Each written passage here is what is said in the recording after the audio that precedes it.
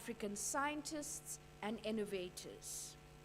Now, in the arena of knowledge production, we've witnessed the malicious and complex efforts of centuries of cultural and epistemological subjugation that has shaped our political, education, and development agenda for too long.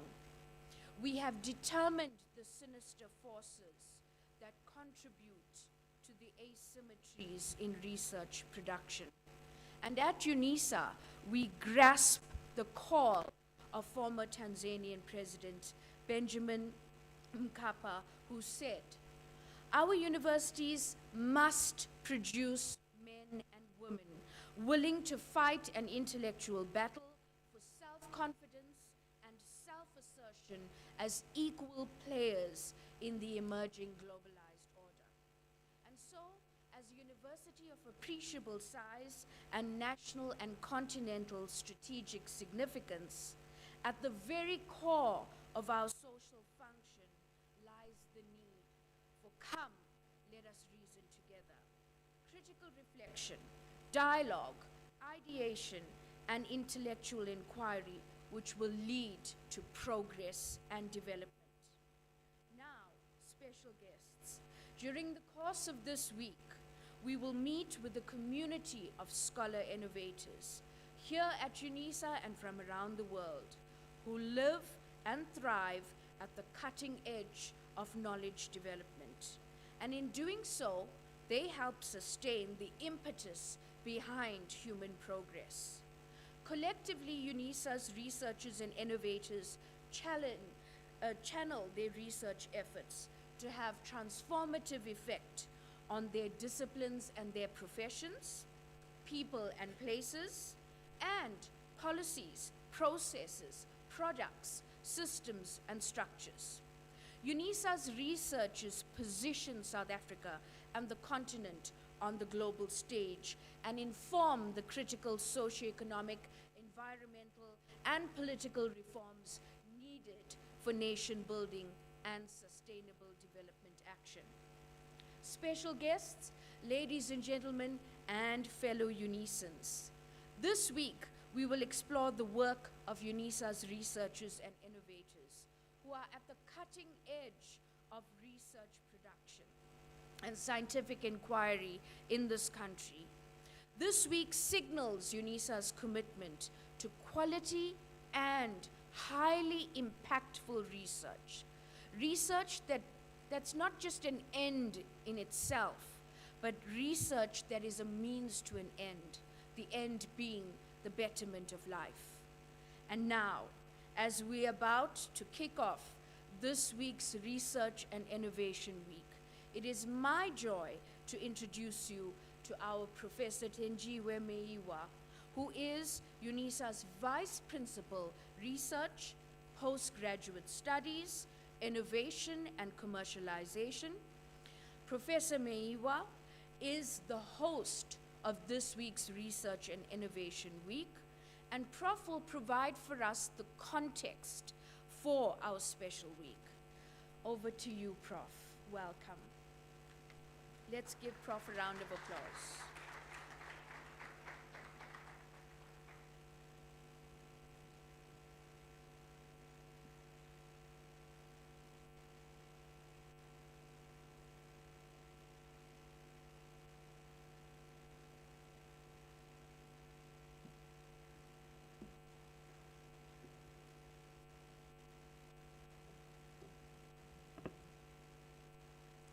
Thank you, Dr. James. A view from below, less powerful, as thought to be so. But a view from below, from Africa, is needed. There's Ellen Kuzwayo's words. She was a human rights and women's rights activist that to many of us does not need much introduction. Passed on in 2016, but a huge contributor to the women's movement. and to innovation, if you read Harewood. Indeed, in today's era of volatility, there's no other way but to reinvent. The only sustainable advantage we as Africans can have over others is agility and to draw from our local experiences for relevant and sustainable solutions. This is the crux of the 2023 R&I Week that is transforming Africa, transforming the world through research and innovation products. You will have seen from it as you walk into this hall. Hence the chosen theme for 2023, the world-class research by Africans for Africa and the globe. Good morning, ladies and gentlemen, dear colleagues. I'm pleased to be the host of this R&I Week. The Vice-Chancellor, my boss, shall, as the mother of the house, as it were, shall acknowledge everybody. Eminent speakers, participants, delegates, I'm pleased to reiterate that we are here for innovation and want to welcome those that are online, a number of them. We have a huge following online. As I set the scene for the 2023 UNISA R&I Week, in this week we focus on what and how UNISA could reflect on and redefine our research, but do so from innovation point of view. You will agree with me that it is apt for UNISA to have settled for this theme. It is calling us to transform, acknowledge that we ought to transform using research, using innovation, using technology, and we are indeed bound, should I say forced, to transform. Otherwise, we will be extinct from knowledge-generating processes.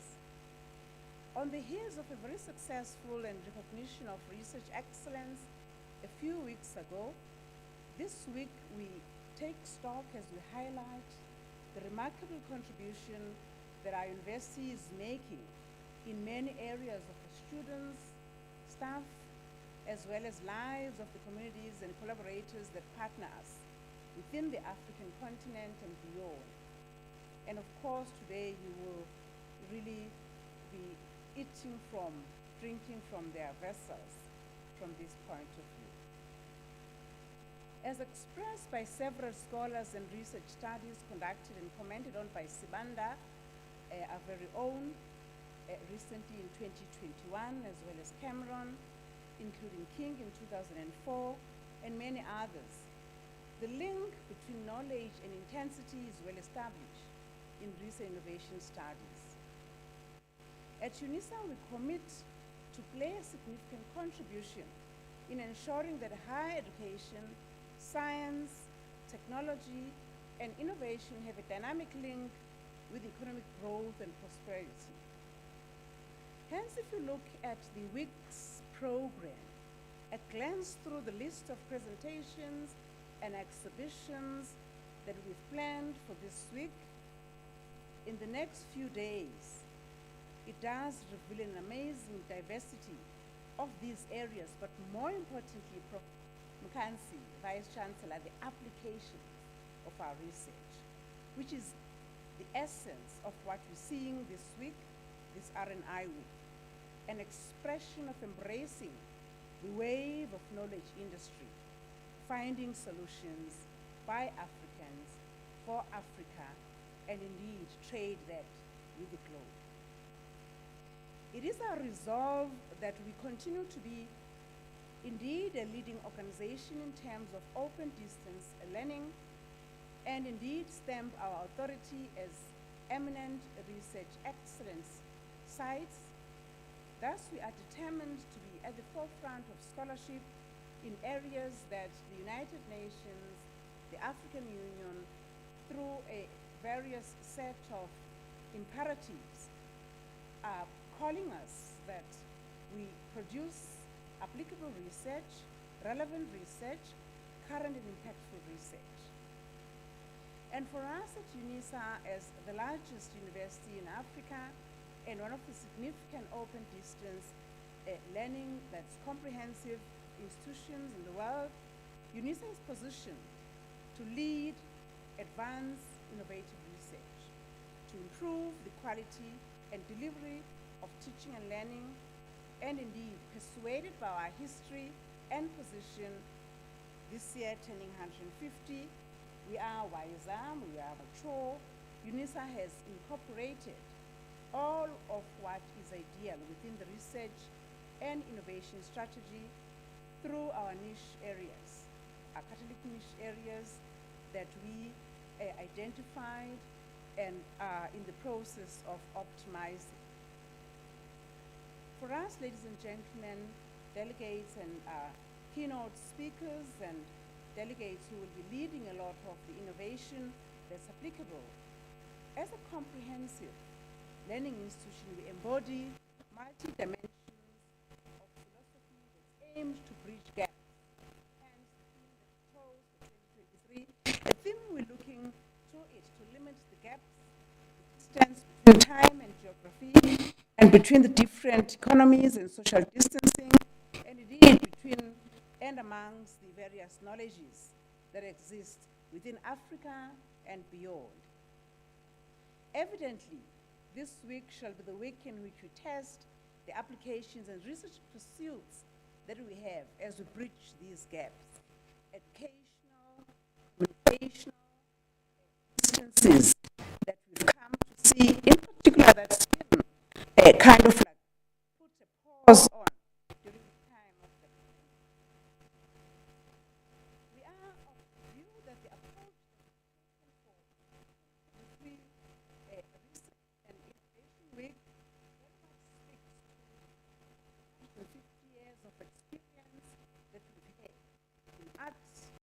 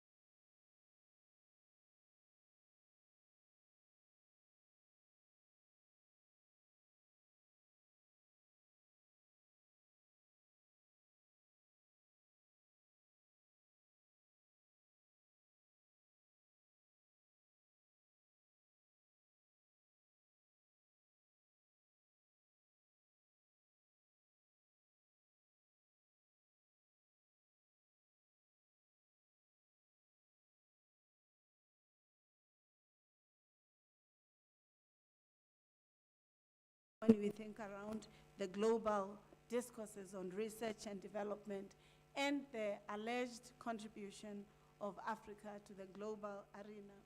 We are aware that in terms of the UNESCO and other statistics about Africa's contribution, we are said to be contributing less than 5% of the research. And I think this is important for us as researchers in the continent to really look at whether this is a true reflection of the contributions of Africa, Africa in the diaspora, Africa's intellectuals as delimited by Mkandawiri, but also African scientists who are themselves in the natural sciences as they would be in the humanities. For if our voices around the contribution of Africa into the global discourses, research, its impact, but also the development of product processes and systems that enable the solutions within the world, or even the policy suggestions might be an important area for us to pursue. African intellectuals would have opined that this is one of the priorities that Africa's scholarship should be promoting. Mkandawiri, Zen Tadesse, Zeleza, Cosmos, Ramose, who was a former colleague here at UNISA, but also an emeritus professor. Some of you, even in this room, have already written accounts of why we must prioritize, respect, but also project the Africa's intellectual outputs, research, but also ensure that it is at the center of our reflexivity.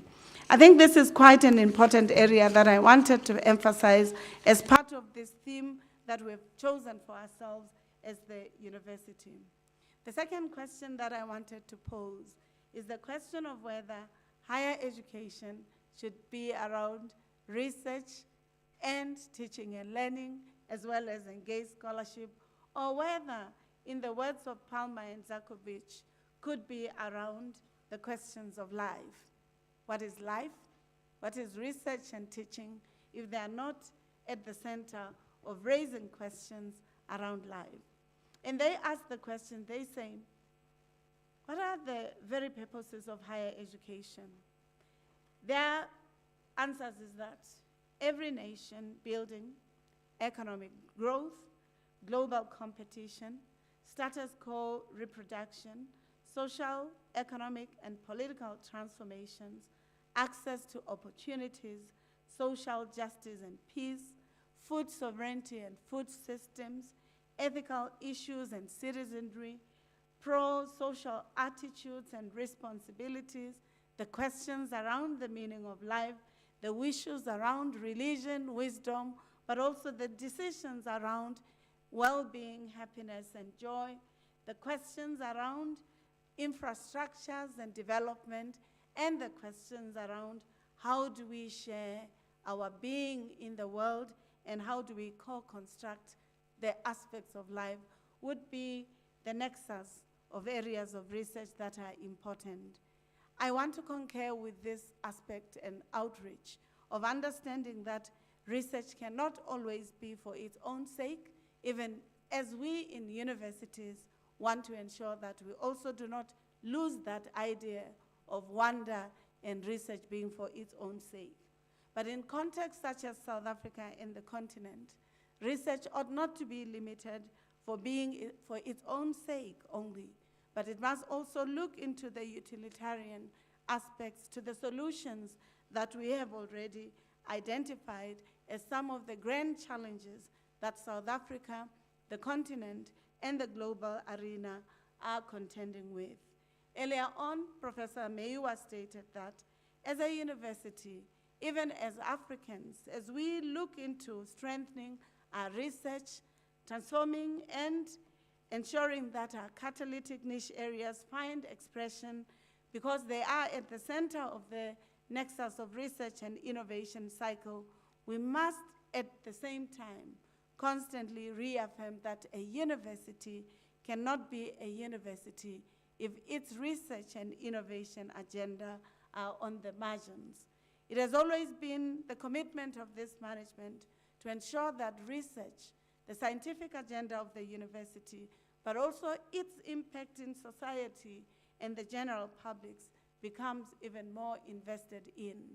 At this point, we are also ensuring that the next generation of doctors and the next generation of professorate that are committed to research are empowered to ensure that they are as competitive as those from the best universities in the world, because they themselves are sites of excellence. And this is something that we need to affirm, colleagues. For sometimes we deem African intellectual resources as secondary instead of being the primacy and as sites of classics, but also contemporary iterations. For more than a century, UNISA has been a foundation and pioneer of national system of innovation. And as we celebrate the historic milestone of 150 years, we also recall and showcase UNISA's unique contribution to the ideas, to innovations, inventions, discoveries, but also products, processes, and systems, whether scientific, democratic, meaning-making, in the environmental, technological, but also human innovation. There's also too many for me, these are too many for me to enumerate this morning, but I'm hoping within the week, many of them will be articulated, Professor Meiwa, through the Research and Innovation Showcase. Importantly, colleagues, our contribution to the national system of innovation form parts of our national endeavor to meeting the National Development Plan target of 1.5 of the GDP by 2030. UNISA already contributes, is one of the 5 best contributing universities in terms of research, R&D, in terms of master's and doctoral candidates or graduates. And I think we need to strengthen this in order that this aspiration of our society and country for ensuring that the target of 1.5 is reached. Every country needs a research and development strategy. We are aware of the South African Research and Development Strategy, but also the decadal plan that our country has developed in order that we meet those areas of research that we are not as competitive in. An area that the 10 catalytic niche areas seeks to being a partner to this decadal plan, but also the higher education system aspiration of ensuring that we are not dependent on the West or the East for those aspects that create meaning in our society. I wish also to state that the demise of the SOEs in our country, some of which had been at the center of research and innovation and development, and the limitations in their research, calls on institutions such as UNISA to taking the responsibility to ensuring that the research and innovation agenda of our society is strengthened, developed, and it is in these universities such as ours that such spawning of high-tech development zones, of ensuring that our development of state-owned enterprises or resourcing them to being competitive becomes an important area. Finally, colleagues, I want to state that research cannot be meaningful if it's not entwined with teaching and learning, but also with engaged scholarship or community engaged scholarship, depending on how we define it. These are important because they continue the formula and traditions that enable us within the university to forming institutional arrangements that are successful, that enable the researchers themselves to being the key players in the co-creation of value systems, of wealth, of economic growth, but also of civil systems that are responsive to these challenges. In the recent 2023 Global Risk Report, it is suggested that the world is facing a polycrisis of energy. We don't even need the risk report. This is our daily life. around the energy crisis, not just in South Africa, but in the global arena. Botswana and other countries are already facing load shedding and the energy crisis. Germany, for instance, with Russia having stopped the gas systems flow into Germany, already had been contending with the crisis. The rising cost of living, low economic growth, the nexus of unguided and sometimes contestations on immigration, the urbanization, questions of populated urban environments, the marginalization of rural economies and rural research, the questions of food insecurity and food security, the weakening state capacity and poor infrastructure, the continued protest about the life and the service delivery questions that affect the quality of democracy in our country, in the continent, and sometimes in the global arena must be the horizons of our research, if our research and the university can be at the center of addressing these questions.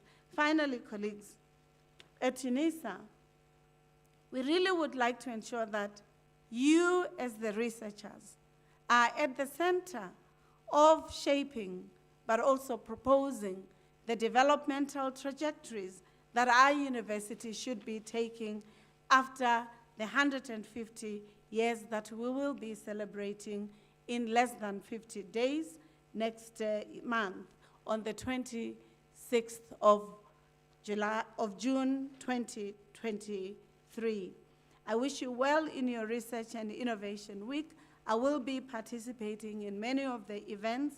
I will be supporting many of you, and I want to state that as the management of the university, we are committed to ensuring that we invest in research.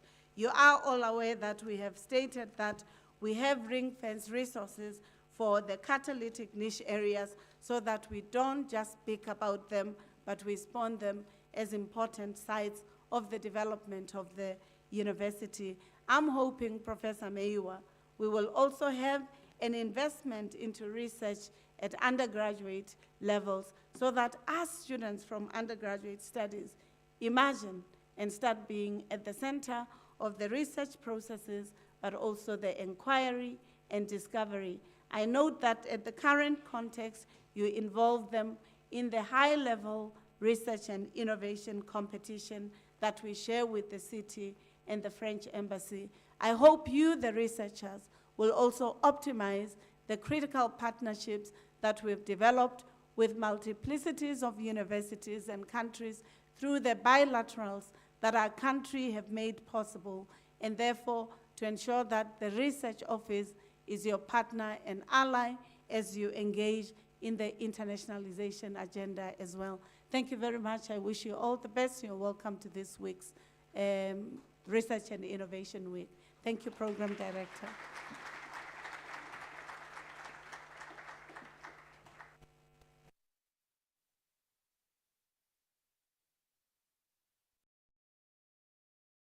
For spurring us on to greater heights in research. I noticed that in times of major crises, especially when there's economic crisis like the 2008 global economic crisis, nations around the world began to invest a great deal in research and innovation at a time when there was widespread austerity measures. And so it is a strategy around the world for us to really understand that investment in research and innovation will lead to investment in addressing our development challenges and realizing our development aspirations.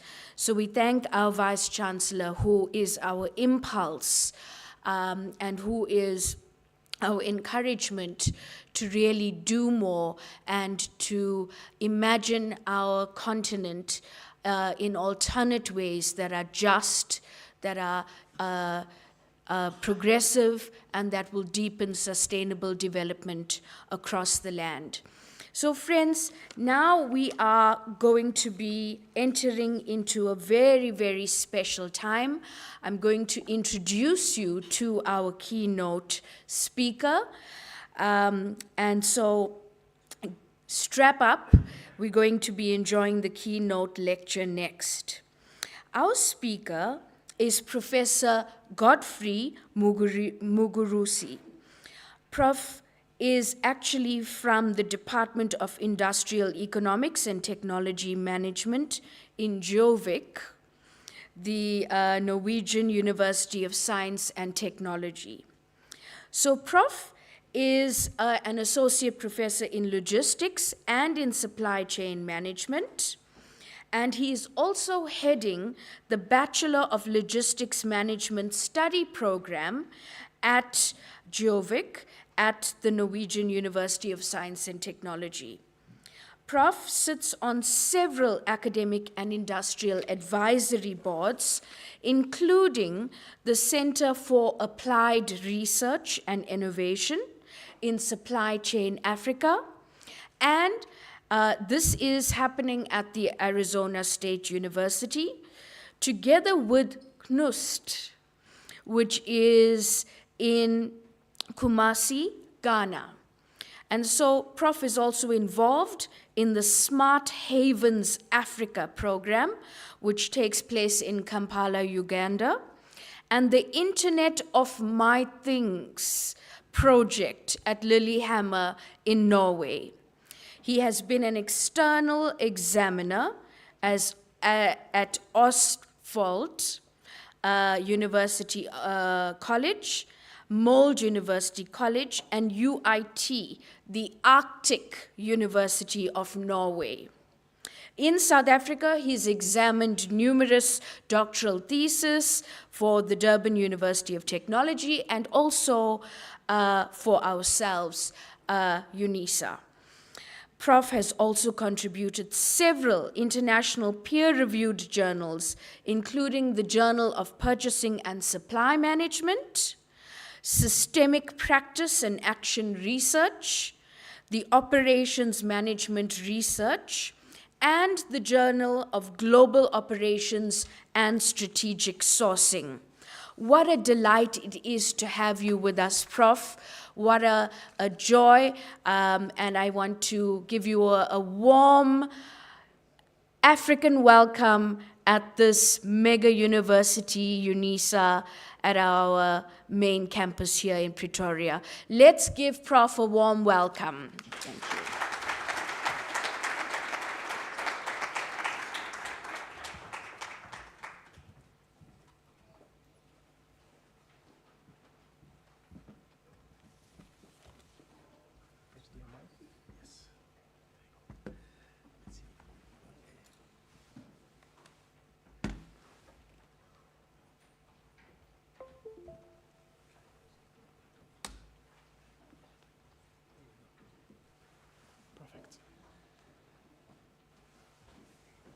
Great. I will stand over here. So as you can tell, after these wonderful introductions, I'm a little bit nervous. And also following the presentations, speeches from the Vice Chancellor and also the Vice Principal for Research and Commercialization at UNISA, quite excellent. And my nervousness builds from that because they challenged us. And they challenged us, and I want to challenge us using this presentation I'm going to make. And perhaps address some of the key aspects that African research should look into. But building from a different perspective, from a developed country perspective, and bring down to the African context and explain the significance of our research at UNISA and why it's important for the world out there. I was particularly caught to the attention from both speeches, the idea of trying to indigenize our research and why this is important for Africa to take that piece of the pie And I thought that is a key takeaway from those two speeches that were presented. My keynote is going to focus on healthcare. When the Vice Chancellor was talking about aspects of whether research should focus on research as basic research, or research should, in a university setting, should address key questions of life, research questions about life, I reflected on the significance of healthcare. I'm sure all of you here in this room and those online have had an experience with COVID. Either you had challenges with it, or you were in lockdown, as I was. And I thought that is a key aspect that my research should talk about. As mentioned, maybe to correct the Vice Chancellor, is that I'm from Uganda, but I'm East African, so Kenyans are part of us. And I'm African at heart as well, so I'm African by nature. My keynote is going to talk about digitalization of health and healthcare. And I'm going to ask you to take this picture in your mind and keep it in your mind. This picture, I'll come to it later and tell you a story, and a story that is relevant for this keynote. In this hospital you see over there is where I was born 39 years ago. In the mountains, in Uganda, in a mining town called Klembe Mines Hospital. I'll tell you that you keep that mental model in your head, and this picture, then I'll come back to it later. Maybe to put context into this keynote, I also want to talk about what we're doing with Professor Mukansi and the research group at UNISA. We have 2 books that address the themes of this research, or the themes that have been talked about by our Vice Chancellor and Vice Principal for Research. And one book that is still ongoing, where we're accepting book chapters, is Digitalizing Healthcare in Africa. That book call is out. We are working with chapters now. We're expecting chapters. The deadline should be the end of this month, if I'm not mistaken. But the other book published by Springer, which owns Palgrave Macmillan, is also the deadline closed, but in that book, we are interested in indigenous African knowledge within a supply chain context. Professor Mukansi contributes the book, Professor Nsakanda contributes the book, and 2 of our colleagues, me and my colleague at Temidayo Akindreyo from University of St. Louis in Missouri. The idea is this core concept that the 2 speeches touched upon, that we Africans have built a wealth of knowledge, but this knowledge remains in pamphlets and books under our tables and in the heads. So the idea is to start conversations around African research and how this research fits into the global perspective. And this is one step to that direction. My speech is going to talk about these 6 key talking points. I will talk about what's happening within the healthcare globally. I will address issues of why our healthcare globally has to change for the good. Digitalization tools will help us towards that end. I'll talk about what it is in literature, and also talk about a project that I'm working on and I'm participating on, which Dr. Jackie talked about, Internet of My Things project. I'll talk about why it's extremely important. So the key takeaway from this keynote is the shift from understanding universities as individual actors to universities participating in global ecosystems. And how can we tap into that? And I apply that within that healthcare context and try to argue that we benefit by working in ecosystems than working individually or within our own value chains.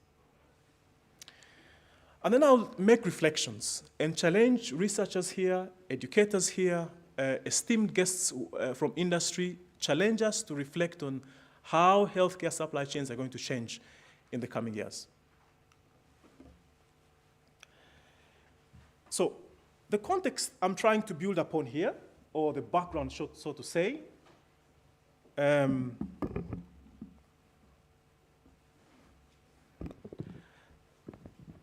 is that if you remember how COVID, the pandemic, changed how we looked at life. Today, at least in Europe, where I'm working now, is that companies are a little bit hesitant to invest in infrastructure. And the same happens in hospitals as well. Because the idea is that we have all these digital tools around us that have helped us manage our healthcare much more equitably or sustainably, albeit the complexity that comes with that. What we see now, not just in Africa, not in Europe, but globally everywhere, that health systems are coming under significant amount of pressure. A couple of weeks back, I was in Japan. The population pyramid is switched the other way around. In Africa, you have young people who are the best supporting the older people. In the developed world, it's the other way around. That means that the aging population and all these demographic factors are affecting how we structure our healthcare. But our healthcare is being, in Africa at least, is structured around colonial ecosystems. That has to change. Also, we see that the demand for healthcare and resources regarding the budgets is starting to shrink. That calls into question aspects of, okay, how do we get to innovate within the healthcare system? I know this from my country in Uganda because the budget is being read a couple of weeks from now, and indicators show that the healthcare budget is going to shrink again. What happens to service delivery at the local level? We know that there are many ways to think about challenges happening in those healthcare systems, not just in Africa, but globally. Bureaucracy, the cost of technology are some of the aspects. In this survey done by Deloitte, it shows that there are a number of problems that all healthcare systems globally struggle with.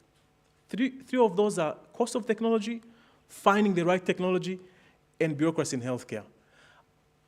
This is a European survey, but if we turn this to Africa, some of these are quite relevant, but not in this particular order. So, why do we need to digitize our healthcare? Hospitals, how we treat people, the older people. The idea is that there are benefits for both patients, there are benefits for healthcare practitioners, there are benefits for clinicians as well. And the idea is that we can leverage the technology to help us solve the problems that we grapple with every day. But for patients, I'm sure many of us have been to a hospital or have seen a doctor. Technology is going to help us to empower us. It will help us improve us, enhance patient experience, but also contribute to predictive control of medicine, of disease. The definition to talk about in this give out is provided by the EU. This is why we need to develop African research. And it looks at digital health and care as tools, services, and use of ICT to improve prevention, diagnosis, treatment, monitoring, management, and all that relating to lifestyle habits that cause all these diseases. And what my keynote is going to focus on is to challenge researchers to become much more innovative when it comes to healthcare, because the research shows us that the capacity to innovate and innovate extensively in healthcare is there. But there are three key pillars that we have to think about when you innovate within healthcare. One, the data. Technology comes with data use. AI is taking over our lives, starting even right now as we speak. Possibly somebody is translating my speech to a different language on Teams or taking captions. Artificial intelligence. How do we manage access to data, and how do we manage people's data?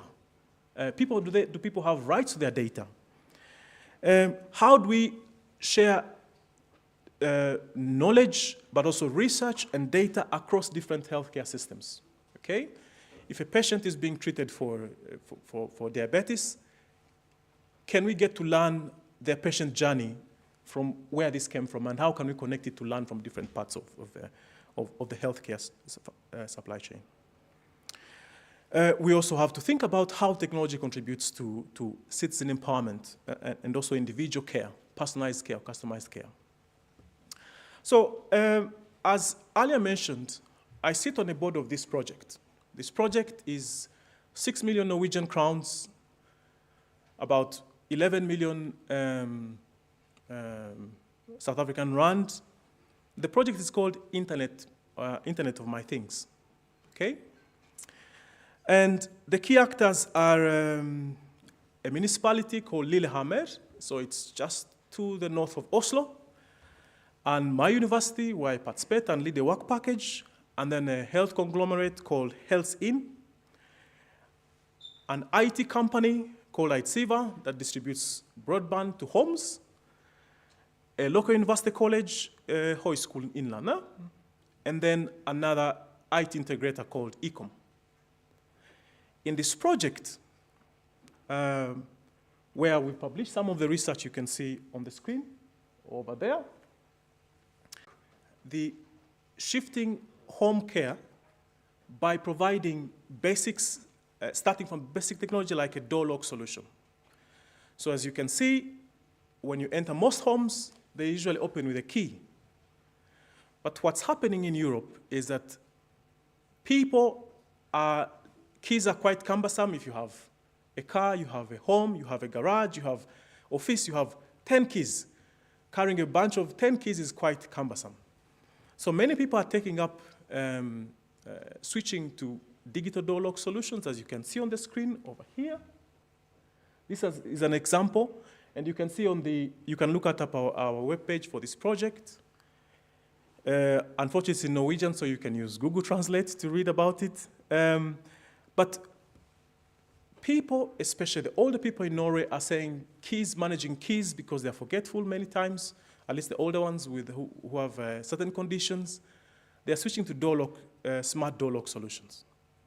Most of us are wearing smartwatches. Most of us have personal pulse meters. We have so much technology around us that's providing so much data to yourself. The purpose of this Internet of My Things project is to the public sector, those giving public care services, to tap into that technology and give you services. Okay? And for this project, we were financed to start with a door lock solution. I'll talk about it later. Here is part of the research that is going to be presented in September. But what we have done is we have tried to map the different types of healthcare technologies that are on everybody, that most of us in the room have, the smartwatch, the pulse meters, or the actuators in your house, home sensors. All these technologies exist on us, and we own them. So the project wants to find out, is it possible for the government to agree with you? Especially when you talk about government, some people get a little bit jittery. But if the public sector is offering services, is it possible for us to save on that resource of buying these solutions, but instead tap into the technology that you own, you privately own? We give you incentives, incentivize you to tap into that technology, and we give you care based on the technology that you choose. In this case, I'm going to talk about that in the yellow line, home automation and voice-assisted technologies. In Uganda right now, where I come from, if you buy CCTV footage, the police can request you to connect it to their network, and that allows them to monitor where they cannot monitor. Okay? There are ethical questions there. There are questions that who owns the data? How do we get to manage this data? Who is working with this data? All that we can talk about later. But let's look at the benefits of that. So I'll not go into the details of the project, but the idea is that in this project, we address aspects of trying to take away the burdens of keys and making these keys more digital, but also providing a service for older adults who struggle with that type of disturbance. And the project addresses issues of trust. How do you build trust between government and the people, the legal and technical barriers, citizen self-determination, and also, most importantly, try to address the need of how do you get health services to work in a different model. So that's my research. And what you see on the screen is a proof of concept. So we are financed to develop a solution or a proof of concept that this solution is going to work, and how is it going to work? So on one side, you have a patient there. There we have the municipality. So the patient, when they want care services, they go to the municipality, and they say, okay, my father or my mother or my grandmother needs to get care services at home, and they need this type of services. And the municipality goes into an agreement with your parent or with my parent or with my grandmother, and they agree to deliver this service, but using your door lock. And the idea is that nurses struggle a lot with moving around homes, trying to deliver these services, carrying a bunch of keys. Keys to the car, keys to the home, and there are hundreds of homes. You have 6 nurses in one place. The complexity is quite too much. So the solution is try to give the patient an app that controls the door, and that app allows the patient to be able to control who comes into the house and who goes into the house, and what they do into the house. So the app also allows police, ambulance services, blue light services to also work within the same platform.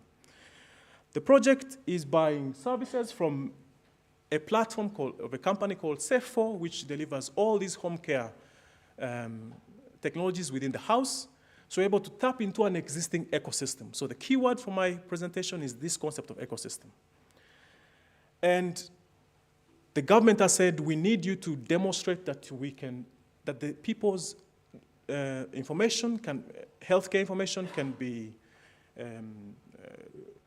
used well and trusted and all that stuff. So we've built a trust center behind this proof of concept. In reality, it looks like that. Ignore the too many colors in there. As you can see, I'm that gentleman there, feeling cold in the head. But what I want to demonstrate to you is this flow of who is doing what in the project. We're talking about thousands of users. In Norwegian, they are called innbyggere. Then we have the project itself, so the platform and the platform actors, the third parties who deliver different services to the platform. And then they exchange that with third-party actors, who are hundreds of those, through certain APIs. And then you have the municipality, which governs how the system is shared between users. Here, it's within our lab. Arne is the one who installs the key door locks on the homes. Pankaj works with me to track cybersecurity challenges and issues of privacy within the data, and I work with organizational issues in the project. What are the benefits of this project? I have 3 bachelor groups who are working on this, and they have documented that such a solution is just a door lock, but we're talking about so many other technologies that I'm going to demonstrate later. They give patients autonomy of care. So if a patient says, I don't want to see this doctor or I don't want to see this nurse, they can decide using the app. It improves the quality of care because of autonomy and independence. It also reduces resource pressures on the public sector, buying the keys, the key system that exists right now. It also improves efficiency, and cost reduces, and people are innovative. So my bachelor students say, okay, this is a really good project, Godfrey. Let us try to investigate how that impacts quality of care. In the paper that I showed you earlier on, what we did, we discovered that such a system is extremely complicated. It's too complex. We try to map how the ecosystem looks like, and you can see there, but that is so simplistic. In reality, it's too difficult. So many platforms. If Samsung comes with a smartwatch, they are running it on a different platform. Apple has its own platform. How do you get to integrate that in an existing platform? So the question of interoperability, we try to address that. Interoperability occurs also within organizations, but also at the legal level, the policymakers who are seated and listening to us. So ecosystems are really excellent. They deliver better value, but they're difficult to work with and too complex. Now, the challenge of research is we try to simplify things. From a business school perspective, Professor Mkansi knows this, that we often like to put things in a 4x4 box, just for ease. But that complex is much more than boxes. And I urge those listening to this presentation and those who are here to reflect on trying to shift from a hospital as a system in itself, the value chain of the hospital and how it's structured, to ecosystems. Because what ecosystems offer is that they pick innovation from different parts of suppliers in a complementary way. And we see that doctors tend to benefit, policymakers benefit, universities benefit from research, and large tech companies, small tech companies, those that participate in industrial ecosystems. Here are some of my reflections. On the screen, just on this side, I have shared the presentation with everybody, but if it's to your screen, you can look at it. This is an example of an ecosystem of if you want to buy a car. You have insurance companies, it's just one car, $25,000 US, for example.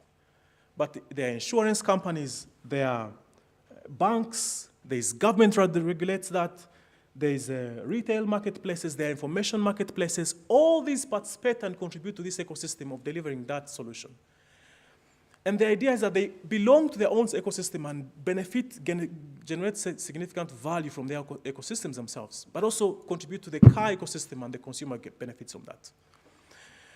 So the point is that this ecosystem thinking, trying to think about digital ecosystems, not technologies themselves, or healthcare ecosystems, not just one hospital, its value chain or its supply chain, can help bridge the gap between the complexity of demand. When I'm sick, I want to go to the doctor immediately, and also how do we get to meet that demand? You may not have the capacity, but that capacity can be met by a different type of ecosystem altogether. Also, we see that a reflection for us as Africans is that digital health ecosystems generate significant economic impact. That's a fact.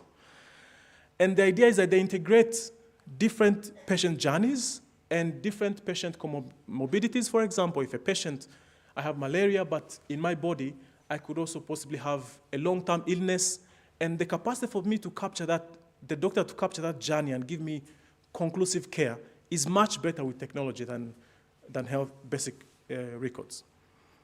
An example of such a model would be, for example, telemedicine to online pharmacy, where I'm sick, I do not need to go to hospital. That I can be diagnosed. We know these solutions are there in Africa. They can be diagnosed online, and the pharmacy delivers.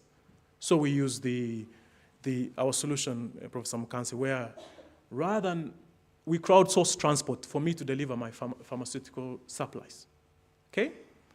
And that has an impact on, for example, carbon footprint and sustainability. The user benefits, the economy benefits. There's a lot we can do to tap into ecosystems there. So the question for policymakers who are listening to me here and academics, should governments in Africa invest in more hospitals now, hospital infrastructure, or perhaps technology can help reduce the burdens that health infrastructures do? Can we build one comprehensive or different types of healthcare records that help us tap into these solutions and provide the customer with the best solution that they need? Okay? Remember the picture I showed earlier on? Now there are two pictures. That is the hospital, Klembe Mines Hospital, that I was born in 39 years ago, I mentioned, in the mountains. Here, the mines had offices, so the mines closed and the offices closed. But behind the mines, up there, that blue and white building there was my school, my primary school. It's no longer there because the floods took it away. And so the river diverted its course. There's a glacier in the Rwenzori Mountains that when it rains, it collects so much water. And when the Canadians left the mines, They left the mines and the mines they were never taken care of, so the river was not dredged as often as possible. So when the rains came, they took away the infrastructure. They took away the hospital. So the picture you're seeing there used to be a shopping center. The hospital is by this side of the road. I have it in my head. The picture you see there is a hospital that used to be a shopping center that was converted into a hospital. And what I'm trying to mention here is back to the question that I raised earlier on.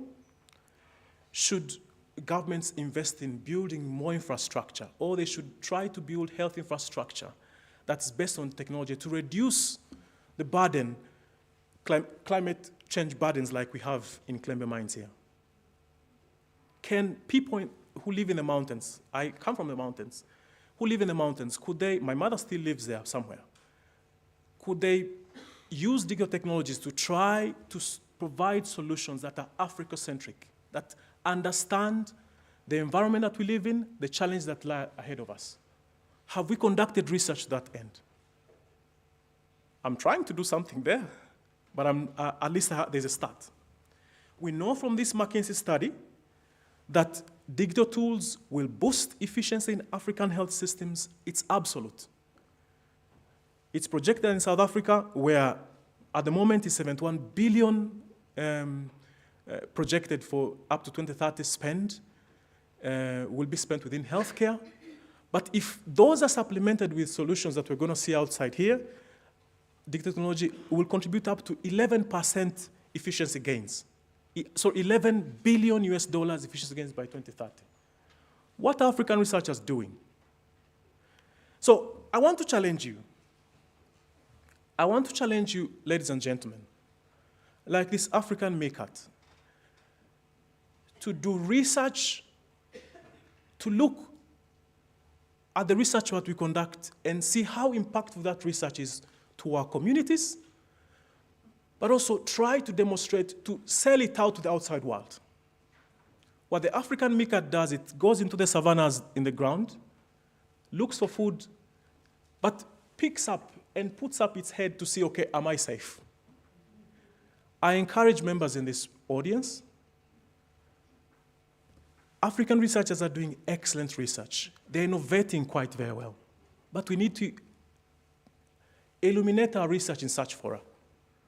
Tell the world what we're doing and how we're doing to solve African problems. That's how we'll make it. We need to innovate, and healthcare presents so many opportunities like I've demonstrated.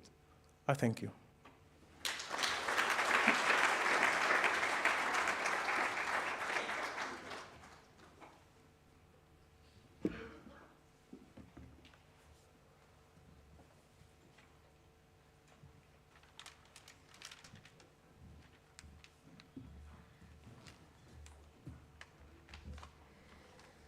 Thank you so much, Prof. I think Prof deserves another round of applause for sharing these great innovations with us and also leaving us with a very firm encouragement to illuminate our research, to tell the story of our research, to tell the story of its impact, and to share it on a global scale, to take pride and be filled with confidence that as researchers on the African continent, our research can stand on the global stage and really meet the development needs of our time. Now, Prof, I allowed you to go back to your table to leave your laptop, but I'm going to request that you return because our research and innovation portfolio has a special gift for you. So, yes, if you can return. And I'd like to call Prof. Meiwa, who will be doing the handover.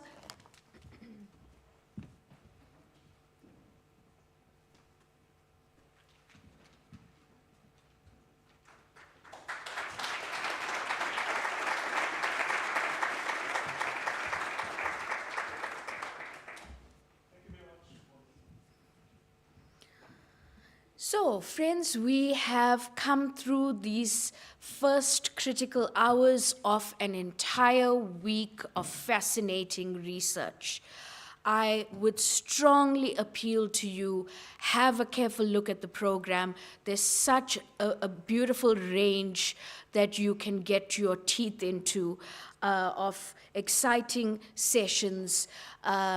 Where you will see that UNISA's researchers have inquiry hardwired in their DNA, and you will be able to reflect with them on the diverse research problems and the journey they have taken towards publication and mobilization of their research. And so we are going to have a break now, and we're going to have tea and coffee, and we can now head out for some refreshments. Thank you so much to our VC.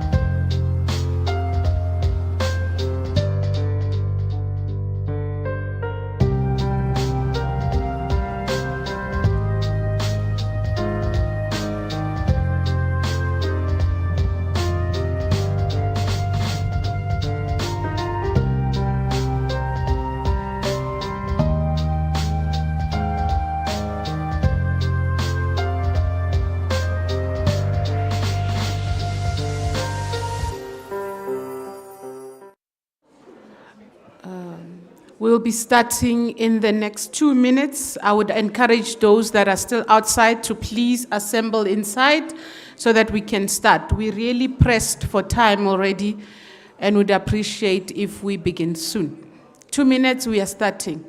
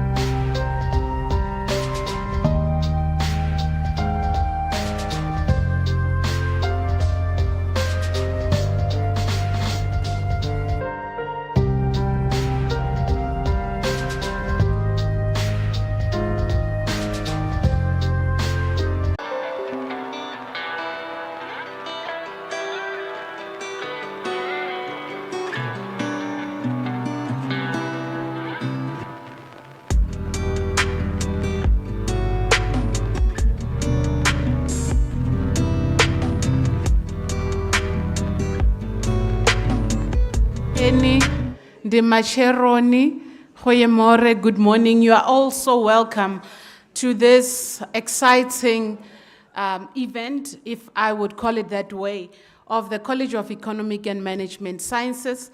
I am Dr. Ntabiseng Violet Moraka, and I will be your program director of the day. I think it is quite important that I acknowledge our VP, Professor Meiwa, and members of management that are here, our Dean, Professor Mohale, also our Head of Research and Innovation in the college, Professor Mkansi. Also some of the deans that might be here, CODs, school directors, academics, everyone, guests, friends of the college, of departments, adjuncts professors that are here, academic associates, you are also welcome. I think it is really fitting that the College of Economic and Management Sciences showcase as the first college. Why is it important? It's because the current economic challenges facing our country are really serious. We have an issue of the deceleration of the real GDP growth rate as a result of the ongoing power cuts that we're experiencing in the country. The unemployment rate still sits at 33%. We still are confronted with inefficient, insufficient infrastructure, poor government service delivery to really take care of the needs of our communities, rising fuel, food prices, and many more economic challenges. So it is really correct that the College of Economic and Management Sciences set the scene and set the tone for the week. The theme of our college is creative research to drive innovative, sustainable futures. And that is in line with the aspiration of our university to reclaim Africa's intellectual capital, Africa's intellectual futures. So we are quite excited. You have seen the exhibition outside of the presentations that the schools and the departments have displayed. And we want to invite you to engage, to collaborate, and to partner with us as the college. Without any waste of time, and this is now going to be my request, that we do not waste time. The lined up speakers that have been scheduled to showcase today, as in a PowerPoint presentation. Please be careful of time. You know the time that is allocated to you. Every school is allocated 45 minutes. So if you exceed the time, you will see I'll start giving you a different look. And you must just know you can just go off the stage. I'm also very lucky today that as the program director, I can direct my dean for once to come and do the welcome address. So, Prof, please come through.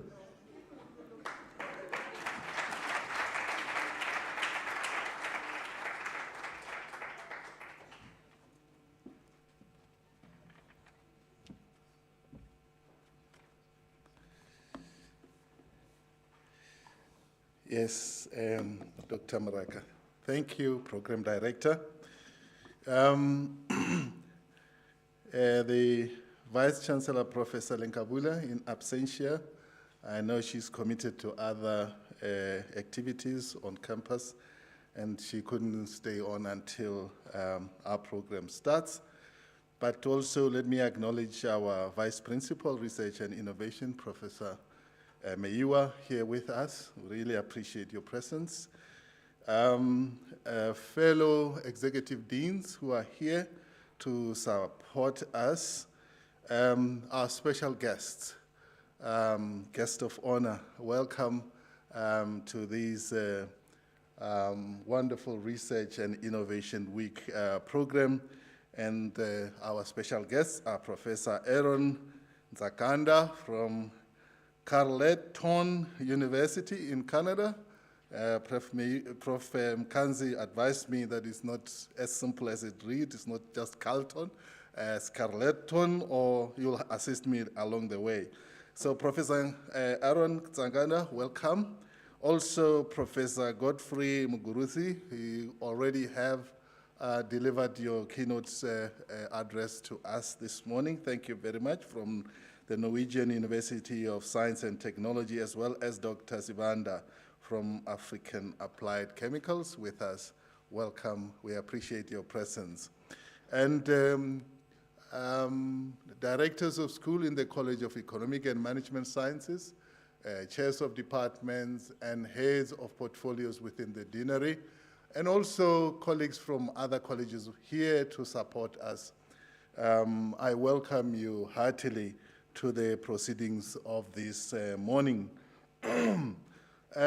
We having this Research and Innovation Week in the year that UNISA is celebrating its 105th year of existence. And with that, really taking coup of the achievements and progress and innovations that are made by those who came before us, and to pick up the baton in order to continue with the research and innovation agenda. We hardly had 3 weeks ago when we celebrated the Research and Innovation Awards that were held at the CSIR. And thanks to the contributions of you colleagues and the achievements of those who were rated and those who were recognized for excellence. And today we are here again, still beating on the drum of improving and deepening our expertise in research. And indeed, I agree with the theme of this week, Research and Innovation Week, which is world-class research by Africans for Africa and the globe. And I think that's a very timely and fitting theme to follow, especially if we take into cognizance the fact that Africa and South Africa as well have got a myriad of challenges, both economic, social, climatic, and so on. And therefore, the research that needs to be done is here. There is sufficient material, there's sufficient issues to resolve here. And that's how we also gain international recognition, by solving our own problems, by solving the challenges that confront us. And you gain that, there's no way we can gain international recognition if we do research programs that are not aligned to the challenges that we are currently faced with. And so I'd like to encourage you to appeal to you to look around in the communities where you are, look around in the sectors that you operate in, and identify some of the pressing challenges and help solve those problems. I'd like to also appreciate the stakeholders who support us day and night with our research endeavors. The AU, for example, they've got a program that, as a college, we've been pursuing the Agenda 2063. There are a lot of issues there that we need to be focusing on. Free trade agreement that has just been entered into by African countries provide yet another platform where, as a college, as researchers, we can make inputs and contribute to research. DHET has been very, very supportive to higher education sector in South Africa, not least the University of South Africa. And there are funds that are provided and that support our research. And let's make sure that we use these resources and make the derived value out of what that funding provides us. Provincial and national governments also are supportive. They are our major stakeholders and partners. And finally, I don't want to ignore our own university librarians, who are very crucial in supporting us, in providing us leads and information and updates on new developments in the research scope. And so I just would like to acknowledge them and appreciate the work that they are doing. I do not want to see the ire of the program director, but I would also like to encourage you to also look around in terms of augmenting the capacity that we have in the research area. Recently, we had a call sent out for us to nominate and identify distinguished professors who we can rope in to assist us in the research project. And I have to say, colleagues, I have not seen great activity, a lot of activity from this college in terms of identifying that there are funds that are ring-fenced for this particular purpose. And if we can identify them and as partners, or sometimes even encourage them to join us in this research endeavor, we can leapfrog the other universities that are doing well in the field of research. I just want to encourage you to continue looking around, adjunct professors that we need to ameliorate the weight that we are carrying in teaching and research, so that we actually don't just rely on all we have in the university. That's insufficient. We need much more than we currently have. Program Director, thank you very much for the opportunity. Welcome everyone, welcome all. I wish you a fruitful, productive week of research and innovation. Thank you very much.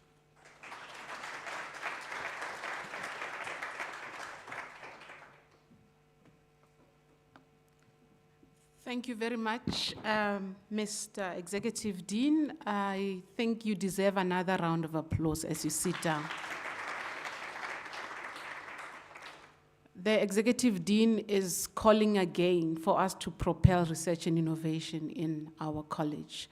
And he has invited us to look around our communities and identify challenges that need research-based solutions. He also mentioned funding, so I guess he's got a budget and we may submit our proposals so that we can get the support that we need. Without any waste of time, I would like to play a short video before we invite the mother that is driving research in our college, just to showcase some of the research initiatives in the college.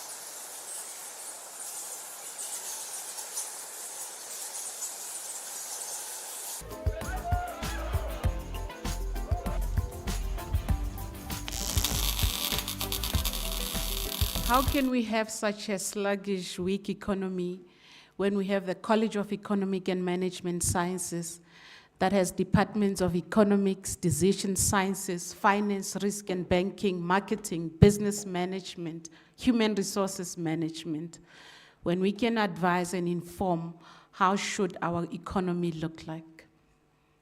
That is the question I leave to you as I invite Professor Mkansi to come and deliver the purpose of the theme.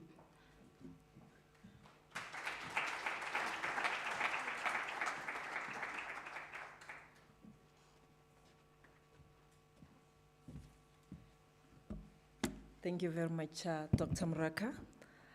To the Vice Chancellor in absentia, our VP of Research, Innovation and Commercialization, Prof. Mayor, our Program Director, Dr. Mraka, you're doing a great job. To our distinguished guests, our adjunct and guests from Canada, Norway, and our industry guests, African Applied Chemicals, Korea's Cat Curiosity, Oracle, and SAP, and many more that I've not mentioned, to the Executive Dean of the College of Economic and Management Sciences, Prof. Mohale, all executive deans and management of the University of South Africa, our colleagues at the College of Economic and Management Sciences, and our students or government officials, good morning. Today is a special day for us. We not only showcase research and innovation at the College of Economic and Management Sciences, but we invite you to collaborate with us, to invest in our projects, in our research, and to sponsor our top camps students who are the future leaders of this nation. Our showcase today include, but not limited to, research from 6 or 9 different departments in our college. The departments have been showcased in the video that was played earlier. But we also have innovation at the foyer. Please do not miss the opportunity to interact with what this college has produced. We are the first college to commercialize one of the research-based innovations. So we do have a great mark in the country, in the university, and in this industry.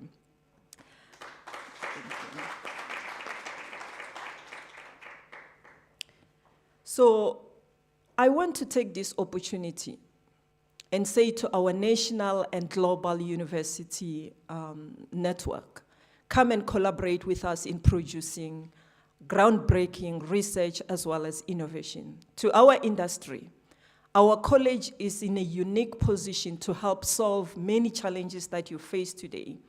We have all specialists from economics, finance, we have supply chain, operations. Every aspect of business is reflected in our college. Our value proposition provide a win-win for both the college, the university, the country at large, as well as the entire continent. We also invite our government officials to work with us. We have programs that can help to address some of the sustainable development goals and challenges.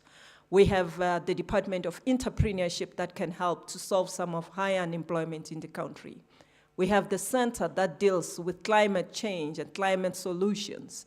We are in the forefront of innovation in terms of healthcare supply chain, climate solution, and quality education. We are looking forward to working with you, and we invite you. In this regard, we have desks in the foyer with representatives from different departments who can capture your interest of working with us if you are interested in any program that will be displayed today.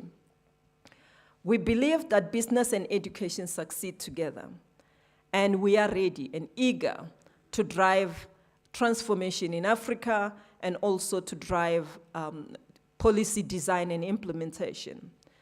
Our college is one of the third biggest college in the university. It contributes amongst the top three, it's amongst the top 3 colleges that contribute to research and innovations within the university. We are now ready, and we are excited to showcase you some of our flagships from each and every department, and also the innovation at the foyer. I wouldn't reiterate that enough. We are also loading the Center for Innovation and Entrepreneurship Excellence, which we'll present later. So to all our guests, enjoy our flagships program. Thank you very much, Dr. Mboko.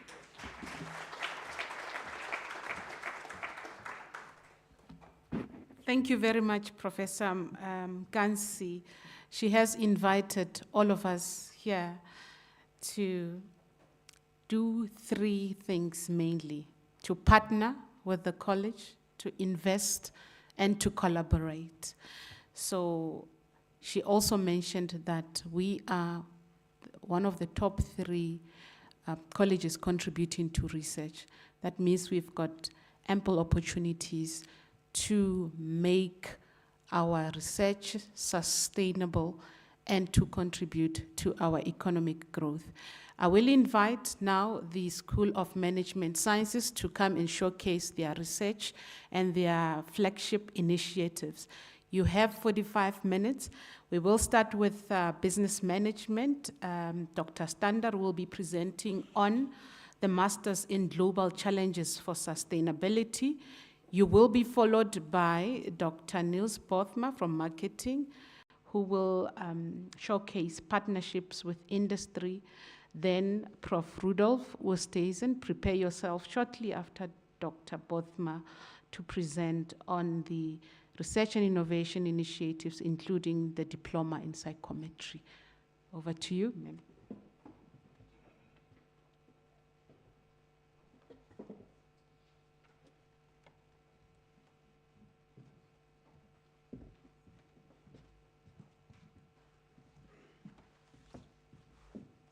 Thank you, Dr. Moroka, for the introduction. While I'm just getting the laptop set up, I want you all to take a moment, and I'll put up a link for you to put it, to use this box here and to try and solve all the many challenges that we have as a country, all the grand challenges and wicked problems that Prof. Mkhole and Dr. Moroka and Prof. Mkanzi has spoken about today with this box. Okay, so while I'm busy, think about it, and then there's a link already on the live stream where you can type it into the Padlet I've got. So, box. Stay in the box, guys. Okay.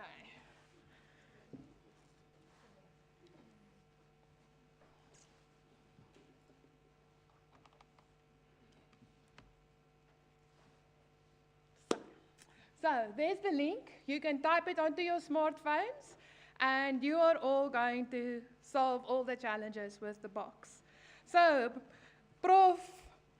Mukhali, Prof. Mkanzi, Prof. Maria, thank you very much for the opportunity today to present what we at the Department of Business Management and at KEMS are doing. So you might ask, what is the 760,000? What's this number in the box and that you see on the screen? Minister Lindiwe Sisulu on the 16th of February said 716,000 receivers of the 350 Rand monthly social grant have a tertiary education.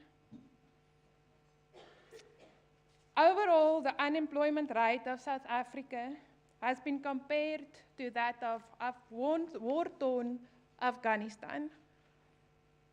And what's even more concerning is that we have got a youth unemployment rate of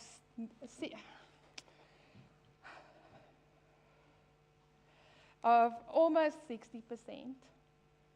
And the IMF has warned that we will have the highest unemployment rate in the world by the end of the year.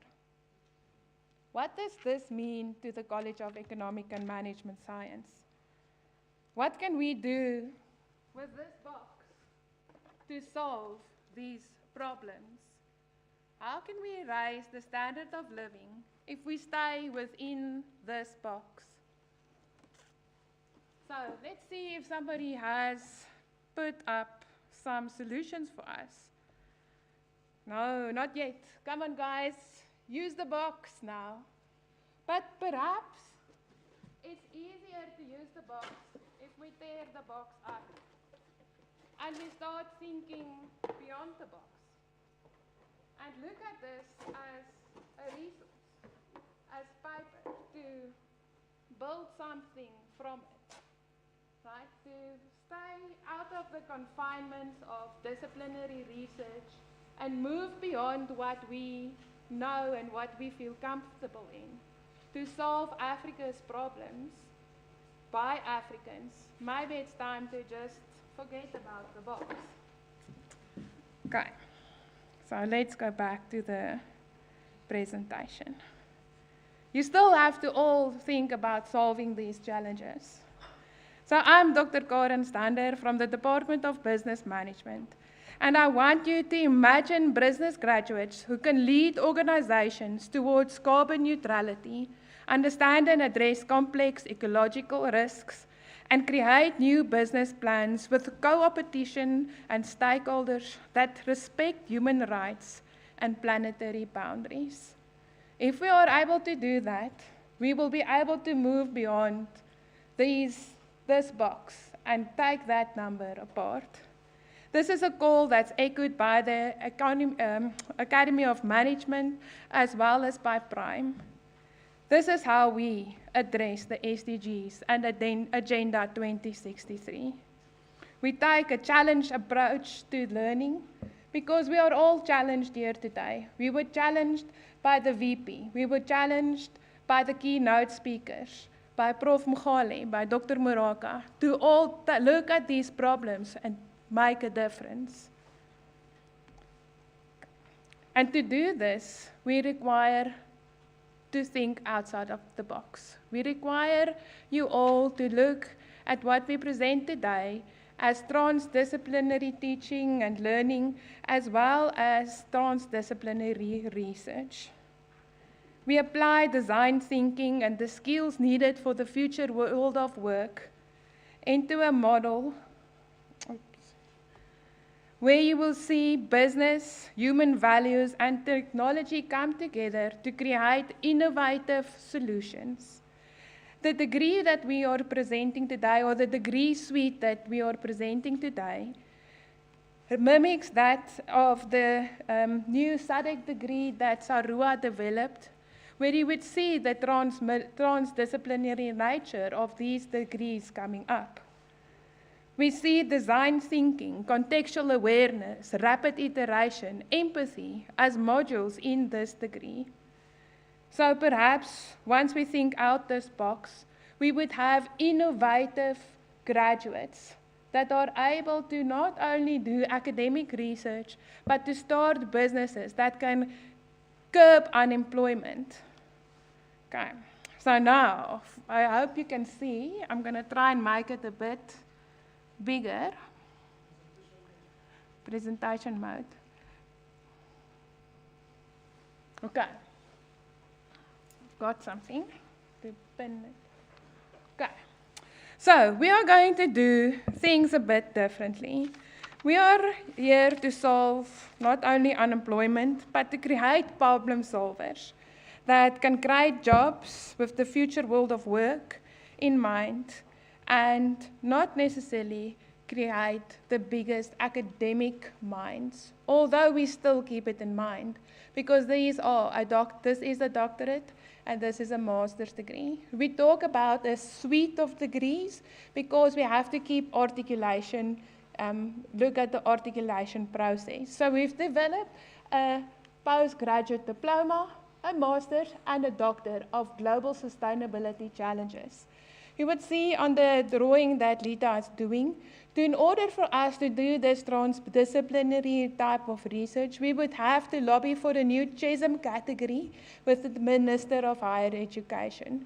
We have started to do that and have spoken to different people from the different universities in South Africa, and I've engaged with the University of Iowa as well as Georgia Tech in the US, and they are all supporting this initiative. And someday soon, Senate will have a document in front of them asking for a new CHESM category to be registered. Once we have this, we can do transdisciplinary research. Okay, so what we still do research, okay, like I said earlier. So we have a conference paper for the masters and two articles or conference papers in here for the doctorate degree. But what we have done totally different. We have included a startup masterclass. This is still doing research. To understand your customer and to know who they are requires you to go out and understand the problems that they face. You still do interviews. This is still called research. Although it's not applied in academic contexts, it is still a type of research that business students that we want to employ into Africa and to make a difference in Africa and globally would be able to have. Okay, so we have got the startup masterclass running straight through to the master's and then to the PhD. With the College of CSET, we will be able to develop prototypes and some GSI modeling that will create innovative problem solvers that can do research and solve unemployment. We've also spoken to the University of Iowa, where we will do multicultural teamwork. So students from Africa would do teamwork with students from America and China, and thereby making them global in their application. We also have some other different modules in here about human-centered design, the value chain access. Like the keynote speaker said earlier, understanding the ecosystem, where you fit, how you can make a difference in this ecosystem is key to business students in the 21st century. Also, the ability to present, it doesn't, like you see, it doesn't come very naturally to all of us, right? We need to be able to do that as business scholars and as business people. Okay, and like I said earlier, we're going to think a little bit out of the box. We're going to teach business students to draw because they need to be able to draw the bigger picture, activate their minds, and think out of the box. Our students like the numbers. They like things that they understand. They don't always understand things that are not logical and can't be converted into modules, into numbers. Okay. Then we're going to include some of the modules that the Sarua degree has developed to make sure that we are ensure the articulation. These modules are focused more around the sustainability analysis, the carbon footprint analysis. We will also include the biosphere stewardship, which is the importance It's important as we need to include the natural sciences if we want to be truly interdisciplinary, transdisciplinary. What's also very interesting to note is that we are going to let master students do a sustainable community enhanced project.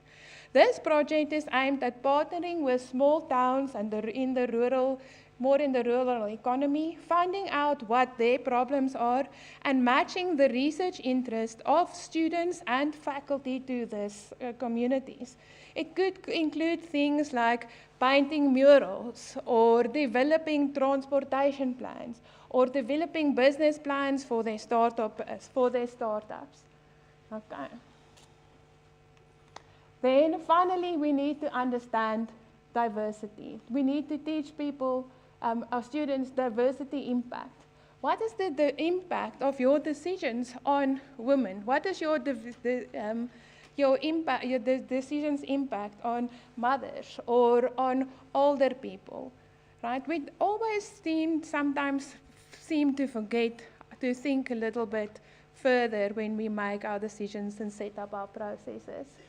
We need to still include the environment, strategy, and then not most importantly, one of the most important aspects is to include technology, AI.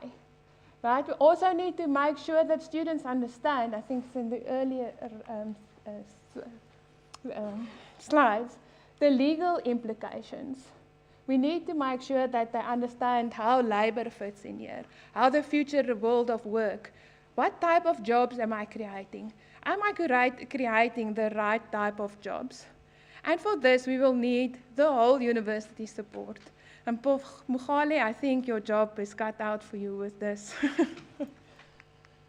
So, the innovation in this degree is specifically aimed at the type of research that we are going to do. And this whole degree is geared specifically towards the achievement of the SDG 11, 17, and 4, as well as Agenda 2063 goals 1, 2, 4, and 6. You will note we did include a module here on the blue economy to complement the modules that we have from SARUA that are focused on climate change, environment, so that we do offer the whole spectrum. Okay, so what's next? So we started to lobby for support for the new CHESM category. We have to build an ecosystem. And it's very important. An ecosystem takes you beyond just thinking inside the box. It makes you think about the people outside and what you are going to do will affect them. We propose the development of an entrepreneurship module for the whole university so that natural sciences students know that they are able to commercialize their projects. And we are in the process of developing a business case for this degree, obtaining grants and that type of thing. So, thank you guys very much. I wonder if anybody has tried to solve problems, or are you all afraid? Everybody is afraid today. But thank you very much.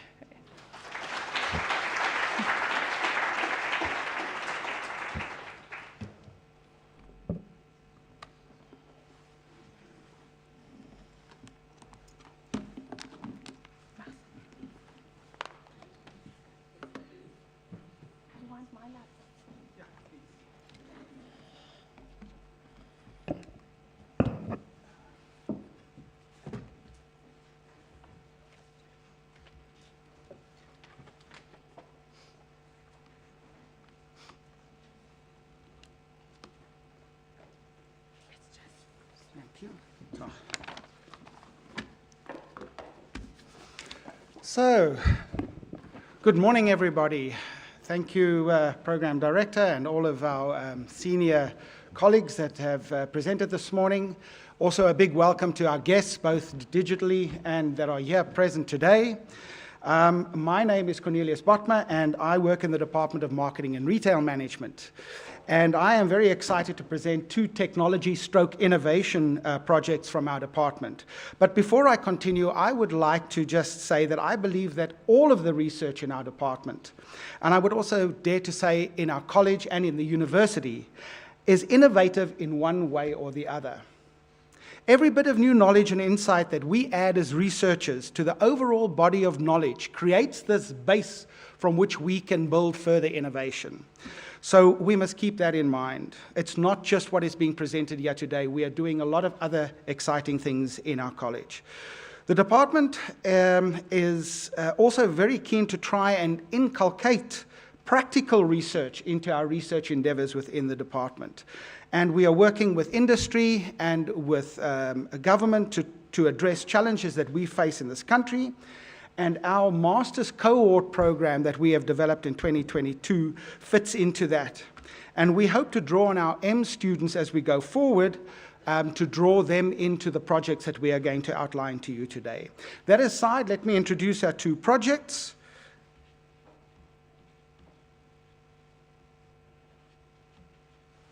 Okay.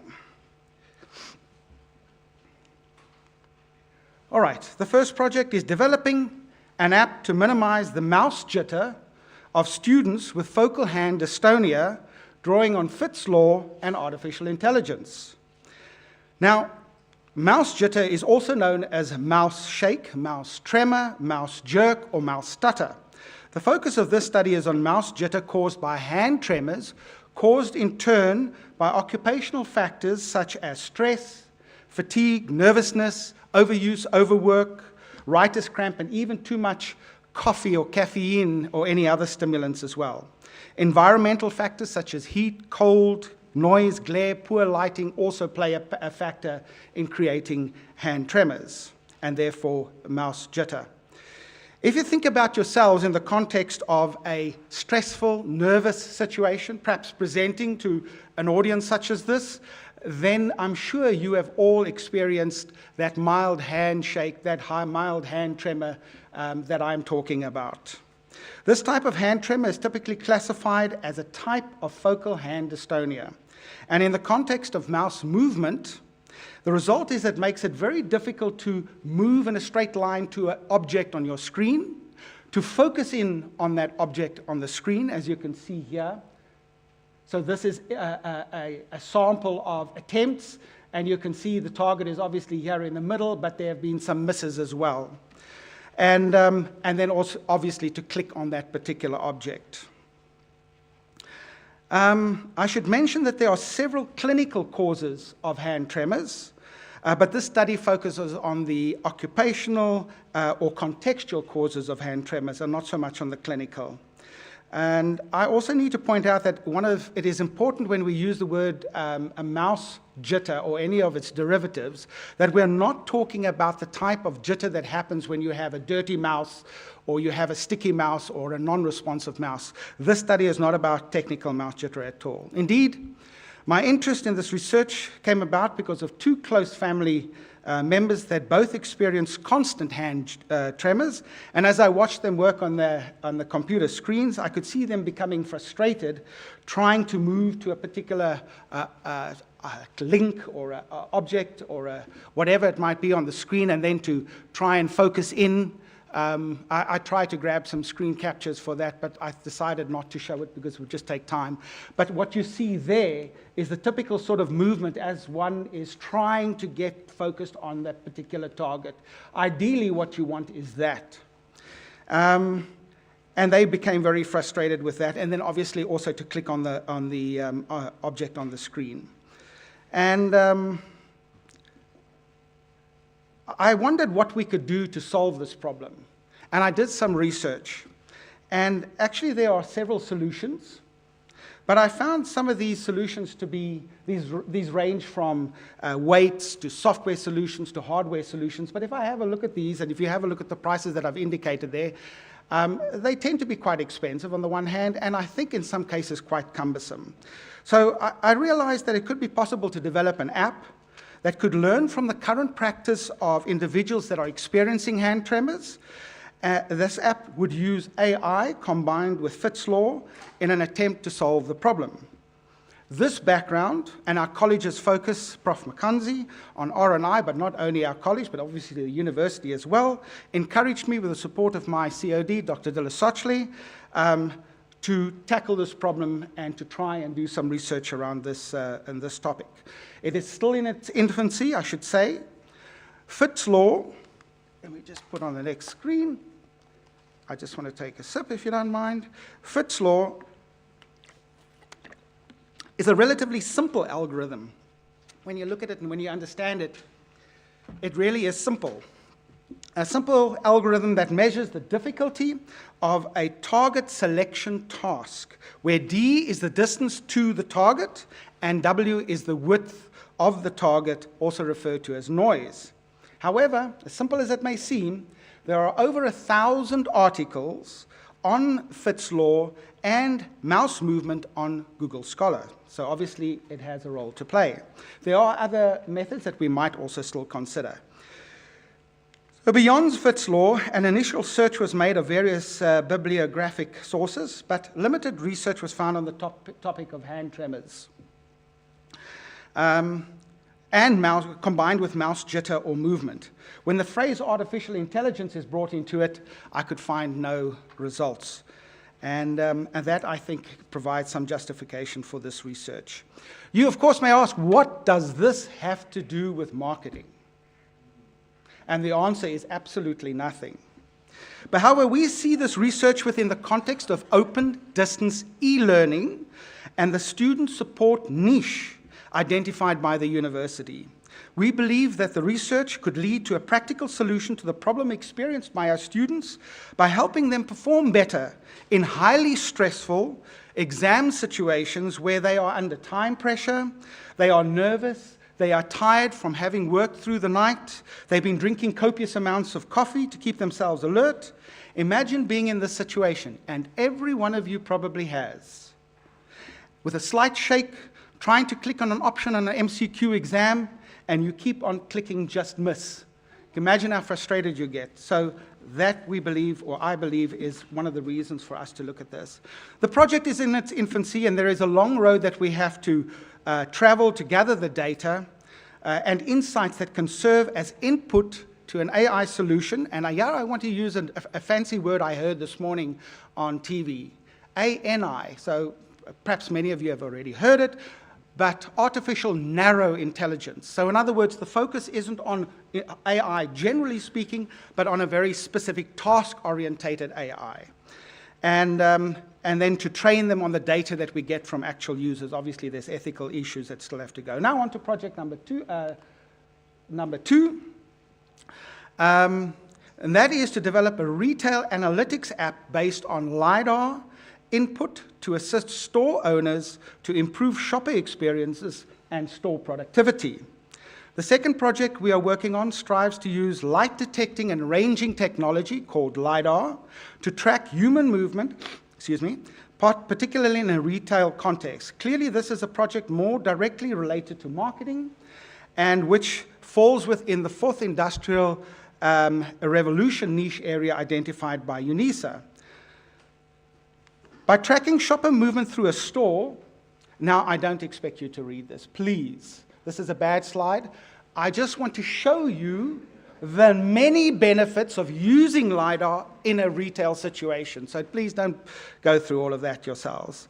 By tracking shopper movement through a store, retailers can detect where the bottlenecks are in their store layout, whether advertising or promotions they have put in place are attracting the attention of customers, what customer dwell times are. Dwell times means how long they spend in a particular place, and if they're spending a lot of time there, do we need some assistance to help them perhaps? And also heat maps that can reveal areas of interest to shoppers, path analysis through a store, queuing issues, and much more. The quote by Gary Angel provides justification for this research. This in-between insight Angel refers to would enable retailers to manage their store layout, promotions, sales service, queuing management, product displays, and all of that, all in such a way as to maximize the overall efficiency of the store in a bricks and mortar retail space, which, as you know, costs a lot of money today. So LiDAR is a technology that sends out light emissions that bounce off objects, fixed or moving, and depending on what area is covered. So some LiDAR is very narrow with narrow beams, other LiDAR is very wide and can cover a 360-degree area. The unique benefit of LiDAR is that it sends anything from thousands to millions of beams of light per second. These bounce off an object and come back, and they come back with extreme accuracy, with millimeter or sub-millimeter accuracy. What is important about the data is not just momentary accuracy, in other words, just a slice in time, but also movement over time, and therefore it is used extensively in collision avoidance systems and in autonomous cars, for example. Thus, you would have a single LiDAR picture, or as well as a dynamic video from which to extract behavioral insights if we were using this for research. Another benefit of this technology is that it is human agnostic. Very important. Human agnostic in the sense that it does not provide photoreal evidence. Only point clouds. These are all little points, and the computer knows for every one of those little points that exist that there's a measure to that, there's a change in that point as it goes as you move along in a temporal situation. And so people being trapped cannot identify themselves cannot be identified by the data itself.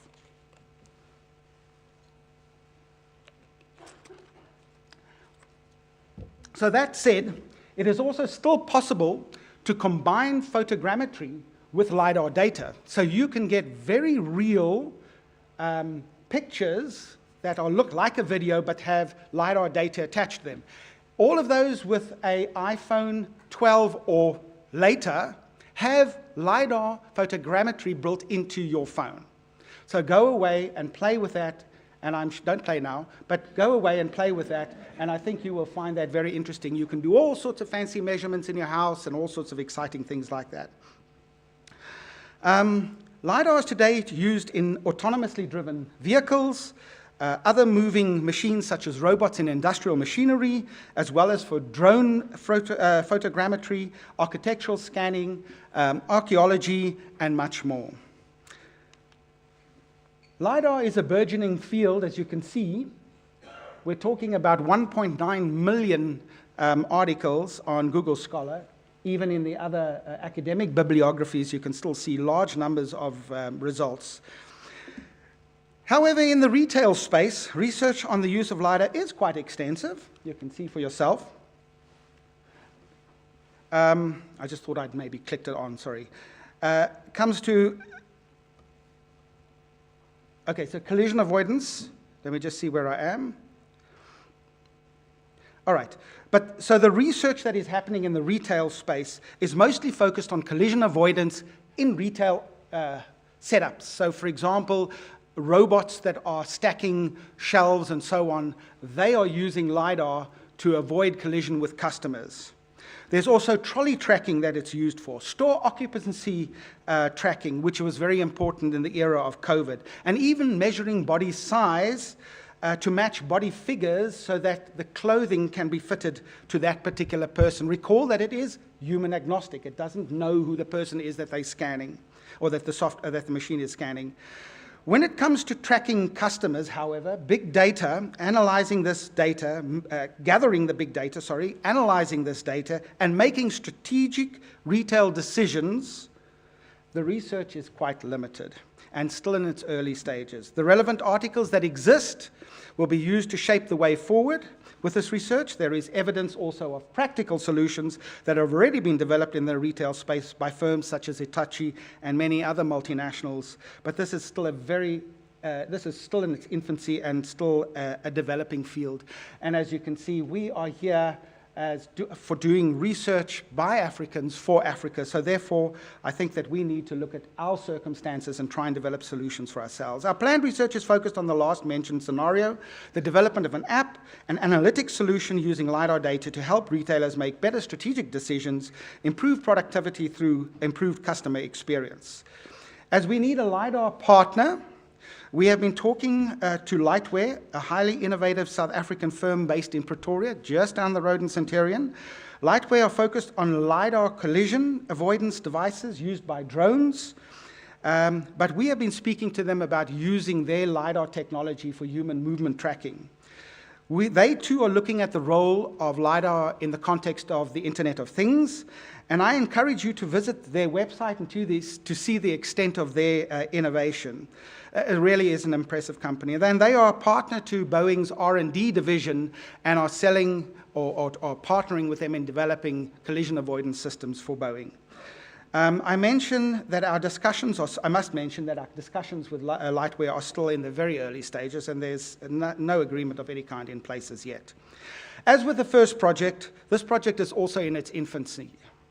There is an equally long road of research to travel to understand exactly how LiDAR can be used to track human movement, the nature of the data gathered, suitable analysis methods, the development of learning algorithms, app development, and much more. Hopefully each step will be translated into an output. There is a lot of basic research to be done before we get to a solution development stage, including the issue of ethical clearance, of course, and we will strive to include our colleagues inside the department to help take up this challenge. Any of you interested in this research or feel that you can add in some way, perhaps you're an app developer, perhaps you're an AI expert, please feel free to contact me. We look forward to your support, and we hope that you are just as excited as we are about this research. Just some references, and there's my email if you wish to contact me. Thank you.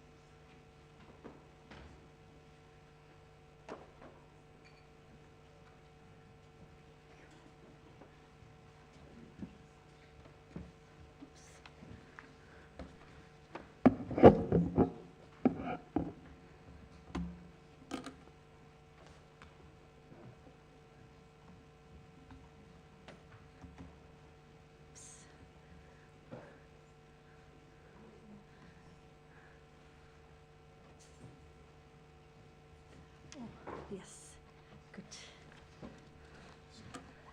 Oh, thank you. Good day, all protocols observed. I am the surprise. I am not Professor Rudolf Oosthuizen. I am Professor Michelle May, and I am here representing Dr. Mapala, the chair of our department, who could not make it this morning.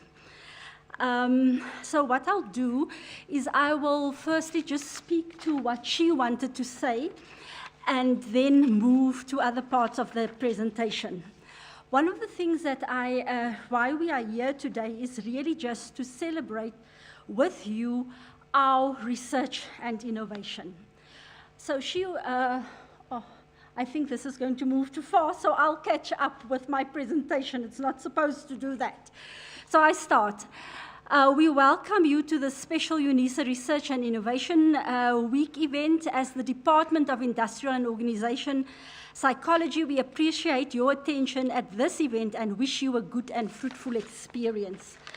As you know, there's unprecedented challenges that impact every aspect of the way we do business, including research, including our research. And this has forced us to look back at how we as industrial and organizational psychology do research, celebrate our successes, and claim our intellectual futures through the lens of Africa, hence this week's theme, world-class research by Africans for Africa and the globe. Now I need to, this thing is totally too fast. I'm sorry, colleagues. I'm going to go back. I do not know how to just put it on, move to the next one. Okay, I hope so. The key objectives relating to research and innovation in our department relates to that we have established 14 research focus areas, that we celebrate distinguished researchers who are NRF rated, that we hold ethics conferences organized by the chair of the ethics, Ethics Committee to highlight ethical standards in research and innovation. We also have a doctoral consulting psychology conference organized by doctoral students. We also serve as a service department for the signature model of HMEMS 80 for the college, providing research, of course, research training to our honors students. We focus on the research outputs of our master's and doctoral degrees, and we developed 4 tuition flagships. This is besides the other degrees that we present to enhance our research outputs. And then through Engage Scholarship, we do research with communities where our students are placed for internships. So we create a supporting and conducive environment for our supervisors and our researchers by focusing on supervision colloquiums, and several of our staff members have been enrolled with the CREST supervision course for doctoral supervision and internal UNISA courses as well. We have many distinguished and seasoned researchers that work as editors, examiners, and reviewers of local and international journals. Colleagues, I apologize. I do not know what to do, how to stop it. Okay, we also draw on the expertise of our NRF-rated researchers, Professor Kutsia and Professor Barnard, and we always create opportunities for celebrating every researcher in the department. And this is really what I like. We really think about what kind of artifacts can we use to celebrate our researchers. And what we do is that we have last year had a colloquium where we celebrated success stories of certain of our researchers. We celebrated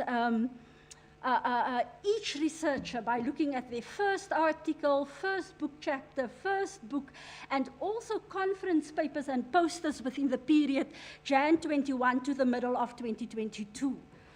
We also celebrate our postgraduate research through looking at our research focus areas. And here I will continue to fight with my computer and with my presentation. It was not supposed to run. So what I need to say here is that on average we have delivered 17 master students in the per year since 2019 to 2022. In the last year, we really in 2022 we really looked at we actually delivered 21. So if there's an average of 17 in 2022, we had 21. We're hoping to keep it above 20 now. For our PhD students, what we have done is that on average about 8 students, and this has, during 2021, we actually delivered 14 PhD students. So if we have an average of 8 PhDs per year, we're hoping to push it up to 10 because we managed 14. And all of this is related to our research focus areas. And this is really causing me great excitement because we can see in our research topics that our students are really using our research focus areas. And what is very interesting for me is that one of the main areas for 2021 was system psychodynamics. Also, well-being is also quite an area in which students are doing research. This is now our doctoral students. And in 2022, there was actually some research using the Afrocentric perspective, which is also one of our research focus areas. Okay.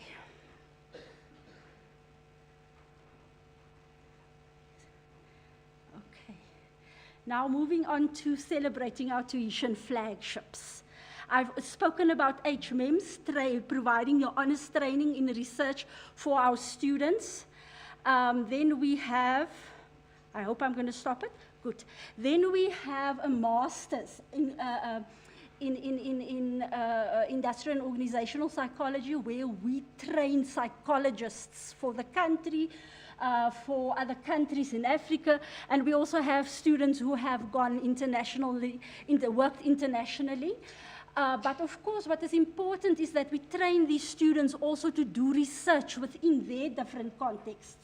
And what is interesting, I think, about our dissertation of limited scope is that one of their chapters is actually an article, and they then have to, we then work with them to translate that article in their dissertation into a research output that we do with our students. Then we have I didn't say Prof. Rudy Oosthuizen is the manager of that program. For HMEMS, Dr. Bekwa is the manager of that program. And then we also have the D-Consult psychology program. This program was initiated in 2005, and what we do here is it's a doctoral program in consulting psychology, of course, teaching how the different psychology categories in South Africa can make a dance together, and in that way provide a service to different contexts and communities, including research. Now, this program is the only program in Africa and one of 3 in the world. And what our students are doing through their research outputs is that they are actually developing and building this sub-discipline. I'm one of the managers of this program with Professor van Deventer. Now I want to move on to this is our new offering, our postgraduate diploma in psychometry. And we have the manager is in the room, Professor Tladanyani, and we will present this program from 2024 onwards. I am going to see if I can stop this so that I can talk to the program. As you can see, I've already gone through many of my notes you didn't even know. Okay. In terms of this postgraduate diploma in psychometry, is what we are doing is that we will be training and developing psychometrists to do work in the different communities and contexts where they find themselves. The curriculum is structured in compliance with the requirements stipulated by the Health Professions Council of South Africa, Form 94, for specialized education, training, and registration of psychometrists. The purpose is to prepare psychometrists to function effectively in any appropriate setting, including independent practice, by providing them with the training and the education to do so within a specific scope of practice as provided by the HPCSA. The qualifications constitute a 12-month program in QF Level 8. And in the program, we have 60 credits, that is 50% of the program, which comprise of work-directed, theoretical, and problem-based learning that we, of course, will do through open distance learning. Then also 60 credits, that is 50% of the curriculum, comprise a tutored, institutionally supervised workplace learning practicum. In other words, they will do an internship under supervision to prepare them to do psychometric assessment within the different communities. So in the end, what happens is that through this diploma in applied psychometry, we will be able to ensure ethical and good practice under different levels of supervision in the use of psychometric tests and accurately communicating and reporting of test results. The qualifying students will be able to contribute to the development of psychometric tests and other assessment devices or techniques in the South African context. Of course, this is a very important issue because we always want to have valid and reliable tests and assessment techniques for the South African context.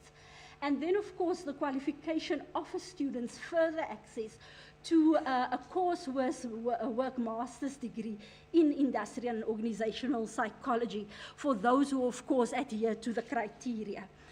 Now, I also want to celebrate with you our annual conferences. Now, the first one, and these two conferences and a colloquium, is the specific contribution of the department to this 150 years of celebration. We already had our 7th ethics conference on the 4th of May, entitled Ethics in the Digital Era. Then we will have a 3rd annual Afrocentric Study Group Colloquium on the 29th of September 2023. And this is the offering of an Afrocentric study group that we have in the department. And in this study group, we do all kinds of different things. But we have also started with research projects. And one of the research projects that we are working with at the moment is where we have used dreaming to access the lived experience of participants of Ubuntu. So I really want you to hear this. We actually use night dreams to access our participants' understanding of Ubuntu. This is really very exciting, and we will soon we already have the findings. We will soon submit a paper for review, and I hope that we will have an opportunity to share the findings with you as well. Now, the next offering is our annual Consulting Psychology Conference. I just want to see if I can stop it. Yes, I can.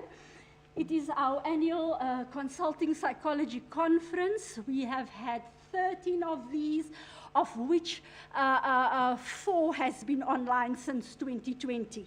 And what we do is that we ask our students to present this conference. Remember, they have to, in the end, deliver a thesis. But we see the conference as an opportunity for them to think about what do they want to say to the psychology fraternity as a whole, and to then the South African context in general, as well as because of the online aspect of this conference. We have had national presenters from Southern Africa and global presenters. So this has been very exciting. And the online nature of this, I just want to go back to the degree, also have allowed us, we have students from Southern Africa since the beginning of this degree, but we have last year had a person from West Africa and from the Middle East. And of course, we then use that knowledge pool to bring new things and new information and new research to our degree and to the Consulting Psychology Conference. Now, this conference will be held on the 15th and the 16th of August as part of the 150 years of celebration. I don't know how long we're going to have this slide, but these are some, oh, there we lost it already. I just want to show you a slide with some of our colleagues. They coordinate the research focus areas for us, and they really, everything that I've been speaking about actually links to our research focus areas. It doesn't mean we do not do research outside of these focus areas, but this is really the heart of our research from the work that our researchers do, our postgraduate deliveries, our tuition flagships, and our conferences. Thank you very much.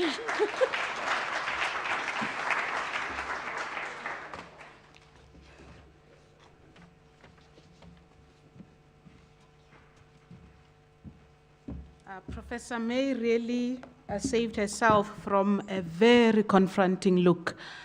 Let us put our hands together for the School of Management Sciences.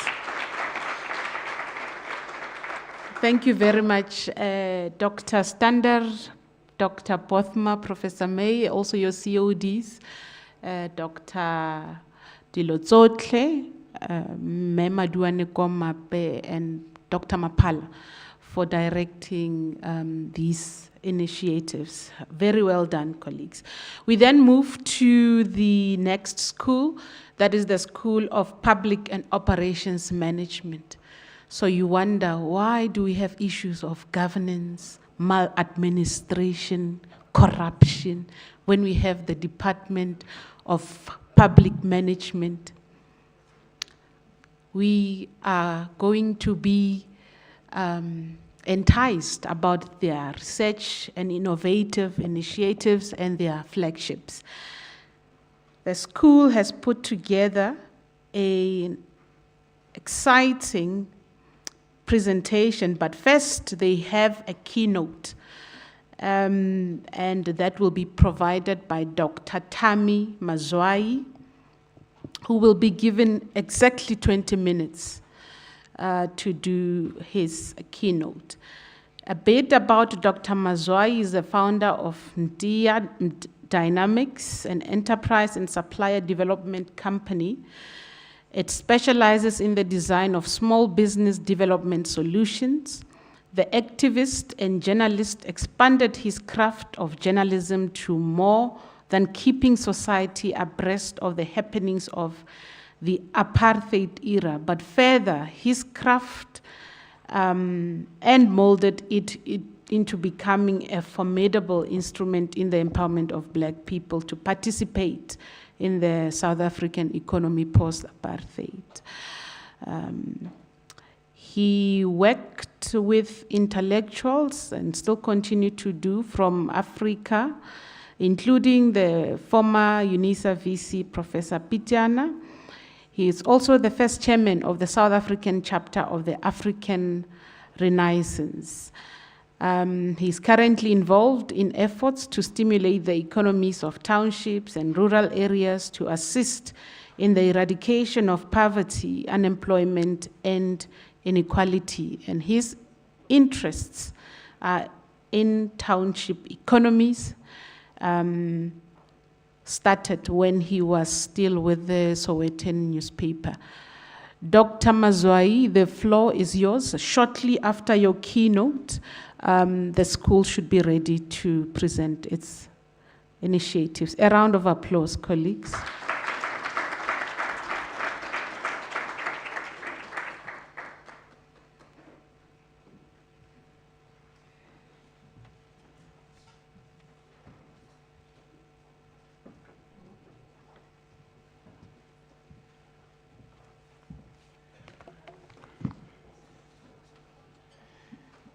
Thank you very much, Dr. Moraka, and my respects to the Vice-Chancellor, who unfortunately has left, Professor Meiwa, the numerous deans. Ladies and gentlemen, all protocol observed. I am indeed honored for me to make a humble contribution to the suggestion that entrepreneurship be a must for all UNISA qualifications.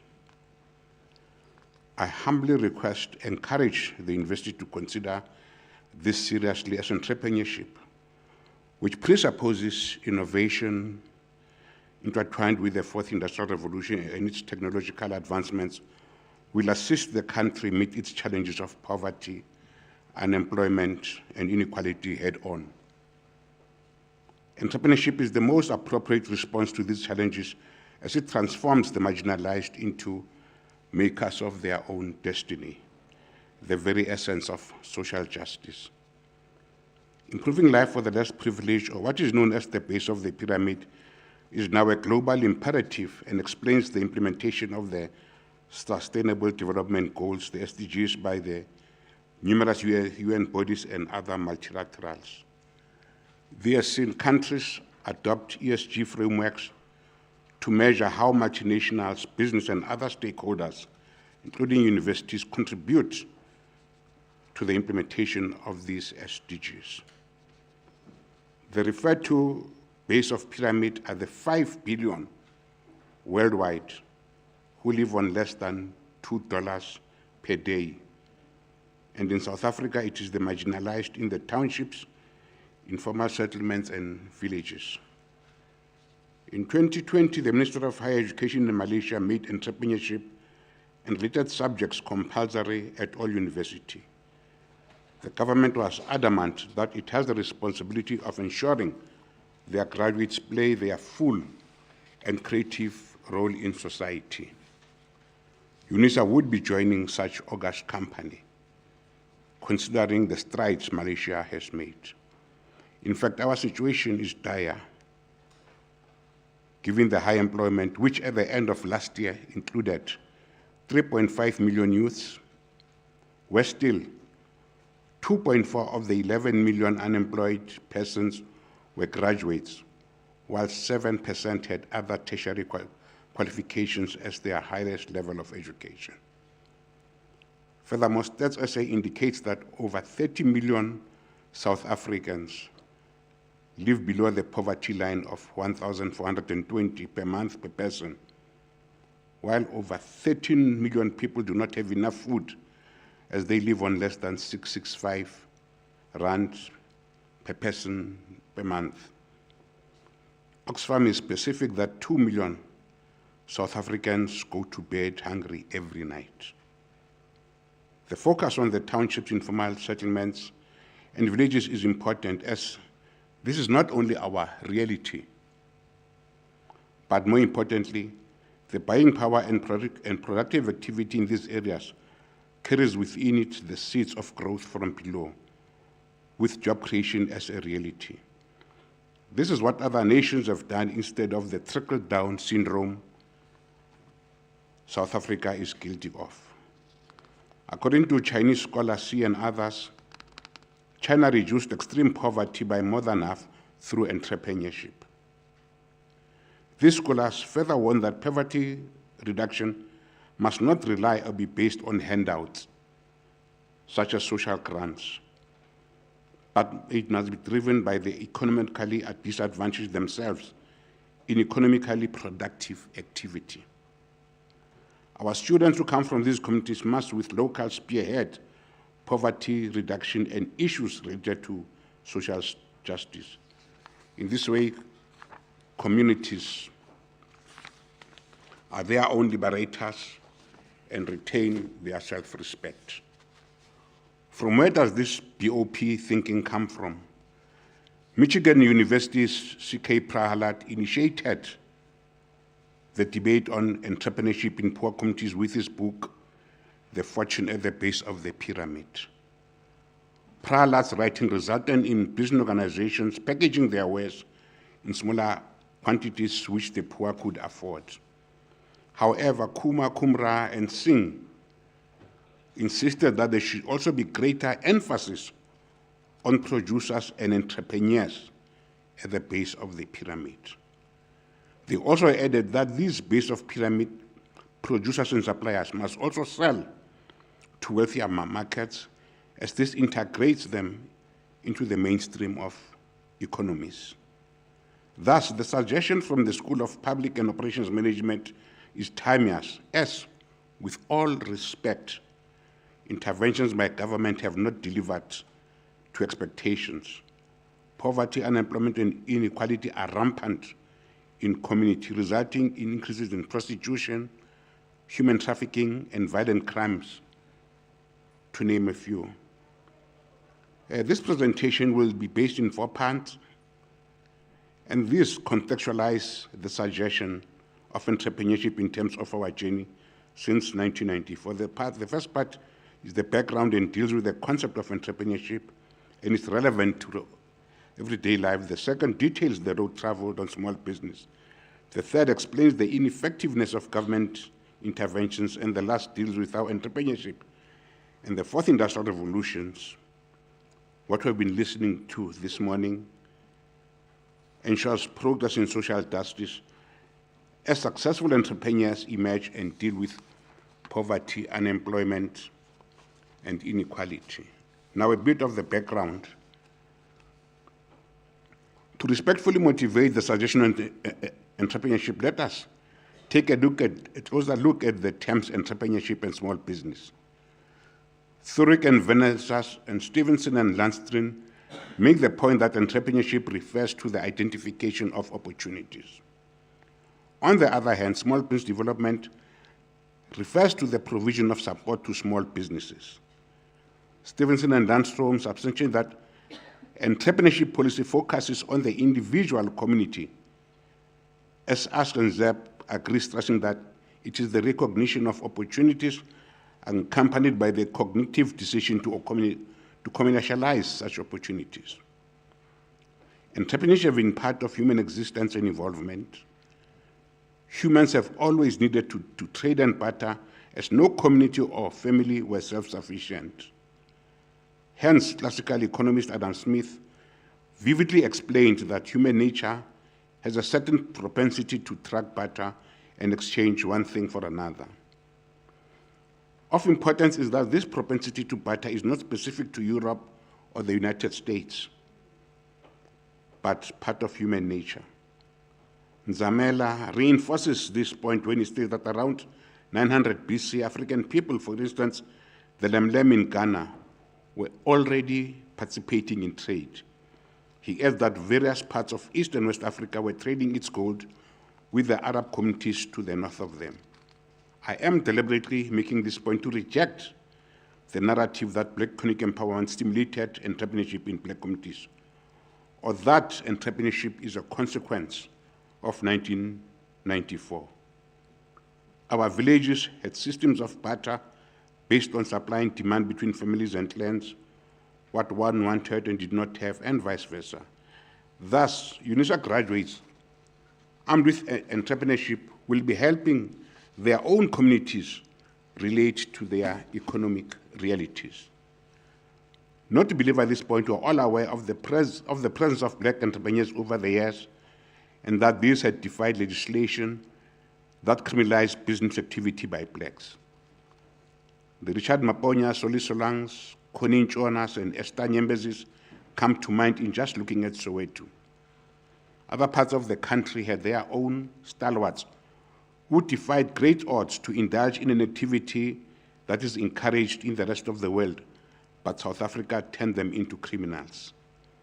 Regardless, the restriction had dire impact on the Black community. Yet, an aspiration, therefore, Brett and President Hope argue, much has to be done to correct the situation, as the future of South Africa and its economy strongly depends on an increase of Black entrepreneurship, which speaks to the suggestion by the School of Public and Operations Management.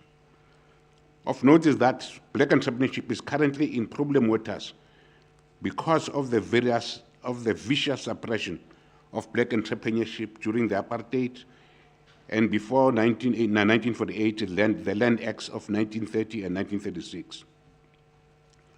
From 1948, specific laws forbade Black entrepreneurship in so-called white South Africa, and this resulted in the current situation in which Black entrepreneurship is very low. UNISA has to come to the party to help reverse this.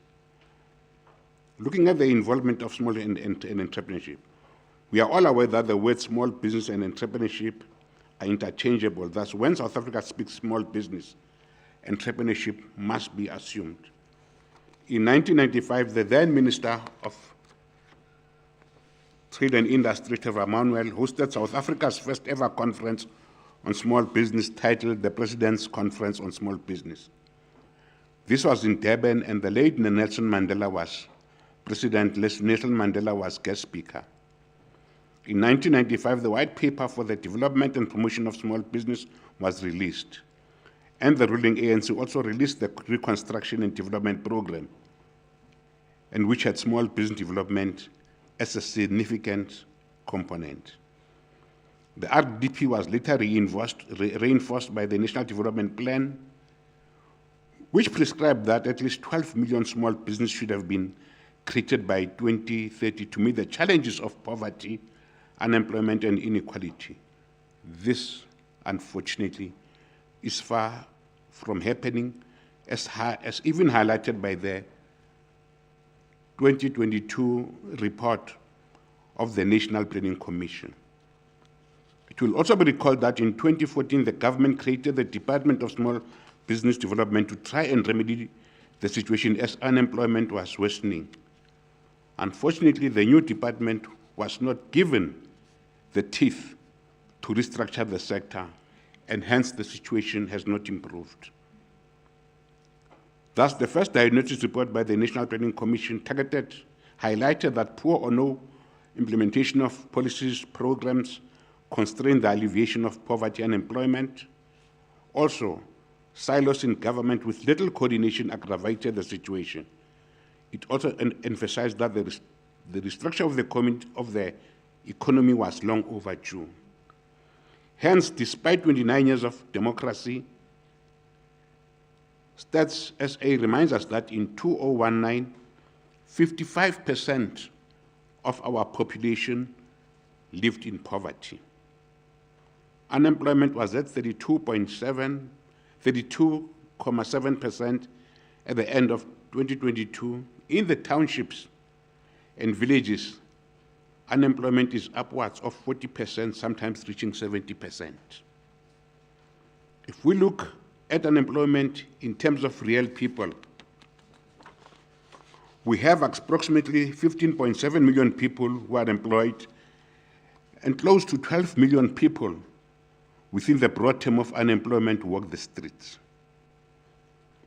We're still, and in relation to inequality, a World Bank study states that South Africa ranks first among 164 countries in the global inequality database. Inequality is now so deep in South Africa that even within the black community itself, it has a Gini coefficient of 0.63. This frightening situation is, as Adams and Lewis emphasized, the richest 10% in South Africa share 60% of national income and own 95% of all wealth. Yet more than half the population lives on less than $2 a day. Why were these interventions by South Africa not successful? The obvious reasons why interventions have not produced results is that very few were based on the fact that ours is an open economy and entrants are at a disadvantage. No business person, black or white, gives away market share to accommodate newcomers. Lekhanya and Mason explained that South Africa's economy is highly concentrated and anti-competitive behavior is widespread. Pieterse further elucidates that the urban remaking of South Africa post-1994 was still simultaneous with the country's integration into the neoliberal global economic system. This was devastating as this furthered economic inequality and spatial divisions, something that we experience on a day-to-day basis. Other scholars reinforce these sentiments, and former UCT Vice-Chancellor Colin Bundy and UJ's Simon Roberts are agreed that our post-apartheid governments did not reconfigure the inherited economy, which is dominated by large economies and markets which are highly concentrated and vertically integrated. By saying the economy is concentrated, it means that each and every sector has one or two big players. Ponescu and Gomez elaborate that the result is that companies that existed before 1994 or mature entities have deeper pockets, control value chains, own the latest technology, have a deep knowledge of business and its environment, and as if this is not enough, are part or dominate entrenched networks of value chains. What hope does that small black business have? In line with arguments above, Mazwai in 2013 crystallized this into 6 variables which militate against the entry of small black businesses into the mainstream economy. These are the levels of concentrations and their forward and backward linkages, the focus on the macroeconomy and South Africa's big business mentality, inconsistent delivery of services, poor implementation of local economic development, and the unintended consequences of black economic empowerment, and, of course, rent-seeking. Lo and behold, and against all logic, the levels of concentration which the World Bank, Organization of African Cooperation and Development, and IMF have warned against are now being transplanted into the townships and rural areas through vertical and horizontal connections to the big boys and big girls in the economy. Thus, the problem manifests itself in various ways. Black-owned small businesses in general have serious growth problems, and the status laws that aimed at easing their entry into the private sector have not paid off. Businesses owned by locals have fatality rates upwards of 80% in 2 years. And to crown it all, the 10% of businesses that flourish in these areas are not owned by locals. And to add insult to injury, immigrant entrepreneurs have been more effective than locals. These are the challenges that have prompted Prof. Nenzalele and his colleagues to make this suggestion, which is specific to the reference to our socio-economic desperation, which is savaging communities. Entrepreneurship and 4R as our savior. As there is no point in medication that does not deal with the causes or even the symptoms, newer and more effective approaches are necessary to curb the continuous economic exclusion of blacks in the economy, denying them a place in the sun. Technology in terms of the fourth industrial revolution is critical for this restructure. The fourth industrial revolution refers to the ongoing technological advancements in artificial intelligence, cloud computing, robotics, Internet of Things, blockchain, 3D printing, and other emerging technology. Germane to the fourth industrial revolution and the technical advances is innovation, which since the days of Joseph Schumpeter means new and or more enhanced ways of doing business. Schumpeter, through his popular statement of creative destruction, explained that in their search for increased performance, organizations innovated through new sources of raw material, changed their operation processes, found new markets, improved existing products, or adopted new technology. Then, most of the time, this results in the emergence of new entities or new divisions in companies. Hence, entrepreneurship and innovation can sometimes be seen as two sides of the same coin. These new entities with technological robustness are what we are talking about. INTINI stresses that the current revolution, inclusive of entrepreneurship and innovation, is developing at an unparalleled speed, disrupting practically every sector and industry, characterized by a synthesis of technology spearheading unprecedented breakthrough in the digital, biological, and physical domains. Nakata and Antalis describe how mobile telephony transformed rural agriculture and the lives of the indigenous in Kenya through what is now known as M-Pesa, short for mobile banking. Because M-Pesa, traditional banks, microfinance institutions, and telecommunications firms have introduced financial services to BOP communities through mobile phones. These services range from remittances and cashback service to loan repayments and credit and savings accounts.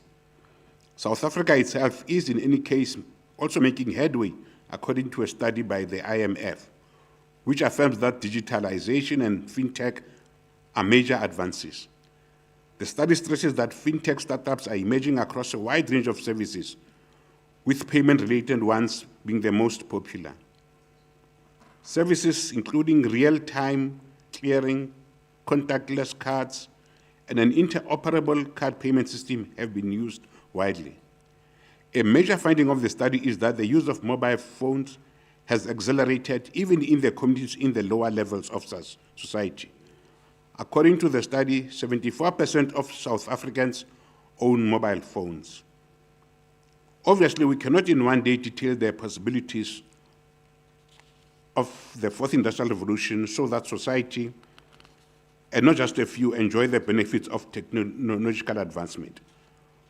For a few of these to enjoy these benefits reinforces the problem we identified earlier on, that of concentration in the economy and the skewed markets that then result.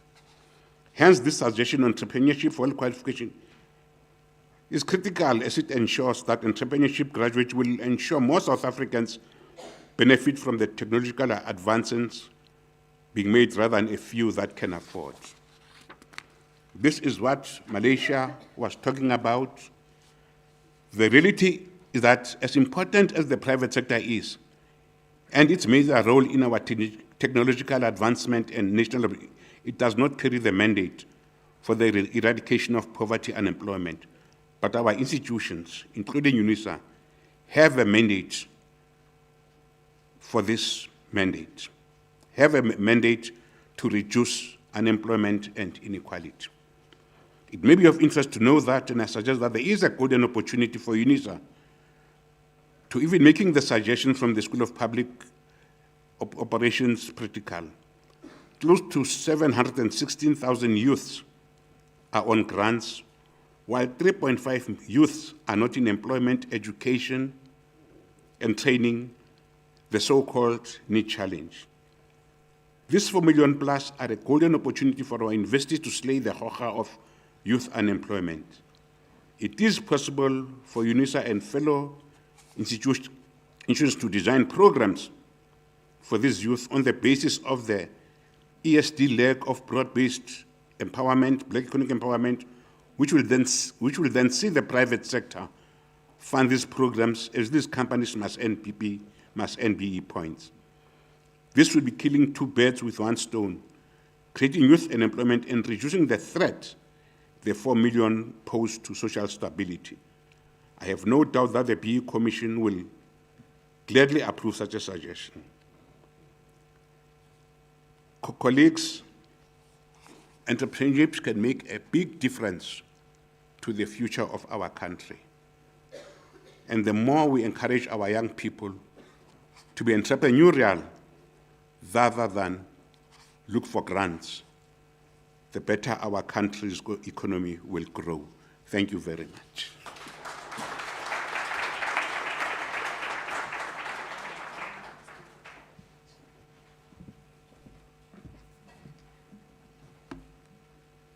Another round of applause, colleagues. Thank you very much, Dr. Mazwai, for such a thought-provoking presentation.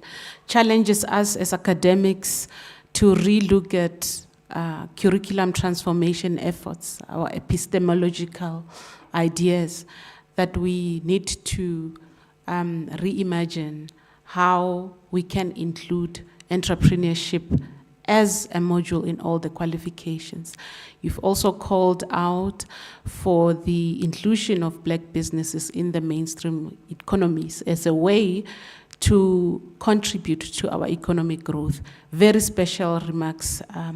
We really appreciate it. Colleagues, we are going to move fast with the next showcasing of flagships and research initiatives by the school, which will start with Professor Prudence Khumalo and Dr. Paul Klongwane of Public Admin, 5 minutes. Shortly after you are followed by Professor Magamu, 5 minutes, and Dr. Anthea Echendu Amandi. You can ascend to the stage as I speak. Amadi Echendu and Ms. Mboweni on operations management, 5 minutes, and Dr. Queres Dorothy and Nicolene Conradi from applied management, 5 minutes. If you could make it 3 minutes each, that would be great. So that at 1 o'clock we can at least go for the next school. Thank you very much.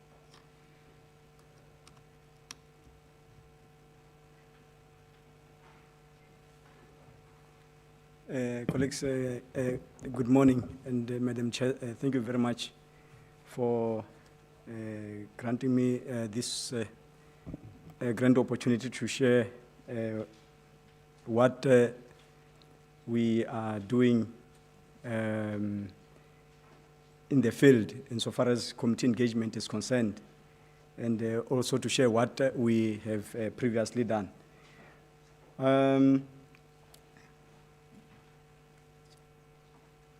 I'm going to present briefly on community engagement, the work that we have done as a department, especially as a sub-project in the Far and the West Rand municipalities in and around Randfontein area. The work was conducted by myself, Prof. Kumalo, as well as Mr. Likonyani. We started as a small team in this sub-project called Western Area Sub-Project. Having said that, without wasting much of the time, I'm going to just reflect a little bit on the background insofar as the research area is concerned, the research objectives, the approaches and the methodology that we have adopted when we were engaging with the communities in that area, as well as the outcomes, the challenges, as well as the prospects. However, in my preamble, I must state that in line with the college's commitment to community engagement, the Department of Public Administration has embarked on a project, community engagement project in the Far and the West Rand area, whereby we ended up dividing the projects into 4. We have the Western Area sub-project, the second one being the Stelfontein community sub-project, followed by Venter's Post, and lastly, the, what is this area? Carltonville sub-project. So ours is the Western Area Community Engagement sub-project, wherein we were focusing strictly on issues of waste management services. And in this regard, we sought to work with communities in order to find solutions to issues that confronted them in that area and also their immediate environment. And I must point out that our initiatives, or our initiative rather, was also in line with the Sustainable Development Goals, especially when you look at principle number 8, wherein the emphasis is on encouraging, or promoting, environmental sustainability. So in that area, we realized that there were quite a myriad of issues that needed to be tackled, and so far as human settlement, local economic development, and local governance is concerned. And we had to engage with the communities and find out what actually were their challenges and how could we best assist them, but also involving them in that process. And in that period under review, as I've already stated, Madam Chair, is that we focused strictly on waste management issues, which forms, of course, integral part of human settlement. And I must state that in our department, we have a human settlement degree. So it fitted well in that qualification, in that there were other cases that we were able to identify that, and the information we obtained filtered well into that and linked well with that, with the modules that we provide under that qualification. So the work indeed has been very much helpful in terms of developing the study material in that regard. So we're able to link the work that we're doing in our communities and also with the qualifications that we offer here at UNISA. So this gave us, as academics, fresh data in order to produce meaningful knowledge. Just a brief overview of our study area, which is Western Area Local Municipality, or the former Western Area Local Municipality, is that this municipality has been de-established, and the so-called Rand West City Local Municipality was established shortly after the amalgamation of Randfontein Municipality and the Western Area Local Municipality. And that in that area, there's more or less 55,000 people who are staying in that area. So, and some of the areas that you would find in and around the Western Area Local Municipality, it's Simunye and Beckersdal. Beckersdal, that's where you will find some of the main problems insofar as waste management is concerned. And because it is largely an informal settlement area, it's only 25% of 27% of formal dwellings there.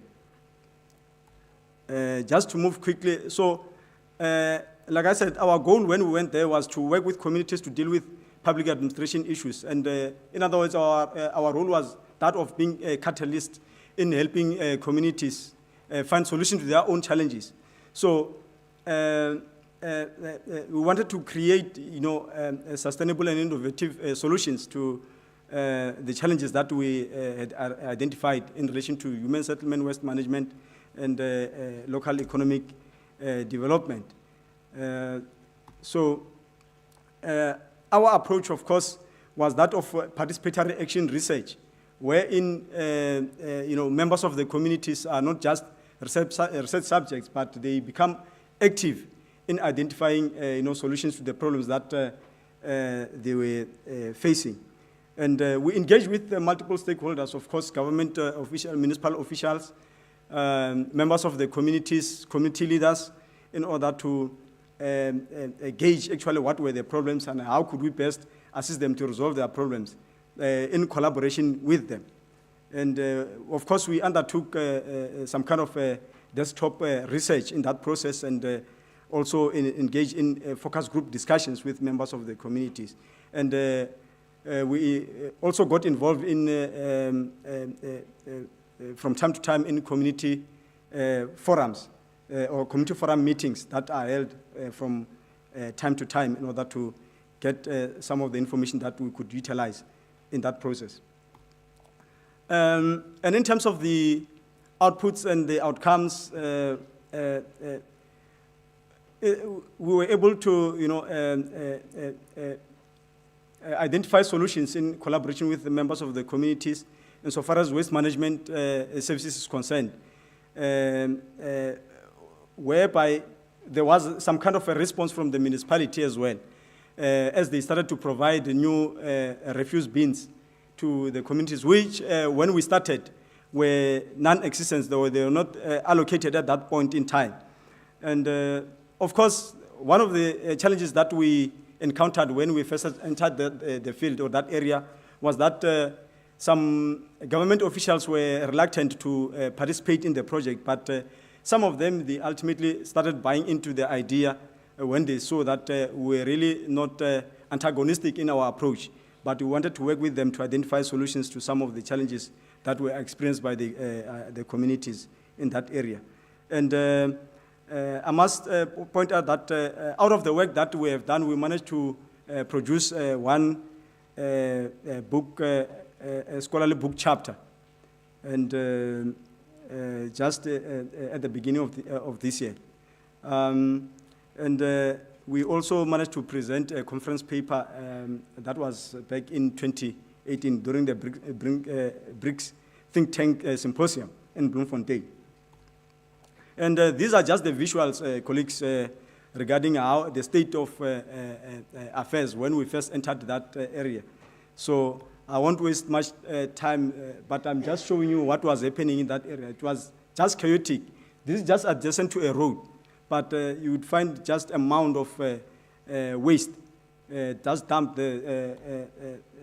and this just shows illegal connections in that area. This is electrical connections.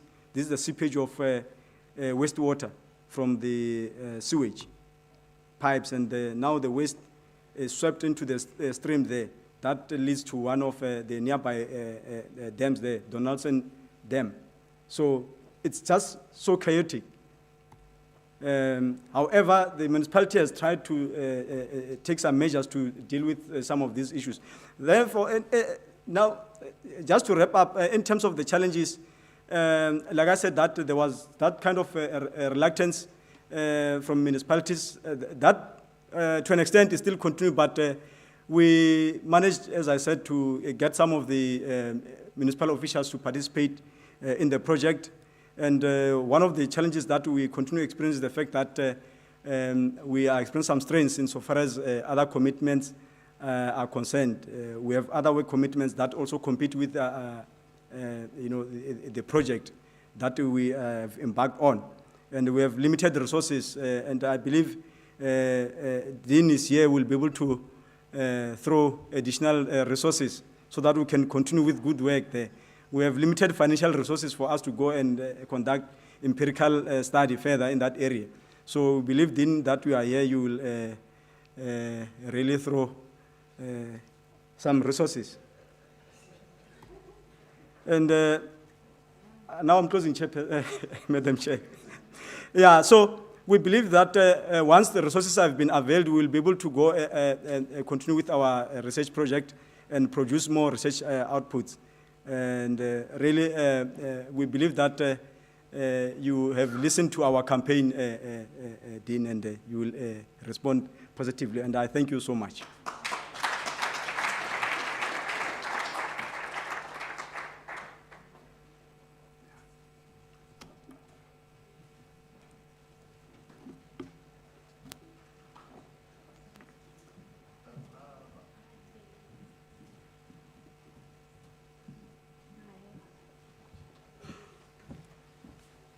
Good day, colleagues, those present and also the ones attending virtually. I'm Anthea Amaria Chendu, not the other way around, but for the purposes of advancement, I can, like Paul, be all things to all people for today. I want to speak to some technologies that the Department of Operations Management can boast about, but strictly it's under the leadership and conceptualization, actually, of Professor McKenzie. So, Prof, thank you, congratulations, and well done for being the first researcher to commercialize a technology in the 150 years of UNISA's existence. That really is very good. So I am here to speak to those 5 technologies, very, very briefly speak to them. The one is called ACTS, which Professor Muguruza this morning spoke to the medical supply chain, and this technology really fits within that field, so I'm not going to elaborate more. The second one is a research method index, which we call RMI. I use this index with my postgraduate students. It is a tool that asks a lot of questions and then uses machine learning to identify weightings for however the questions were answered, that it then uses to identify paradigms or worldviews of people that they can now use in their research. So I force my students to take this, to go through the questions and to use the app so that they can identify what their personal worldviews are. Because we all know that as researchers, our personal worldviews are not necessarily the worldview that we use for the research that we are doing. And if students can understand what their personal worldviews are, they can also guard against bringing bias into their study. It's a very useful tool, www.rmi.unisa.ac.za. There's also a green app that has algorithms and formulas built into the app that can help to track carbon emissions for various activities that are embarked on by individuals and businesses. The fourth app is the Green Delivery app, which is a crowd logistics app. The app really speaks to the crowd, the random person. It does not make use of an organized crowd. It also doesn't interact with just one retailer. It also doesn't, it's not linked to a particular industry. So you work for groceries, for clothes, for whatever across South Africa. And we can also internationalize the app, because if let's say you bought items at Woolworths, and you want to send it to your mom or your cousin in the UK, for argument's sake, you can use the app to identify somebody who's traveling to the UK that can take this app, the product for you, to the UK, for example. And so you could go to Woolworths, pay for an item, and then use the app to deliver it to somebody in hospital or wherever the case may be, even in a different province. It's a very useful tool. We are piloting the app in this coming week at Advanced Cash and Carry in Hermanstad, and so it's very exciting times. And then the last app is the ARI app, Rating Index of Supervisors, which Ms. Mboweni will very briefly speak to. But I want to take the opportunity to invite you all to play around with these apps. At the entrance of the Senate, you'll find various kiosks that have these apps downloaded on them. You can play around with them, get a feel for it. Ms. Mboweni and also some of the developers of those apps are here, and they can assist you with any further questions at the kiosks. Thank you. Ms. Mboweni. Good afternoon, colleagues. My name is Ntwanano. I'm in the Office of Graduate Studies and Research, and I promise to be short and to the point. So it's such a privilege and an honor to stand here before you and tell you about the Academic Rating Index. The Academic Rating Index is a digital tool that has been designed to enhance the teaching and learning of our master's and doctoral students, not just within the universities, but around the globe. So the ARI, or the Academic Rating Index, is an interactive platform where students and supervisors can share their experiences, can share their strengths, their weaknesses, and what the university will be able to do is to utilize that data to create training sessions that will enhance the supervision quality of our students, to ensure that our throughput is of quality and of standard. Thank you very much. How did I do?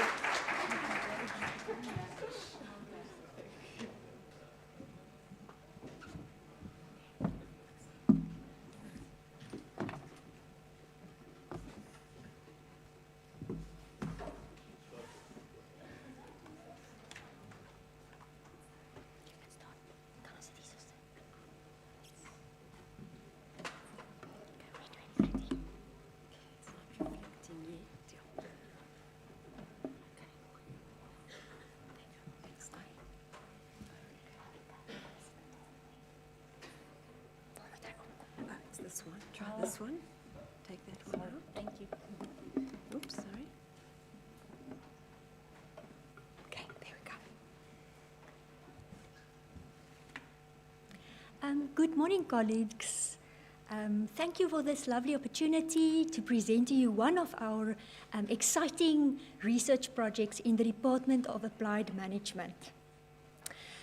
So the project is about sustainable tourism in the Mariko Biosphere Reserve. This is a registered, engaged scholarship flagship project.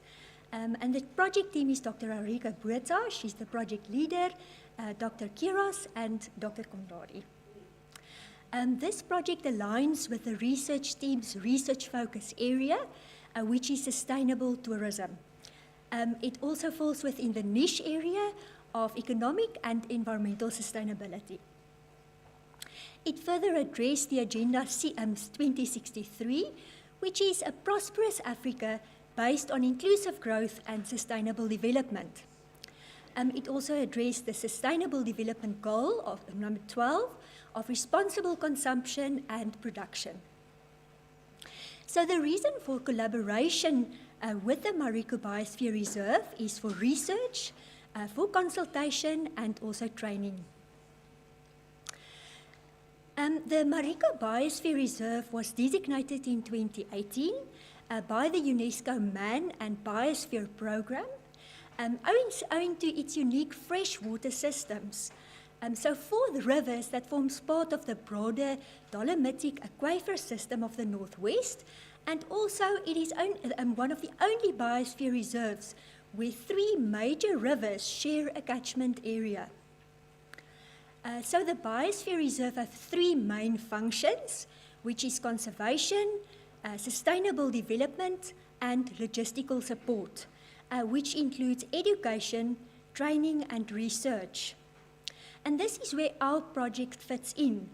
We offer workshops and tangible outputs, which is an answer to the needs of the community and the Biosphere Reserve, and also we do research.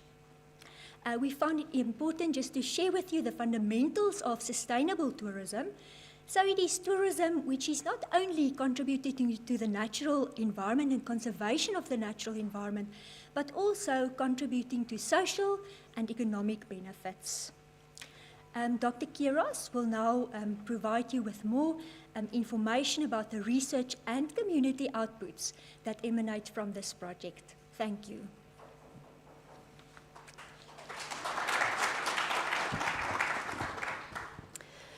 Good afternoon to all the colleagues in the room as well as all of those online. This is our last slide, and in it I'm just going to try and give you in a very brief period of time an idea of how we are balancing providing workshops to the community as well as tangible outputs for the community, and of course producing research at the same time.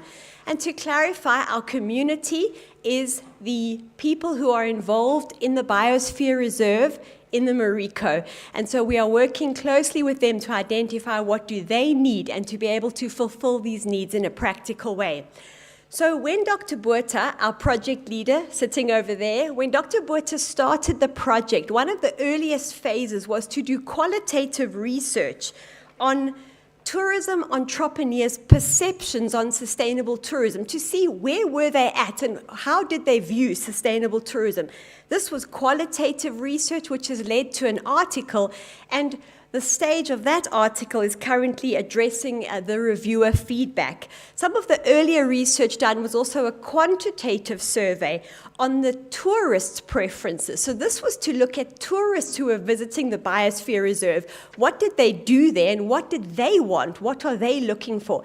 And this provided us with excellent foundational value which we could feed into our next workshop. So if you move to the second line there on the right, the community had identified the need to learn about sense of place. And I want to reiterate here, we went on what the community needs. So they say to us, these are our needs.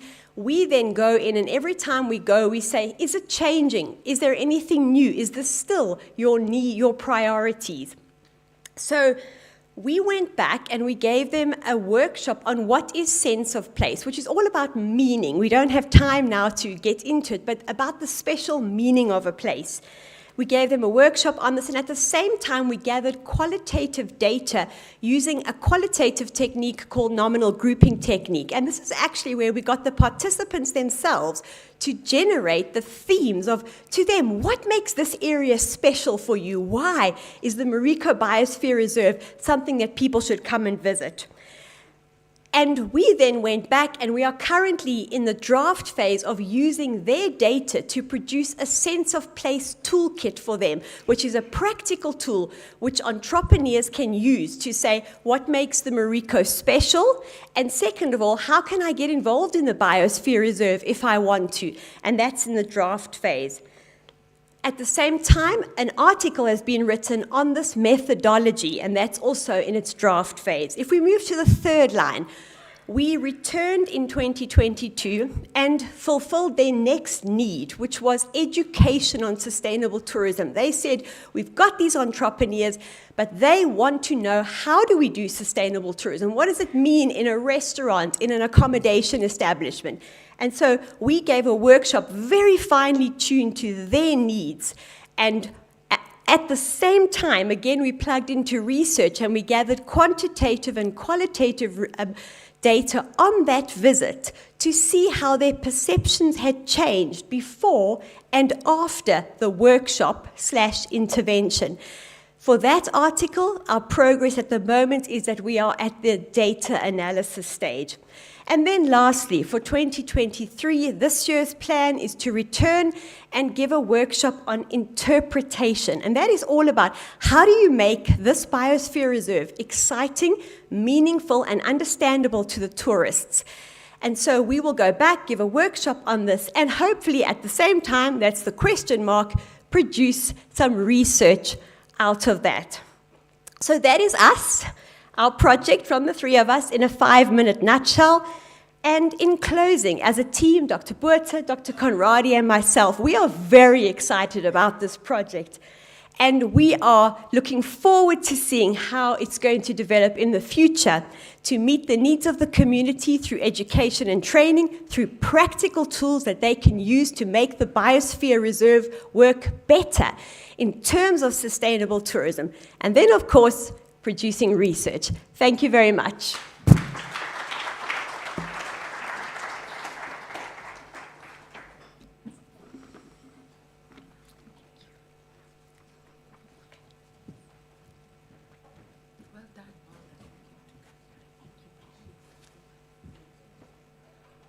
Another round of applause.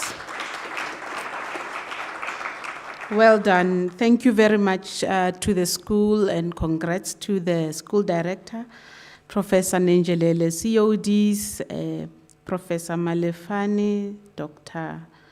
Manchidi, and Dr. Esther Hazen. We move on to the School of Finance, Risk Management and Banking, and the acting school director, Dr. Godi, will be making a presentation on behalf of the school. That's Center for Data Science, APSA Chair, Institute for Corporate Citizenship, and Macroeconomic Policy Analysis. And he requested just 6 minutes, and that's what he's going to get. Over to you, Dr. Godi. Oh, I have just been informed that Professor Mkhize will be making the presentation.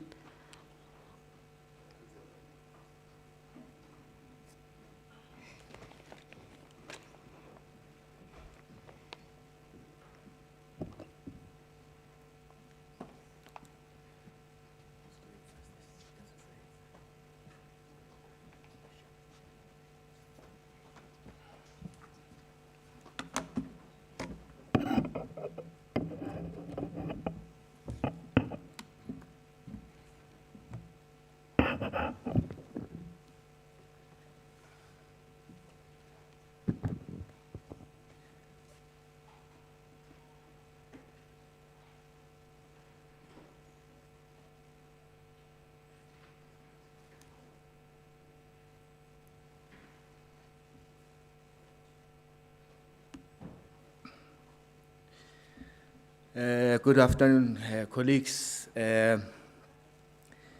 am Jabulo Mkhize. I will be taking colleagues through 2 initiatives of the school. The first one is the Center for Modeling and Data Science, which is an innovation to provide robust quantitative analysis to inform research, not only in the university, but abroad, in South Africa, and also internationally.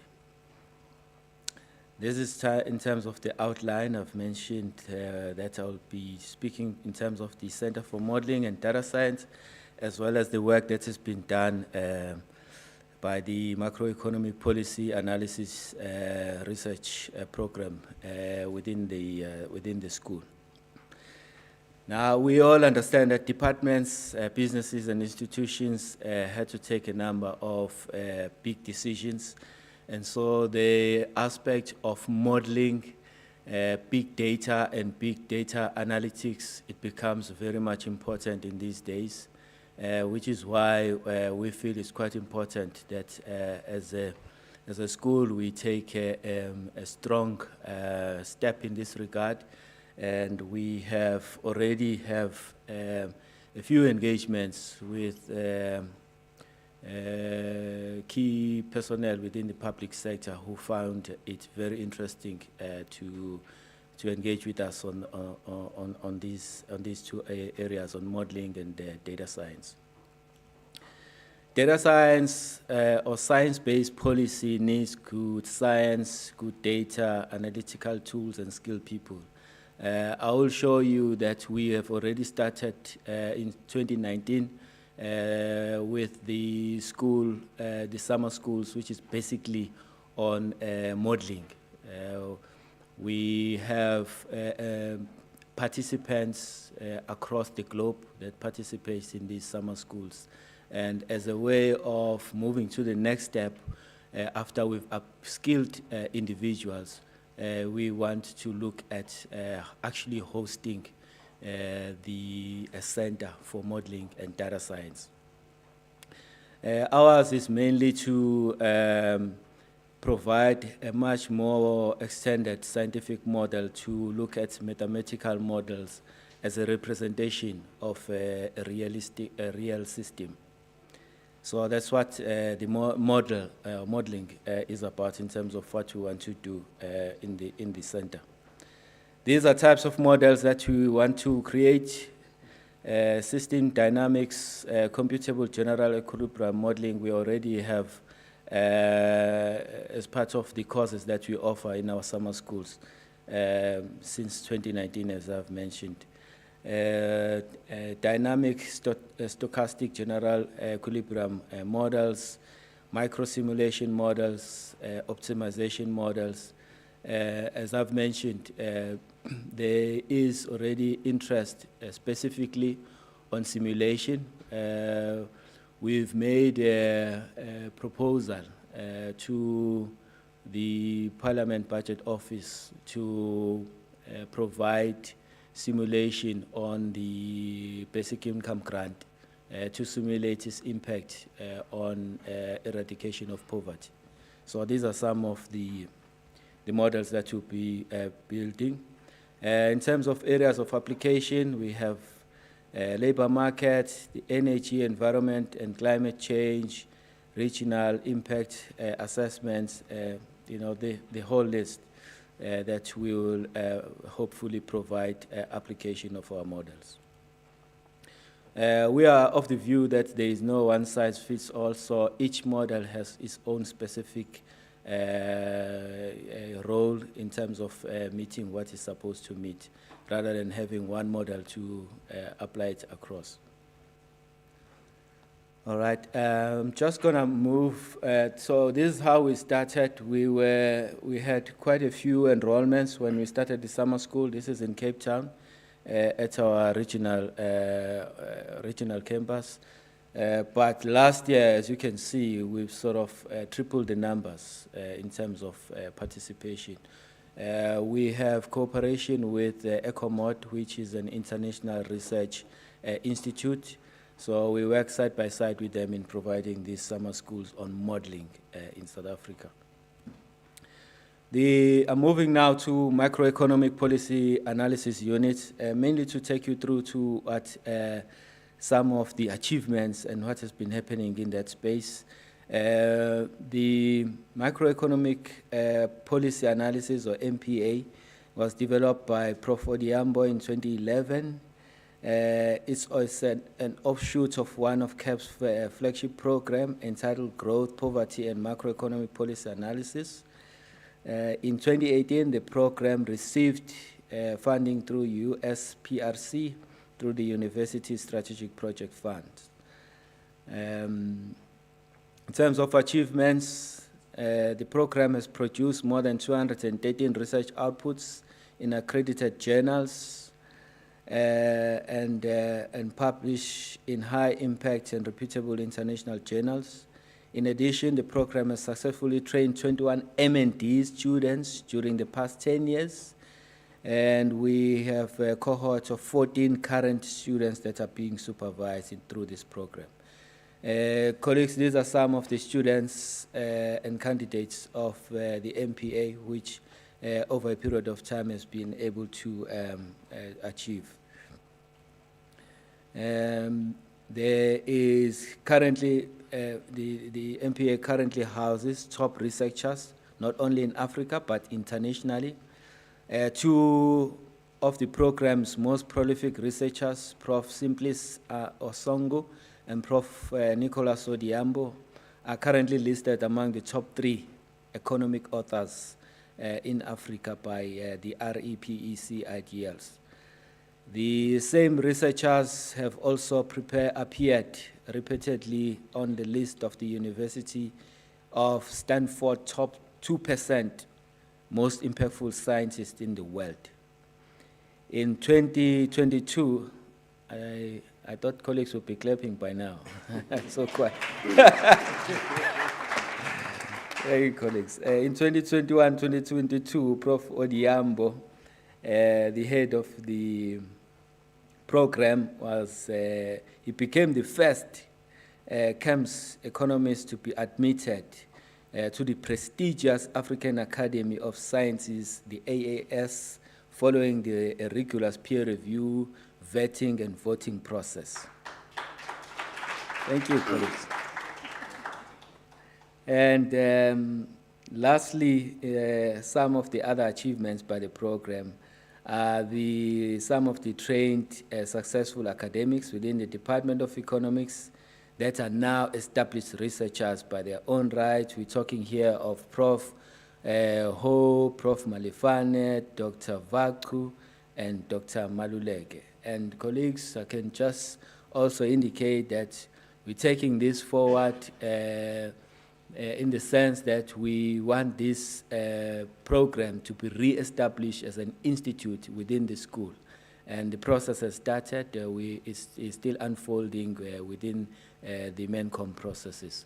Thank you, Chair.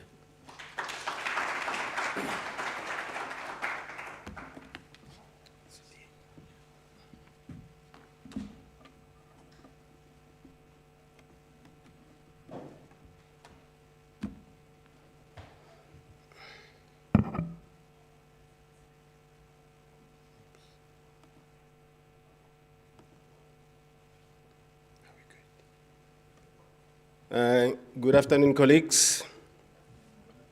Good afternoon, colleagues. Thank you so much, Prof. Mkhize. Thank you so much, Program Director. My name is Dr. Ntwanano Jethro Godi. I'm from the Department of Finance, Risk Management and Banking, and I'll be taking you through on the second part of the presentation from our School of Economics and Management Sciences.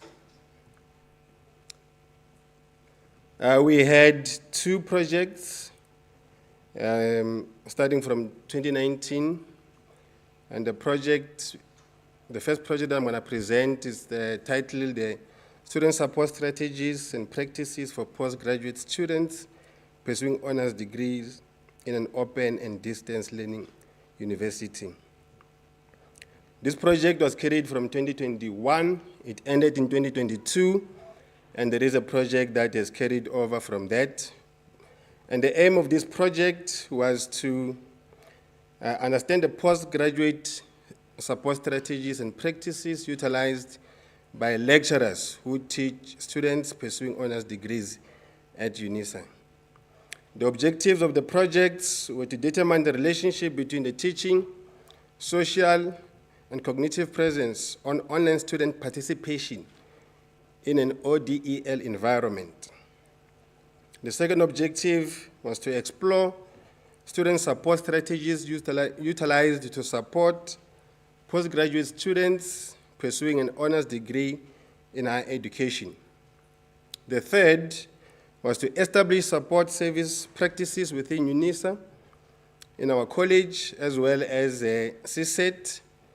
This project was done in collaboration with CSET.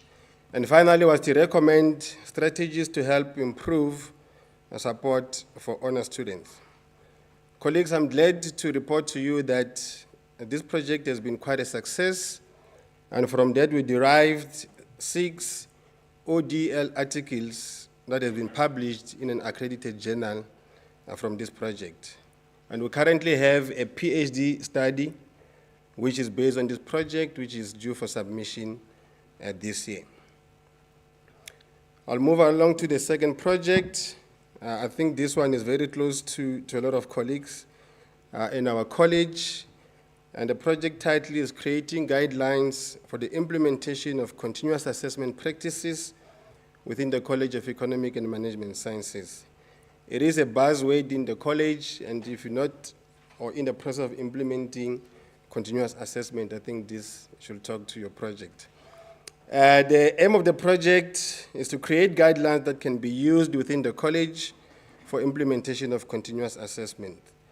And the objectives are to evaluate the current continuous assessment guidelines and practices in our education institutions. The second objective aims to determine the perceptions and attitude of lecturers on continuous assessment guidelines and practices. The third is to determine student perspective on continuous assessment. And the fourth is to develop and test the guidelines for the implementation of continuous assessment practices within SAMS. We also have other research projects in the pipeline. We've got the research collaboration with APSA, with FNB, as well as the University of the Northwest. I'm pleased to also report to the college that we have raised to a tune of 10 million rand in funds, which are used for research in our department in the areas of finance, risk management, and banking. And we like, thank you. And we also like to invite our sister departments to collaborate with us. We've got the funds, so Prof, if colleagues are saying there is no funds, please, you can direct them to myself and Prof Chisasa. They will be able to, to assist. But it must be a collaborative effort with our department.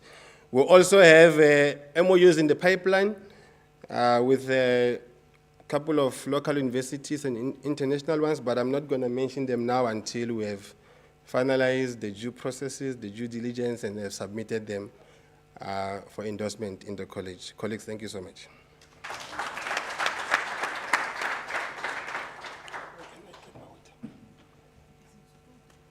Yeah, our school is done.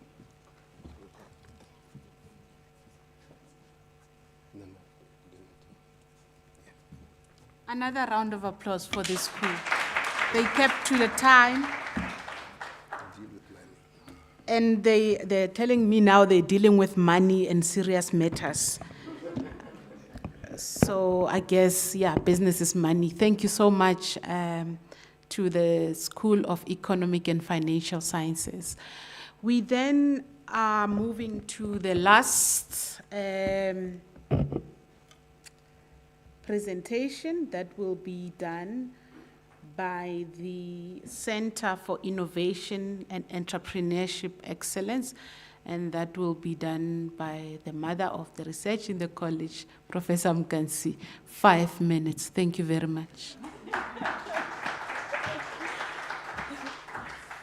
Thank you, Dr. Muraka. I'll try and adhere to the 5 minutes rule. I think our guests are also hungry.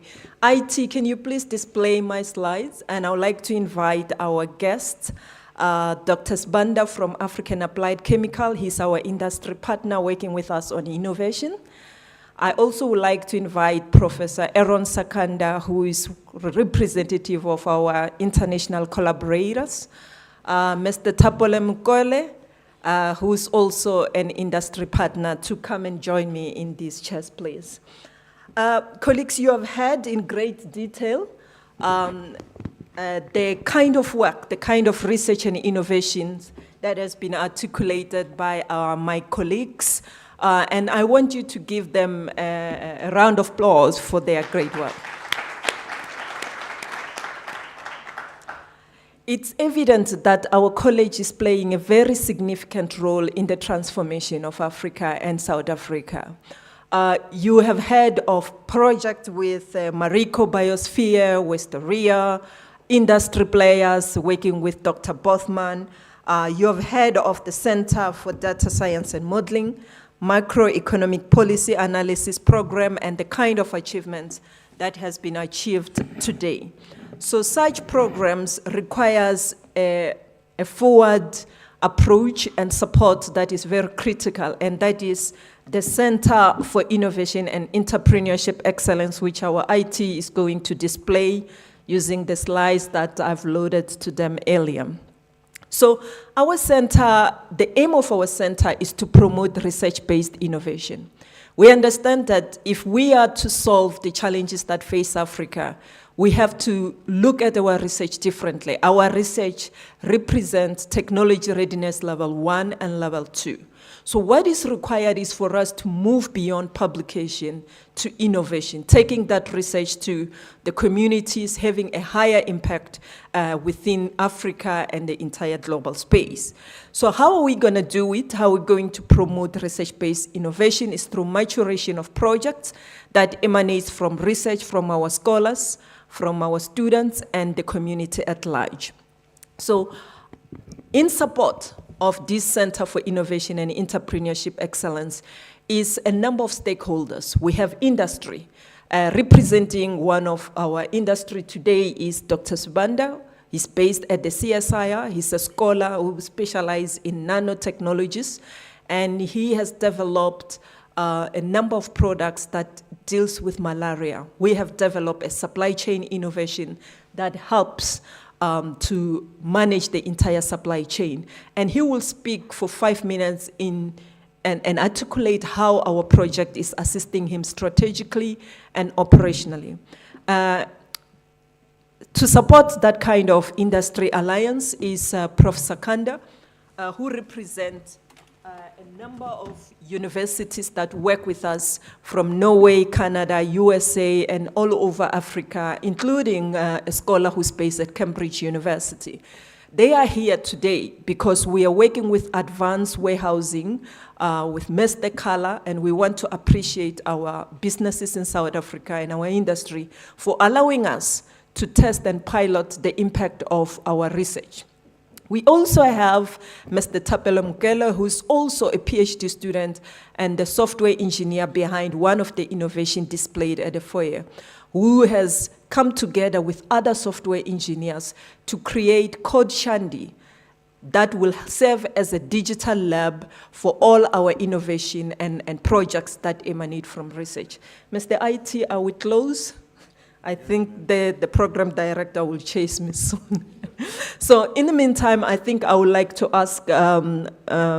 Sibanda to give a brief overview of how we work with him as an industry stakeholder to highlight and to amplify the nature of our impact into our society.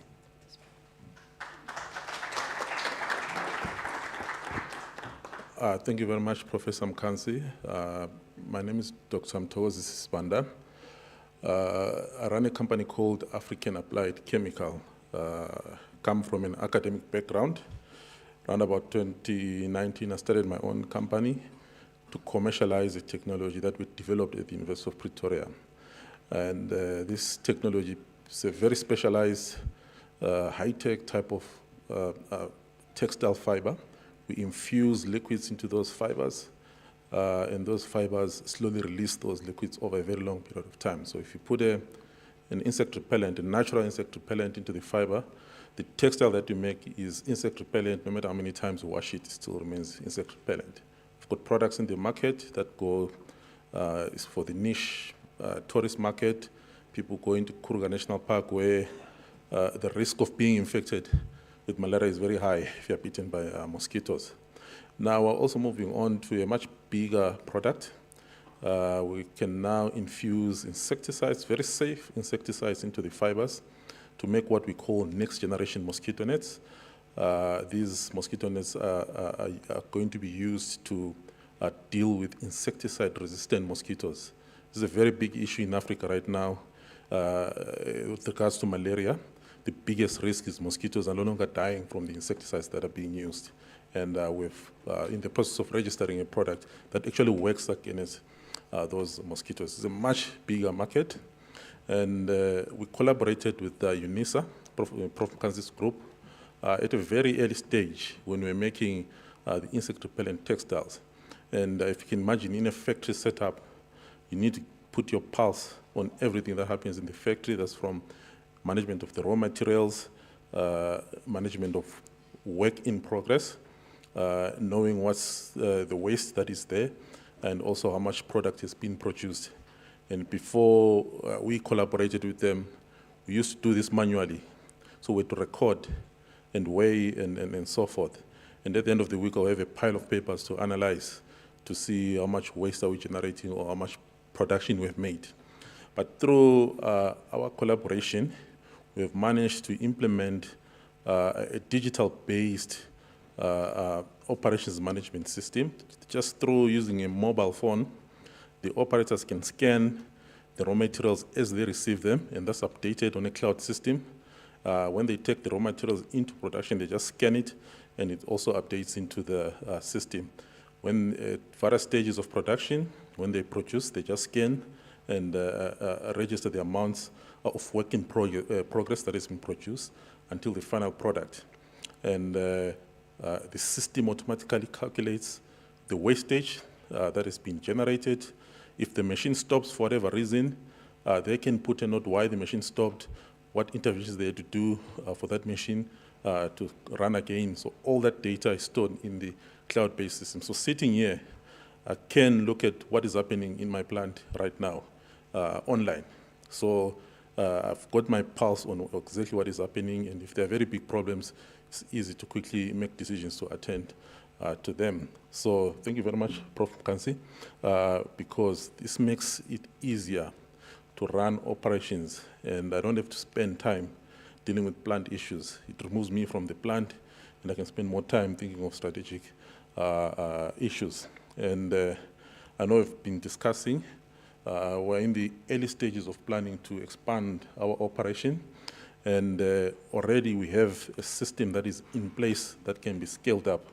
And we are very lucky and honored to have you on this journey. Thank you very much.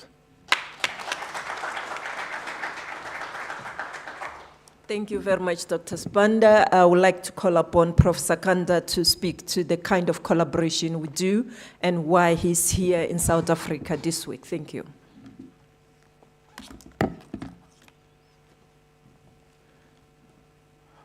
Okay, thank you very much.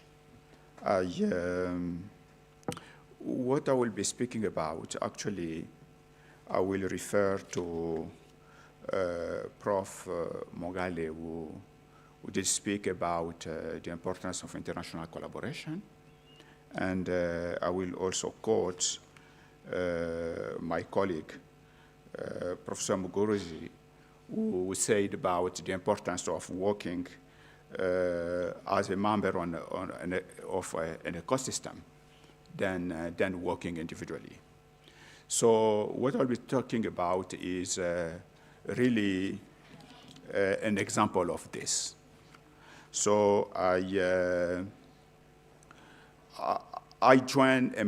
became a member of a platform that started here and that is still continuing here. So in 2019, I was invited to be a member of a conference, and from there, we started an Atlantic collaboration between the UNISA and my university.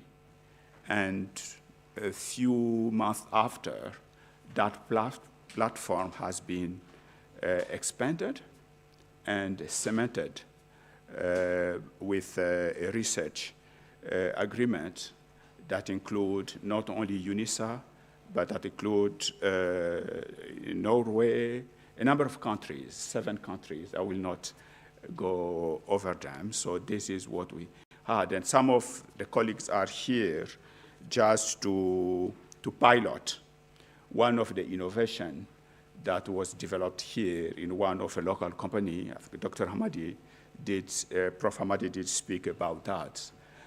But what is important for us is is the back-end research behind the use of this innovation. We strongly believe that the output of that research will have impact on the environment. It will have impact on businesses, on government, universities, and community at large through environmental policies, increased B2B and B2C collaboration, creating new knowledge, creating new green jobs. So we really believe that we will make it happen. And recently, as an example of being a member of ecosystem, we just submitted a notice for intent to apply to a Canadian funded agency, but that Canadian funded agency is also collaborating with other funder agencies in the world, including one in South Africa. And just happened that there are about 8 funding agencies from many countries. And the platform that we have built, the ecosystem that we have built, we have 5 of us that are already members of that ecosystem. So me being in Canada, we have access to the fund, but I cannot get the fund without getting that relationship, that collaboration with people from Norway. We have one, UNISA, South Africa, we have people here. UK, we have someone there. US, we have also someone there. So this is what is bringing me here, and some of our colleagues is really to work on the innovation that has been initiated here and trying to get output, research output from that work. I think I will stop here based on the time that is available. Thank you very much, Professor Kanda. Can you please give him another round of applause? And our next stakeholder who's part of the ecosystem is Mr. Thapelo Mokelo, who represents Code Shandi. I think we have managed to now show the conceptualization of the center. As I said, the purpose is to promote research-based innovation through maturation of projects. We register those projects with our tech transfer office that is led by Mr. Ayanda Noma. And in support of this project is our collaborators. We have HHL Lipsach University. They have offered us a spin lab, which has produced a number of top innovators in the world. We are working with Liverpool John Moores University. We are working with Dr. Ekwelo, who's based at Cambridge University, and the Norwegian University of Science and Technology, as well as the University of Missouri. Most importantly, for the center to have an impact and those projects to be realized into innovation is we need a digital lab. We don't have the facilities and the resources, but we are working with our own students and key stakeholders such as Code Shandi, and we have Thapelo Mokelo, also a PhD student in computer science, to talk about how Code Shandi will take the project and turn it into great innovation. Mr. Thapelo, please.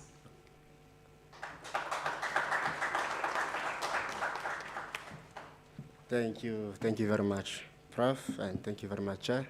Hello, everyone. How's it? Good. I am Thapelo Mokele. I'm a software engineer and a scholar. So essentially what Code Shandi is basically a representation of 2 words. Code, which basically means technology, and Shandis, which is just a local term for things. So when we birthed this group of people, or rather it's basically a channel where people who come from disadvantaged backgrounds can come together and learn coding or software development within a language that appeals to them, or a language that they can understand. So we began to go around the block and call together highly experienced developers to come and help the like interns and students who have just enrolled into the system to basically come and learn the art of software, but with a language that basically makes sense to them, and not just English. So if I'm Sotho and someone says to me, Hemun, I know what they're talking about because it's a term that basically makes sense to me. So essentially, we wanted to bring together a community that makes sense, rather that makes coding much less harder and become a little bit more simpler. It's still hard, but it's a little bit simpler because it's a language that you understand. So when we began this thing, we basically had 3 things in mind. 1 is collaboration, 2 is to embrace local, and 3 is to embrace excellence. With those 3 things, we essentially had our first tech meeting in the month of February of this year, where we had our highly esteemed Professor Masha Mkansi, who delivered a very wonderful keynote address there for us. And we also had a number of industry leaders and basically champions, the likes of Mr. Dr. Mafua Fuani, who is a highly experienced practice manager in the world of cybersecurity. He delivered on zero trust approach to security and data management. We also had Mr. Thabo Mogaswa, who is also a consulting CTO, who shared with our panel on how to become a high-value developer. We also had Mr. Kenny Madi, who is a group CIO at PSG Consult, who shared on My Name Is, which basically refers to what is your identity in the field. After you graduate, how do you stand out and how do you become the best version of yourself? And also, lastly, we also had a keynote address from the managing director of Adapt IT's education division, and education division, Mr. Lukolo Rubushe, who shared on the importance of being good at your craft. So essentially, this organization was started like a couple of months ago, and we already have over 60 committed community members who constantly engage and make sure that the journey of becoming a high-value developer becomes easier for the upcoming ones. And we are available on WhatsApp and on Discord for continuous engagement and interactions. And I think that should be it. Thank you very much, Prof. Yes, okay, sharp. Go ahead. So yes, Prof. Mugurusi, the ecosystem is working. We agree, we concur, we realize that we cannot solve problems independently. We need to work together. I think Dr. Standa also spoke to the interdisciplinary nature that is required in solving global challenges. Also, what is crucial for the center is the issue of funding. So we have funding clubs within the college that speaks to the different projects and support the sustainable development goals.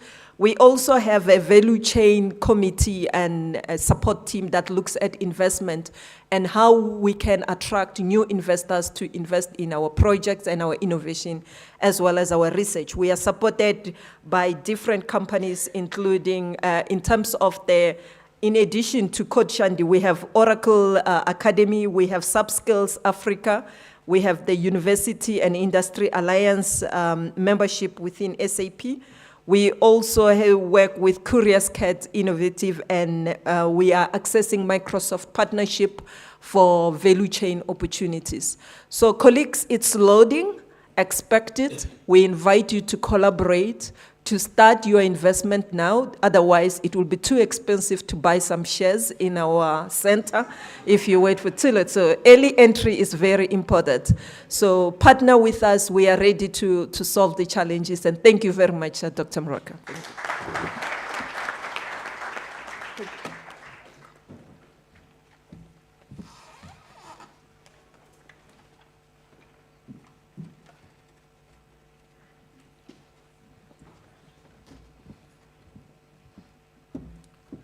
We also invite women to join this esteemed panel that we saw today. Congratulations, Professor Mkansi and your team. Sure, we are in for some very challenging, some interesting experiences as the college grows. So that's it from me. We'll invite now Dr. Dilotsotle to render a vote of thanks and closure. And I want to thank you for being such a great audience. It was a lovely day. Thank you. Over to you, Dr. Dilotsotle.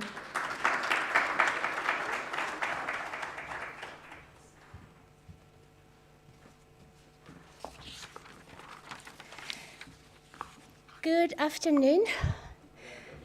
Thank you, Program Director, who also happened to be our school director, Dr. Moraka.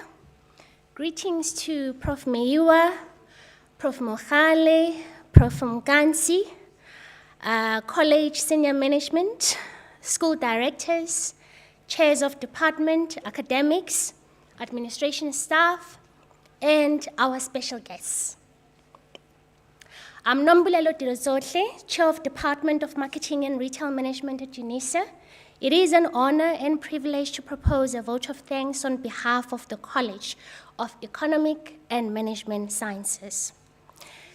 First of all, we would like to thank Prof. Mohale and Prof. Mkansi for affording us this platform to showcase our research, and also for providing leadership during the planning and preparation phase until all the presentations that you saw today, they were ready, that is for this particular event. We are very grateful for their generous support. We extend our heartfelt thanks to all the speakers and presenters from the School of Management Sciences, School of Public and Operations Management, School of Finance, Risk Management and Banking, Dr. Mazwai, and the Center of Innovation and Entrepreneurship Excellence, who have showcased their research projects and innovation in various disciplines within the college. They've demonstrated their creativity, originality, and excellence in their respective fields. Their presentations have been very informative, thought-provoking, and have given us a lot to think about. Overall, they have enriched our knowledge and aroused our curiosity with their stimulating discussions. Finally, I would like to thank everyone present here and those that connected online for being part of this event. I hope you have enjoyed the presentations as much as I have. We hope you have learned something new, learned a lot about research that is being undertaken by different departments at SAMS, and have already gained some inspiration for your future endeavors. We look forward to seeing you again in our next Research and Innovation event. Thank you very much. Good afternoon.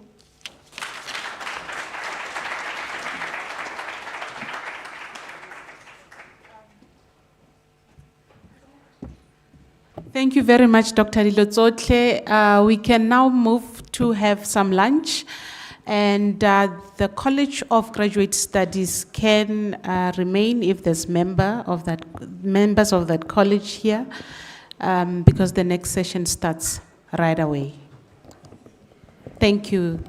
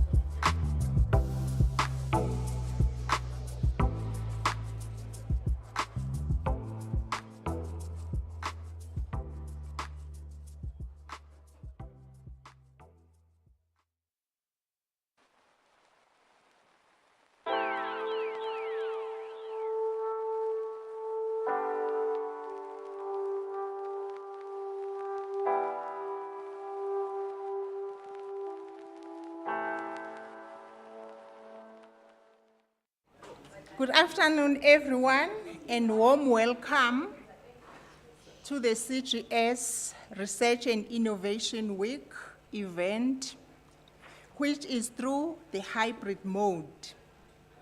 Hence, for both online and physical attendees, your attendance is highly appreciated. All protocols observed. CGS is honored to have such distinguished research scholars, innovators, undergraduate and postgraduate students, UNICENs, various stakeholders, and special guests that are among us. This event promises engaging, insightful, and enlightening presentations from the CGS scholars, researchers, postdoctoral fellows, senior researchers, and academic associates. We thank each of our presenters for taking part in this event. The quality and caliber of the presenters are outstanding, and hope you will enjoy the presentations. Annually, UNISA has Research Innovation Week, but pandemic disturbed this routine,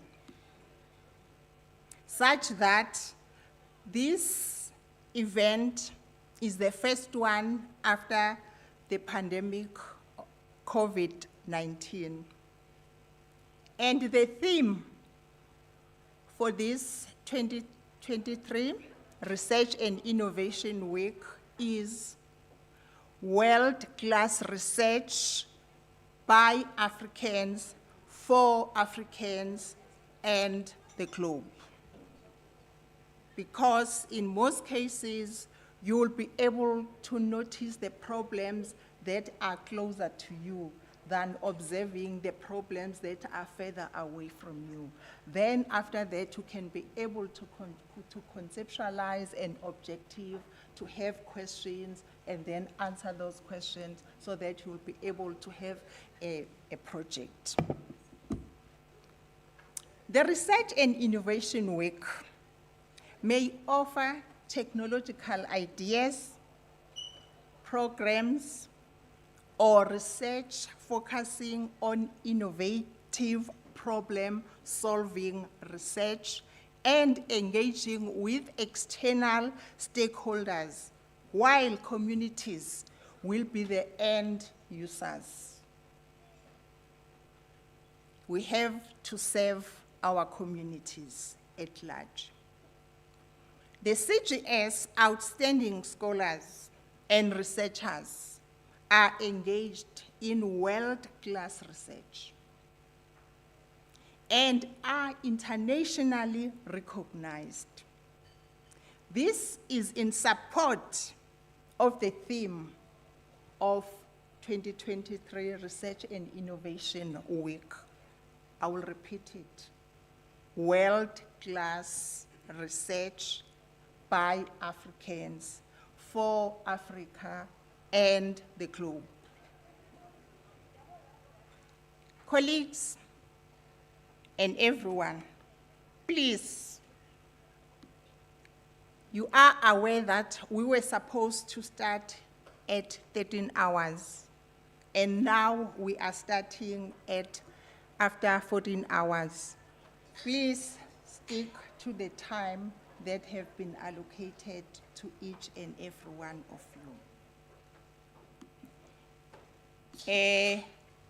I have two heads here. I am opening and I'm also a program director. Hence, I will move to the next item, which is the presenters. And I understand that we have some of the presenters that are online, though we have some of the presenters that are physically here with us.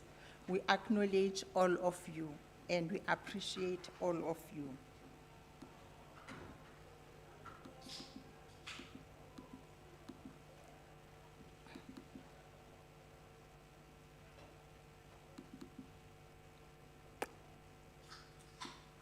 Based on the program, the first item is from Professor Baloyi. Professor Baloyi will present, the title of his presentation is Postgraduate Students Theorizing from Africa, the role of M&D dashboard in shaping the research journey. The M&D dashboard project was initiated by Professor Makua, and Professor Baloyi is mostly responsible for implementation of this project. And I also have to introduce Professor Baloyi to people who do not know him. Professor Baloyi is the head for quality assurance and enhancement in the College of Graduate Studies, this university. He taught at secondary and primary schools in the Mopane region in the Limpopo province. He has nearly 21 years of teaching experience. While as a teacher, he attended teacher education conferences and workshops. He joined ABET department as a lecturer in June 2010. His field of specialization is comparative education, educational management, adult basic education. If I'm not mistaken, ABET is standing for Adult Basic Education, as well as youth development. His research interests are adult education, open distance learning, e-learning, rural education, learner support, and quality assurance, including many more that are not mentioned here. Professor Baloyi, the floor is yours.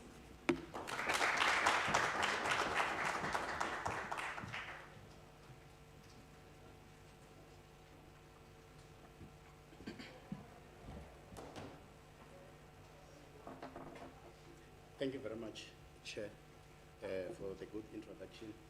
Let me also take this opportunity to acknowledge the esteemed guests, colleagues. Let me be quick to point that all protocols is observed both physically and virtually. My presentation is on the postgraduate students theorizing from Africa, the role of M&D, the role of M&D dashboard in shaping research journey. This is the layout of my presentation. I'm going to talk about the introduction and also, sorry, let me just put it here.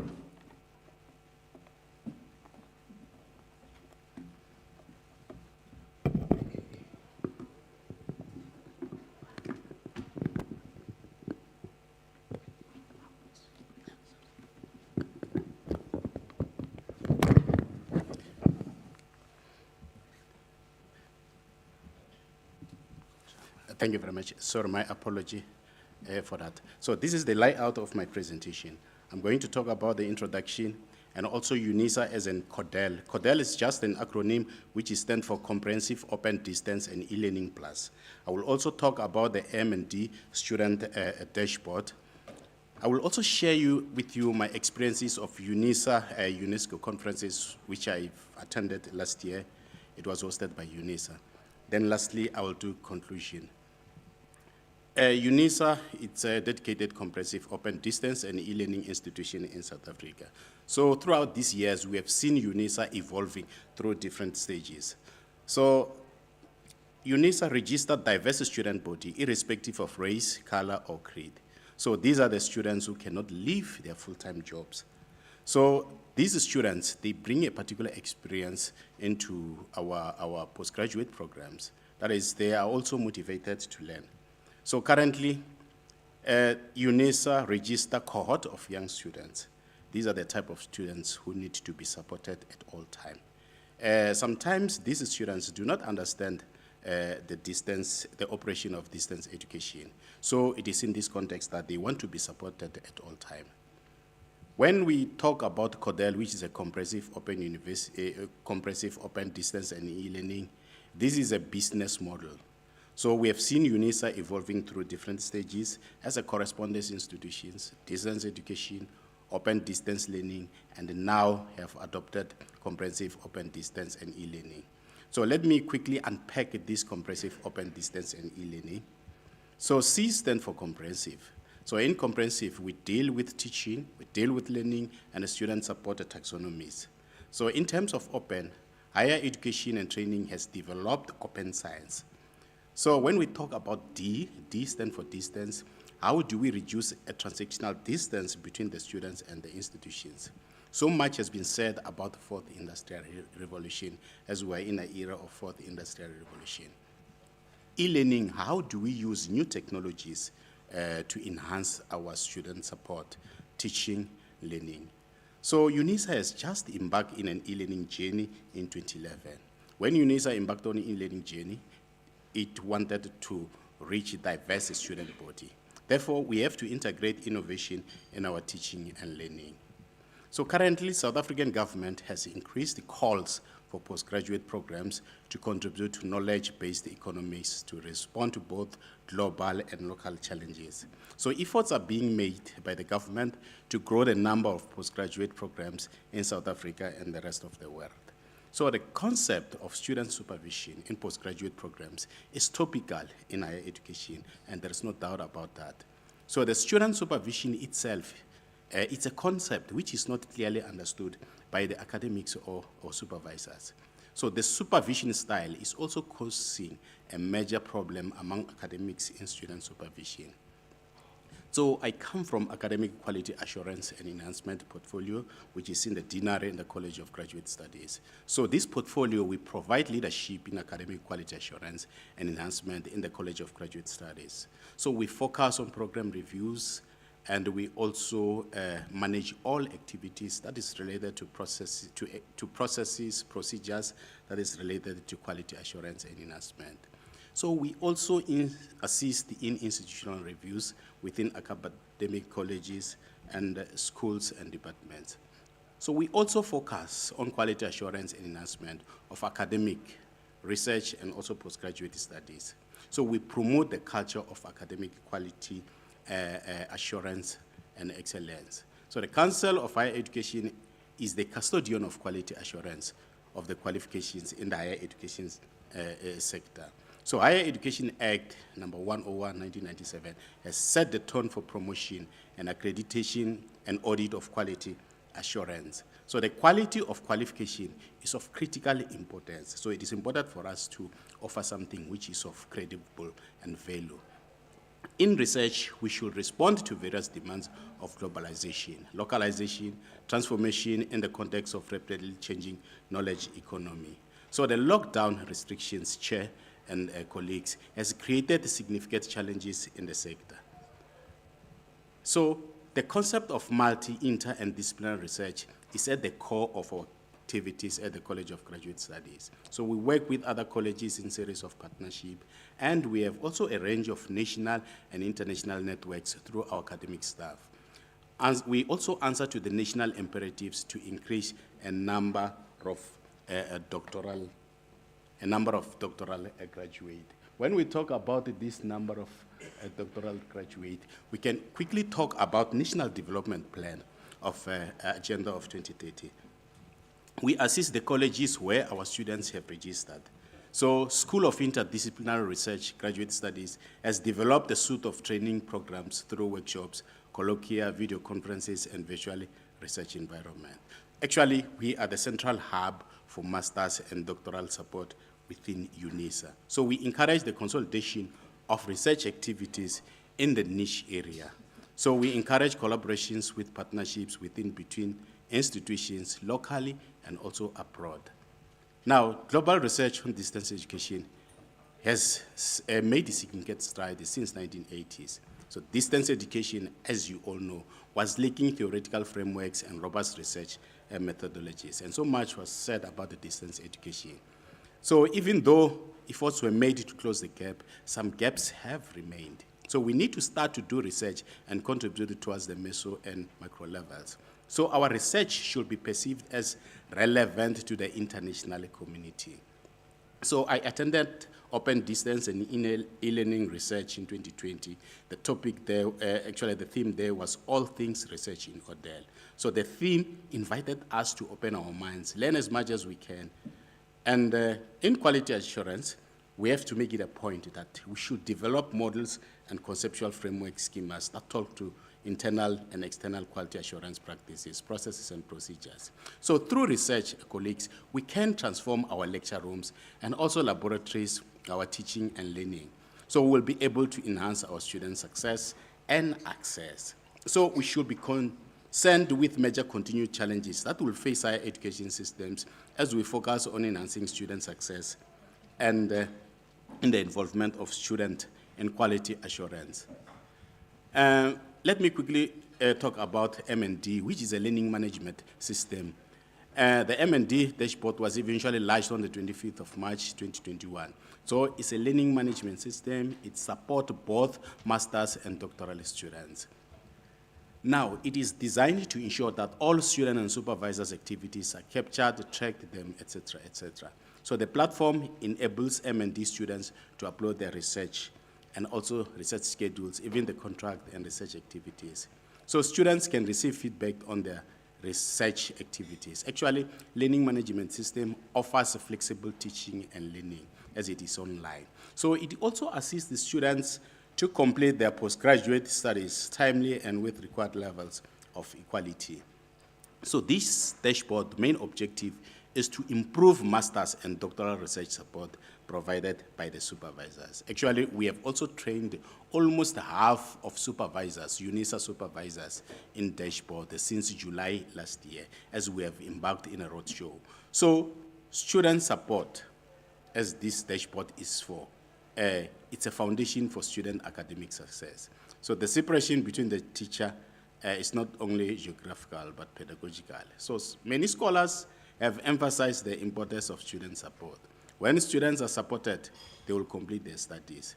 I mean, student support is a cornerstone of open distance and learning. And effective student support is the heart of ODL institutions. So quality student support has never been explored in depth here at UNISA. Now, students drop out. Some of the reasons, they are first-year generations in their families. Others drop because of financial concerns. Others drop because dropping is seen as a problem in higher education. Some drop because of poor choice of proposed study areas. Others just lack a support given to postgraduate students. Others is just laziness for motivation to complete their work necessary to succeed. So we need to foster a sense of a care and support to our students. So when students drop out, obviously, they will go to other institutions of higher learning. Some students drop because their situations has also changed. Now, we need to strengthen student support through CVCs. So in the College of Graduate Studies, we have M&D dashboard. So we need to embrace change and also continuous professional development. This should be key, continuous professional development. We need to train the students, train the supervisors, and this should be ongoing. And we need to build open and honest relationship in our entities. In conclusion, education is a basic right, no doubt about it. So if we do not support the students in terms of teaching, learning, and innovation, we will be doing disservice to the community. So education is just an enabling right. So we need to promote the number of doctoral and master's students as per the National Development Planning and Agenda 2030, and also Sustainable Development Goals.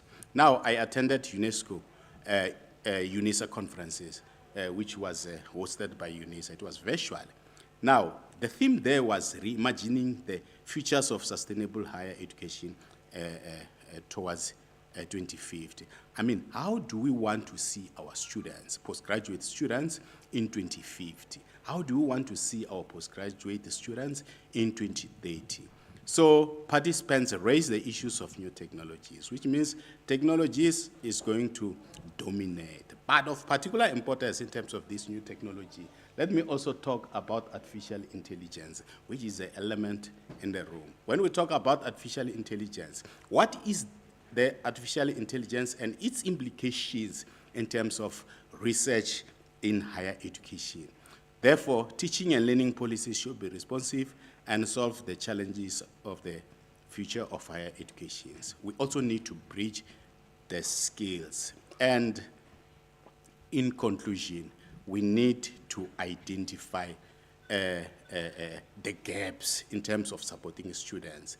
We need also to see the policies that will be relevant to student support by 2030. Thank you very much, Program Director, and also colleagues, physically and virtually.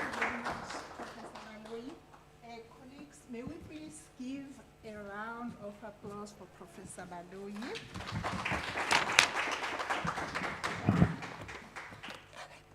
Yes. Colleagues, if you have any questions, that are related to the presentation of Professor Baloyi, please jot them down and park them. There will be a session for questions a little bit later, but not now. And I don't want this. The next item on the agenda is are the presentations that are coming from the DSI NRF SACHI Chair in Social Policy, which is headed by Professor Adesina. Professor Adesina is B1 rated by NRF, which is the National Research Foundation. Let us applaud on that, colleagues. And then thereafter, I want to introduce Professor Adesina, who is the holder of the SACHI Chair that I've just mentioned at the College of Graduate Studies. He received his education in Nigeria and the United Kingdom. Previously, he was a professor of sociology at Rhodes University and the University of Western Cape. He was elected to the Academy of Science of South Africa in 2005.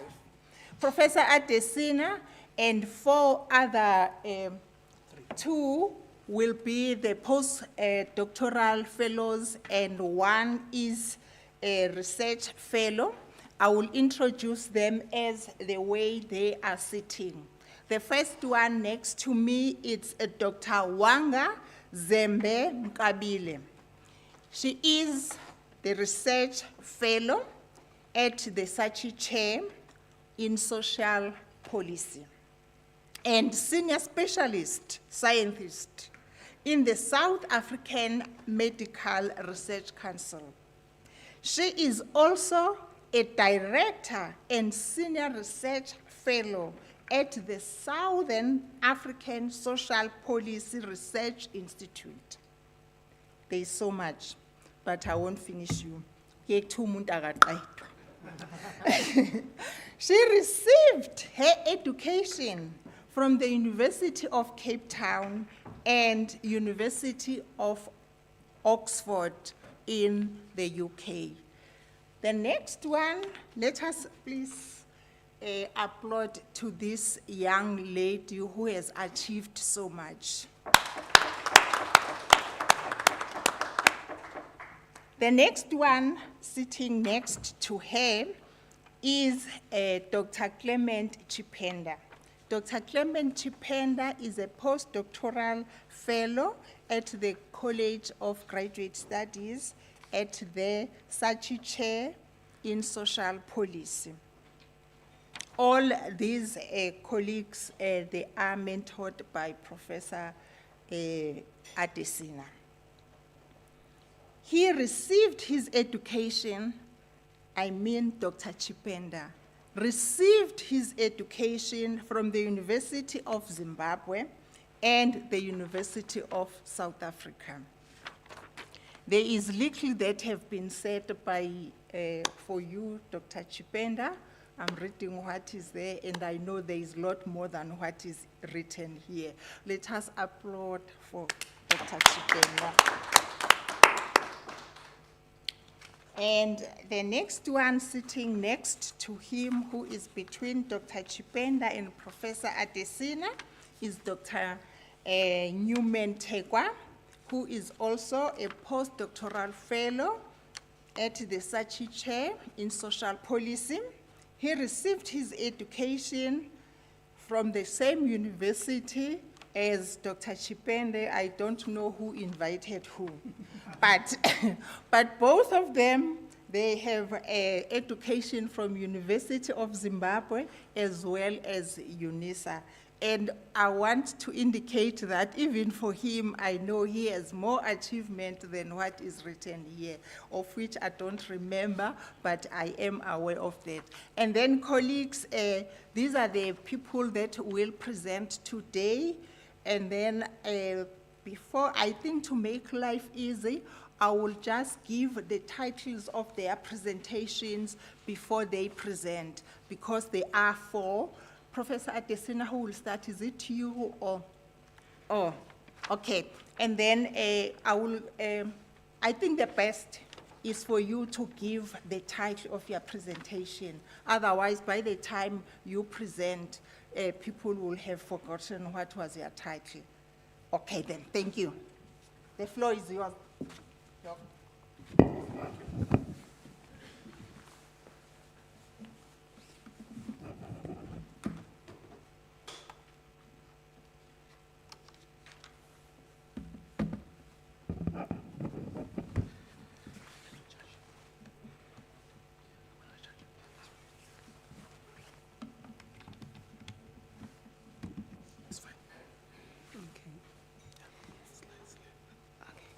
Good afternoon, colleagues.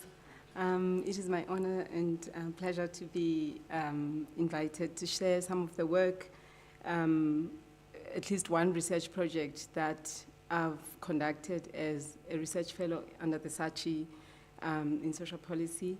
And this work I'm presenting has recently been published in the Journal of Poverty and Social Justice under Bristol University, and was also selected as one of the COVID-19 blog pieces for Bristol University. So we've received quite a bit of attention for it. The study was conducted in over 2020 and 2021. And what we sought to do there, we wanted to see how COVID-19 was impacting on caregivers of children in receipt of South Africa's cash transfer program, the Child Support Grant. And so these children were already part of a longitudinal cohort study that we were running, which sought to investigate whether the Child Support Grant had an impact on child nutrition outcomes and household food security. So this cohort had 500 mother-child pairs in it. And out of that, I selected a subsample of those children and caregivers during COVID-19 to try and see how they were coping during the pandemic. And so as a background to this study, and certainly to the rationale for conducting it, it was our awareness. We were already aware that before COVID-19, before March 2020, that poor households in South Africa, particularly with young children, were already under a lot of strain, with increasing levels of poverty and unemployment. And we could already see, therefore, a lot of food insecurity and poor nutritional outcomes in those households.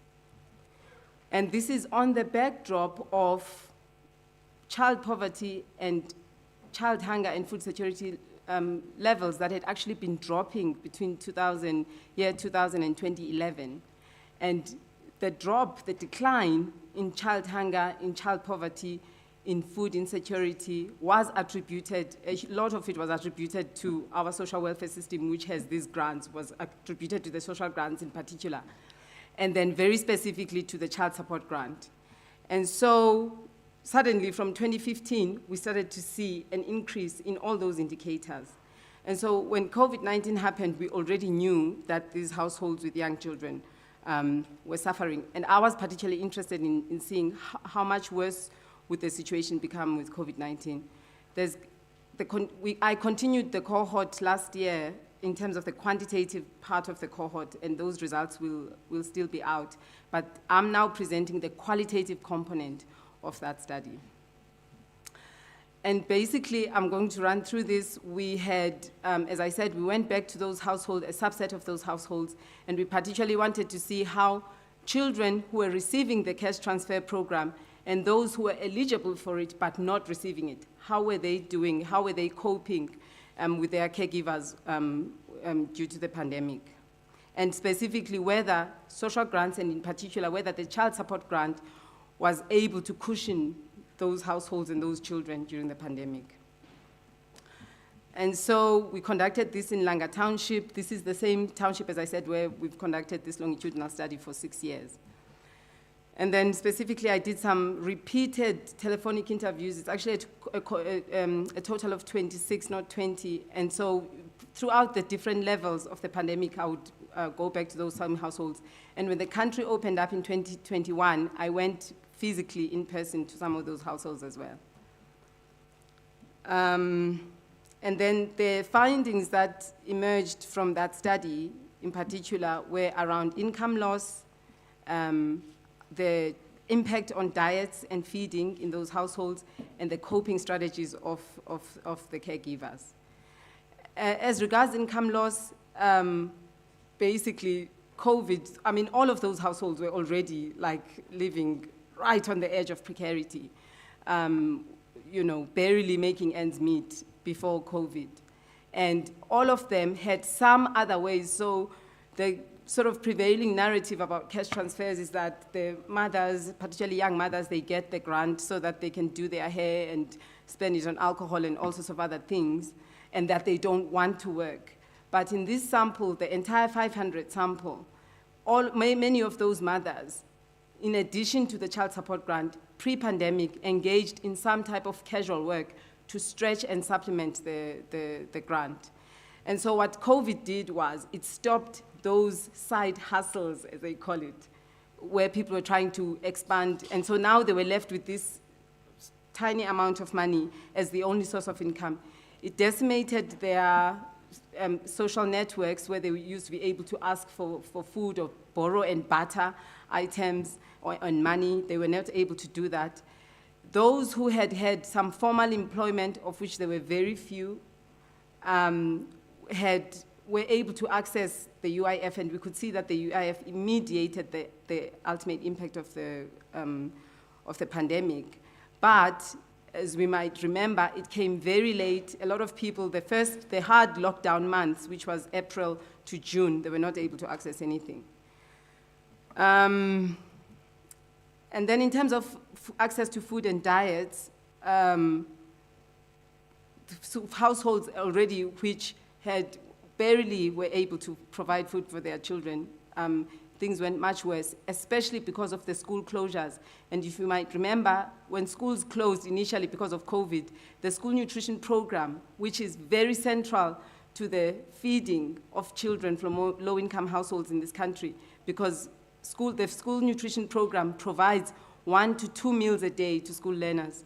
So the closure of schools, which suspended that program, meant that not only were parents now stuck with children in lockdown conditions where they were not allowed to let them leave their house all day long, they also now had to go from worrying about providing 1 or 2 meals to providing all meals and snacks in between in the household. So that put a huge amount of strain.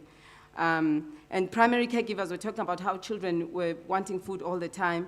I'll never forget what it was like to conduct, especially the telephonic interviews. Because of lockdown regulations, I couldn't go in person.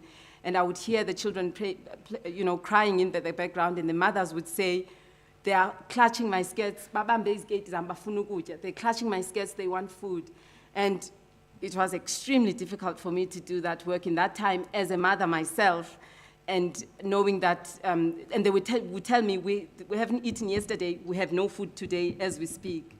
And so we were able to see just how terrible the pandemic was for low-income households. And then in terms of coping strategies, the mothers engaged in what we have since been coined shielding. So they would skip meals for themselves and not eat so that there would be some meals for the children.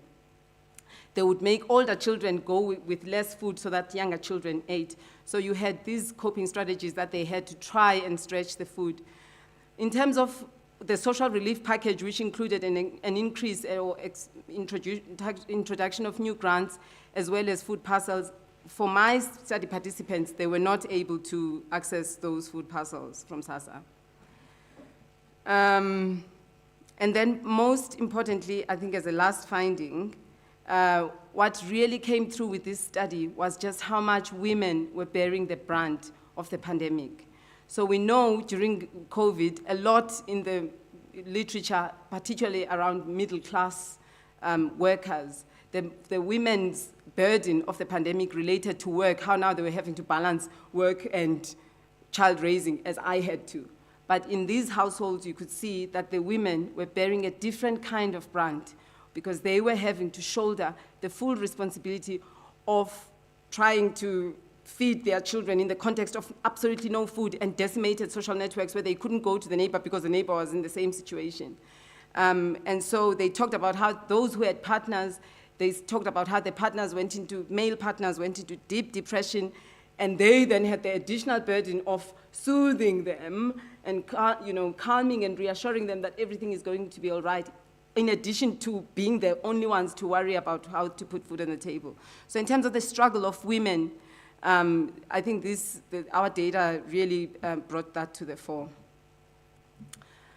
And then, I will not talk about this, but essentially the social grants increase, there was a lot of gratitude from caregivers about it, about the increase in grants, but the fact that caregivers were initially kept out of the 350 Rand SRD grant, as minute as it was, it meant that caregivers were only able to receive assistance for the first 6 months of the pandemic.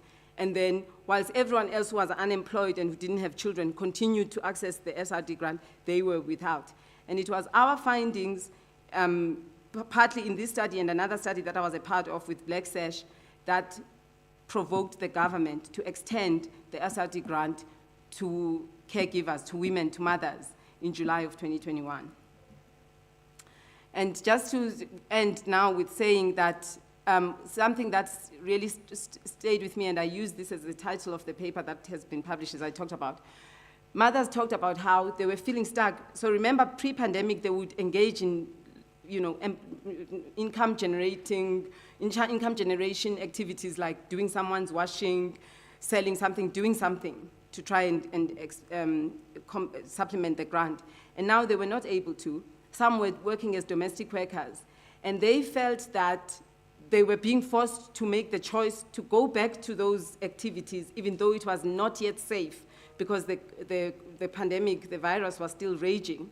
They were forced to either go out, even though it wasn't safe around June 2020, to go out and go back to their domestic work or whatever other activities they were engaged in, so that they can have more money, so that there's enough food in the house, or stay inside the home, and in so doing, in going out, face death, or stay inside and be hungry. And so the one mother talked about this, about how she felt it was that because of their status as low-income women, of being poor, that they were being forced to choose between hunger and death. And she particularly said, we should not have to choose between hunger and death just because we are poor. Other people are not having to make that choice.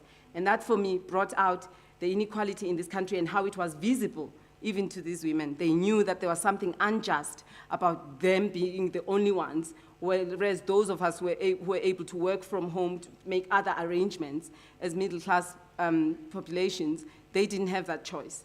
You know, so their lives were being played with during the pandemic. Finally, as my last slide, the pandemic certainly showed the potential of the South African social security system to respond very quickly. We were able to introduce new grants, increase others in a very short space of time. Yes, the introduction and the administration was chaotic and disastrous in some parts, but it really showed how we have a robust social welfare system that can be strengthened to be far more comprehensive and responsive, and to be one that does not wait until a crisis period like the pandemic to ensure that there's enough protection for everyone, that people don't have to choose between hunger and death. Thanks.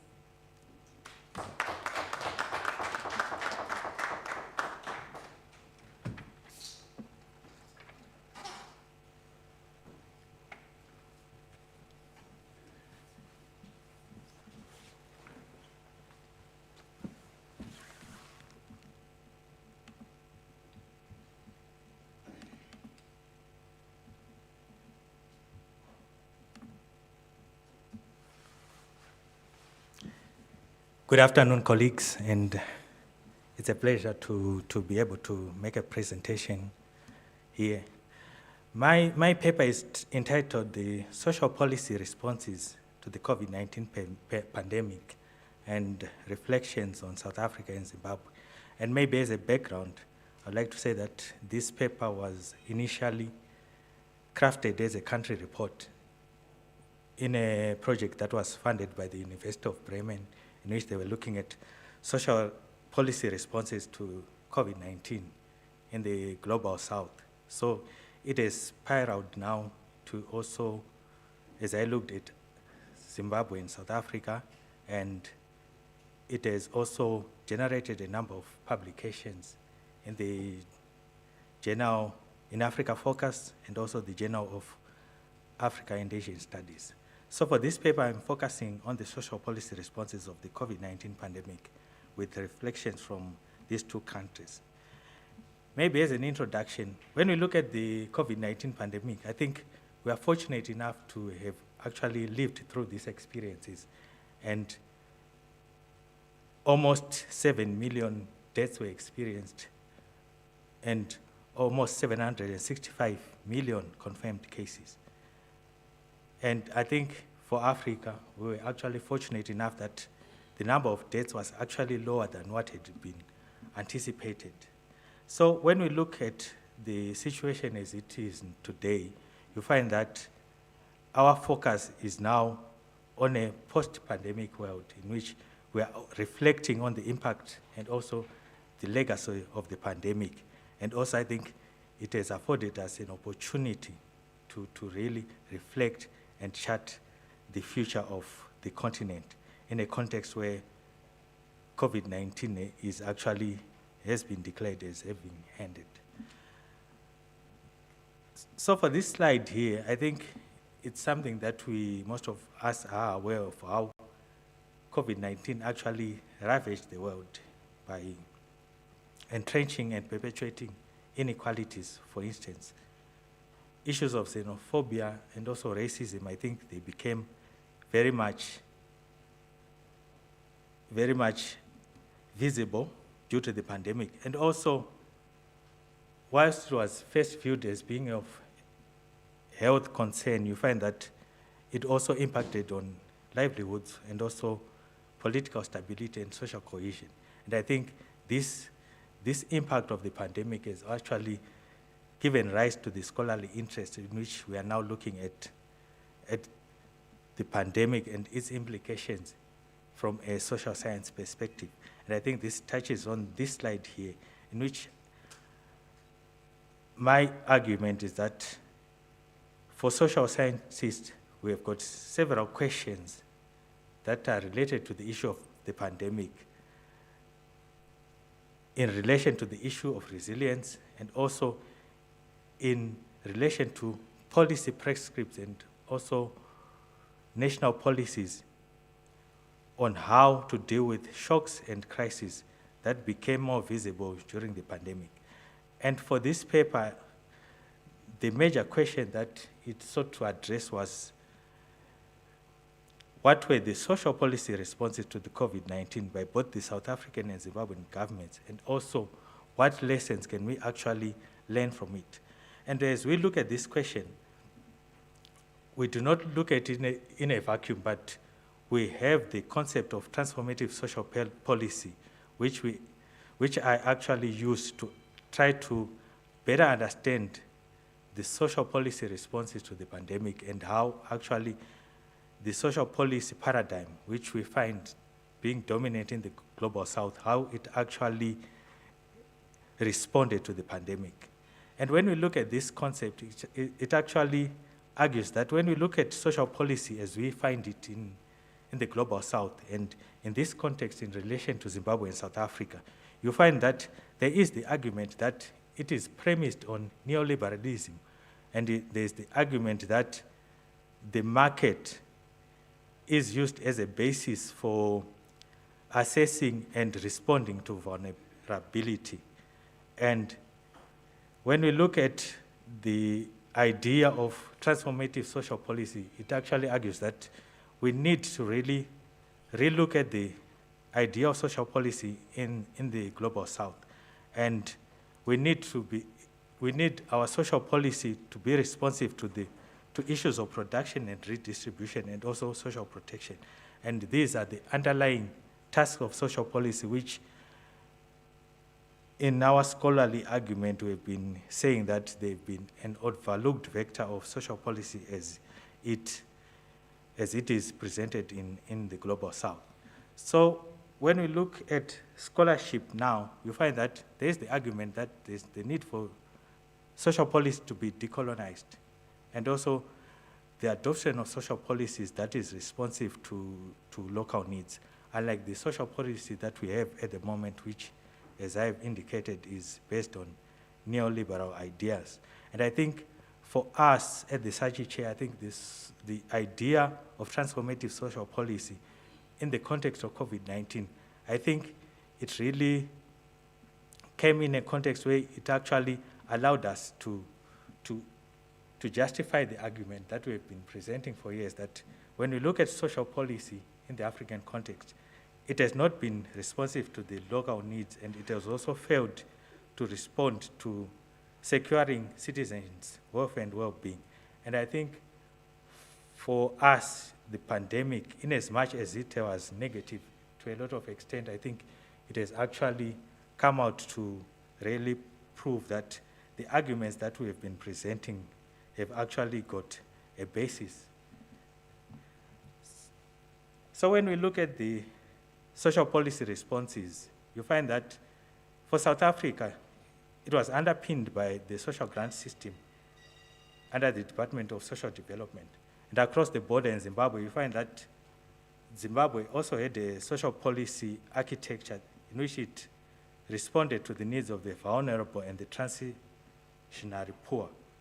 And also, this was spearheaded by a government ministry.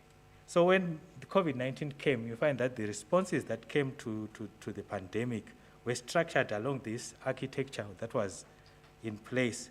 And you find that it presented several challenges in a context where the pandemic was impacting on economic activities, employment, inequality, poverty, and also in a context where there was strive for the implementation of both the SDGs and also Agenda 2063. For this slide, I won't dwell much on it, but I think it presents a roadmap in which the social policy responses were premised, with the legal instruments being in place, as well as the funding that was put in place, in addition to the government machinery that was set aside, that was put in place as a response to the pandemic.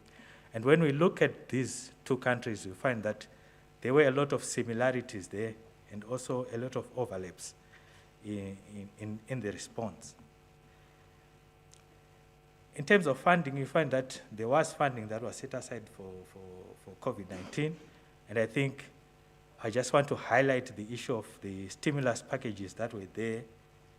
And if you look at this slide, you find that there was money that was set aside for social security, for agriculture in the Zimbabwean context. South Africa, there was job creation, wage relief, etc. You find that this was the funding that was provided for, and it was interesting to note that there was a breakdown which was actually channeled to each of the to different sectors within the economy as a response.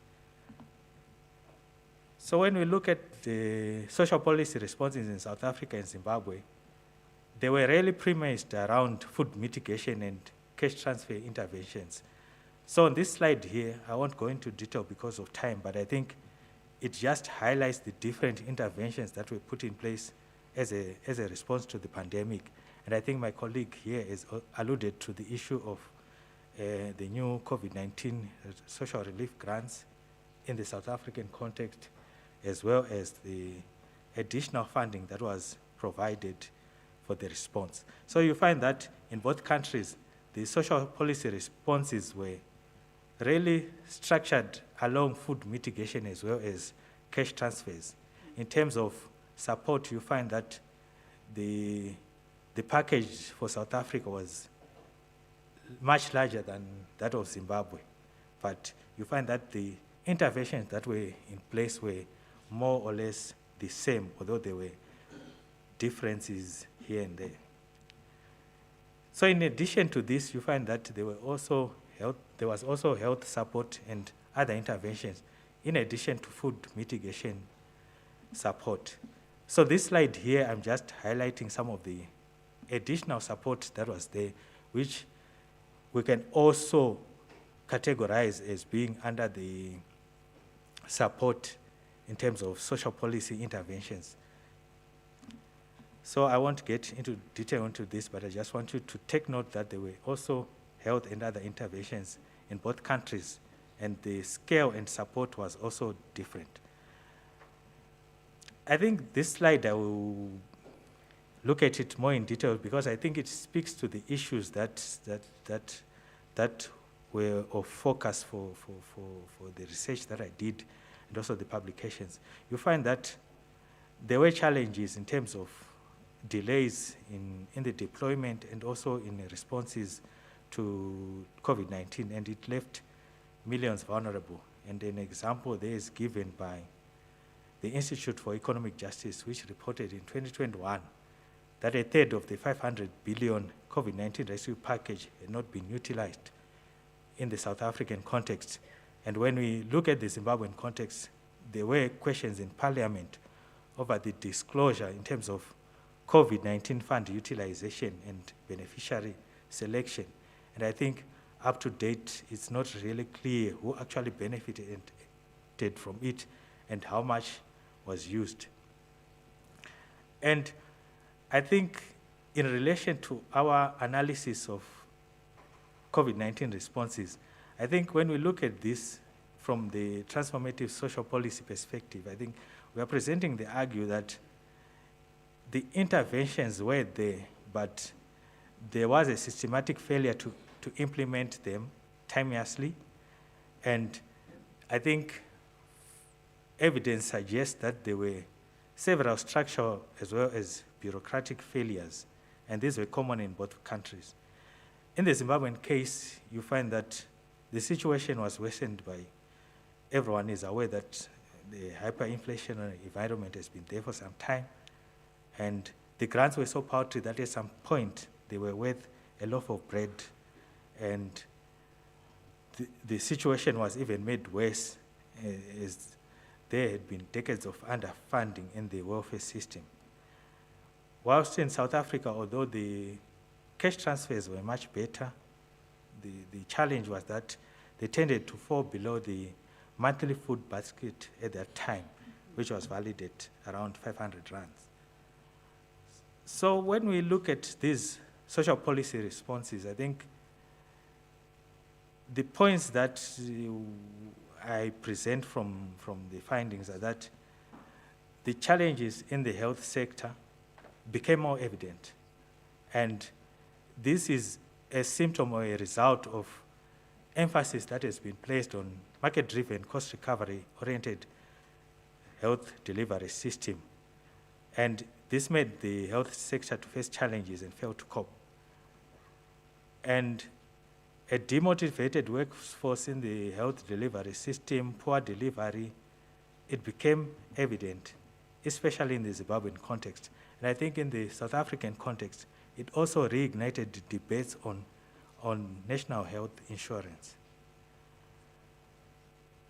In the South African context, you find that the extension of relief from the International Monetary Fund, although it was argued that it was at a low interest rate, you find that there were concerns that the fluctuations in the exchange rate would actually erode progress and progress that has been made so far in terms of social protection initiatives. And there were also concerns on nutritional value of food parcels that were provided partly as a response to the COVID-19 pandemic. So what do we learn from the pandemic in the African context? I think the major lesson there is that we need to adopt social policies that are not grounded in neoliberalism, which usually targets economic growth and market-centered development, and which has for decades proved to be a stumbling block to the post-colonial promises of addressing historical, social, and economic as well as political questions. And I think when we look at the failure by policies to reduce poverty, confront structural inequalities, redistribute wealth, and ensure social cohesion, I think that is an indication of the shortcomings of the policy merchandising that has been evident in the African context, and it highlights the need of social policy as it currently prevails. And when we look at the South African context, although there is celebration that it was effective, it was timeless, etc., I think for social policy practitioners, the very fact that we have 2/3 of the population on social grants should be an issue of worry, because it does highlight a system that does not transition the poor out of poverty, but rather it reproduces socioeconomic inequalities. And we have a case now where almost 19 million people will be provided with grants. So the current social policy regime that is currently prevailing, for starters, it is not transformational at all. It's not designed to ensure the socio-economic empowerment of citizens, and it cannot be expected to win them out of poverty. This was shown during the pandemic in a situation where most of those who were receiving state assistance were also the major clients of COVID-19 relief. So for this paper, I would argue that there are critical lessons for social policy in the African context and also in African futures from the COVID-19 experiences. And for African scholars, I think there are a lot of lessons to take home on the current social policy interventions that are in place.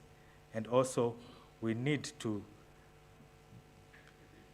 be more, to look at how citizens were plagued by precarious and adverse livelihoods during the pandemic, and also how it was easy for them to be susceptible to shocks and stressors, as was witnessed during the pandemic in comparison to countries in the global north.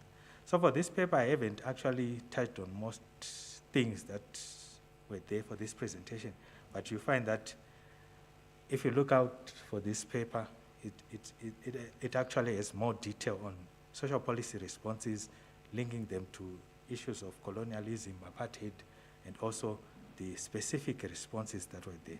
So thank you so much for your attention.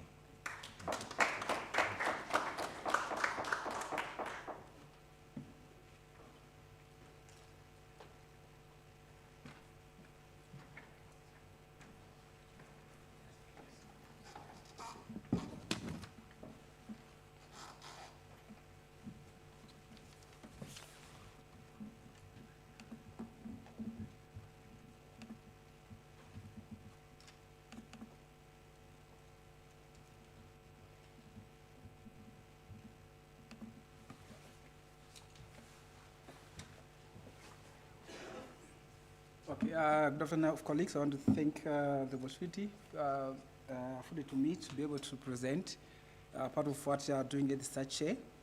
The title of my research, of my presentation now is called the Social Policy Dimension of Land and Agrarian Reform. One of the projects which we are doing at the chair also maybe takes also the title of this particular, what we are presenting for this week, the Staging Socially Responsive African Solutions.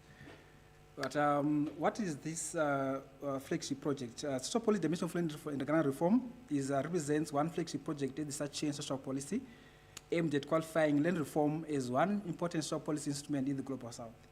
Actually, when we hear about land reform, it's no doubt that it's a political sensitive and very emotive issue in the region, from Zimbabwe, South Africa, Namibia, including other former settler colonies, for example, in Mozambique, Malawi, and even as far as Kenya.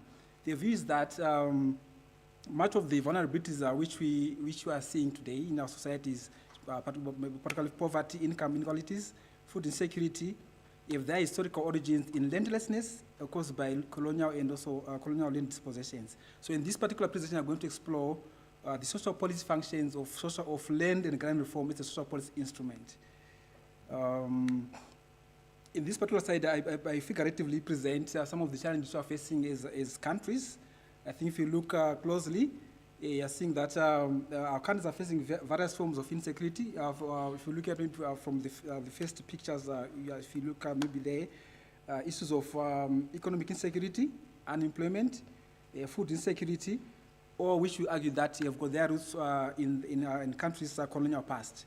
So we're trying to think outside the box that how can we come up with policy solutions which can address some of these challenges we are facing as countries. So in this case, we are now taking land reform as one of the possible solutions in trying to address some of these socioeconomic vulnerabilities, where we think that if we take, for example, land, if in a context where there's unequal land distribution, if we take land and redistribute it, for example, we give land to households with a target. But mostly what we know is that if we want to provide economic security to households, maybe you have to provide it through a job. So can actually land reform be used as one approach where we can design our maybe land holdings targeting a particular urban household wage?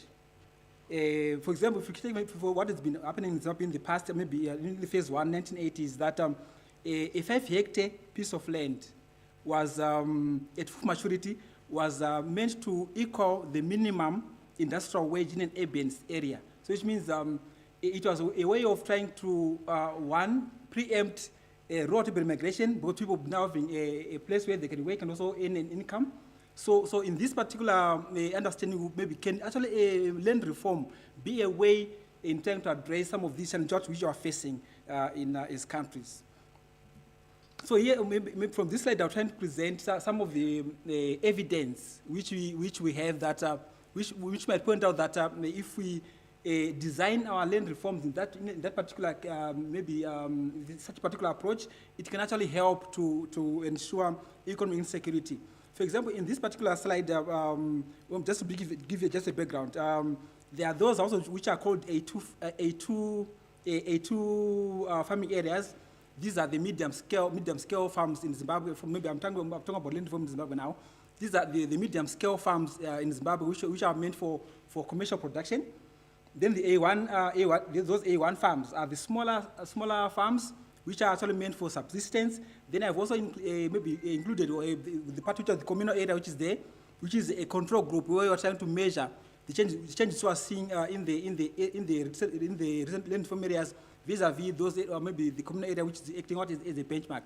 So in terms of income, which are maybe household per capita mean income, we're finding that those households which are maybe the government actually given land, they've not an improved household income. For example, if you look at the A1 farming areas, find that what we found that the household per capita income was around 4,000 US dollars, which if you convert maybe to rands, maybe just to make you understand, it maybe turns out around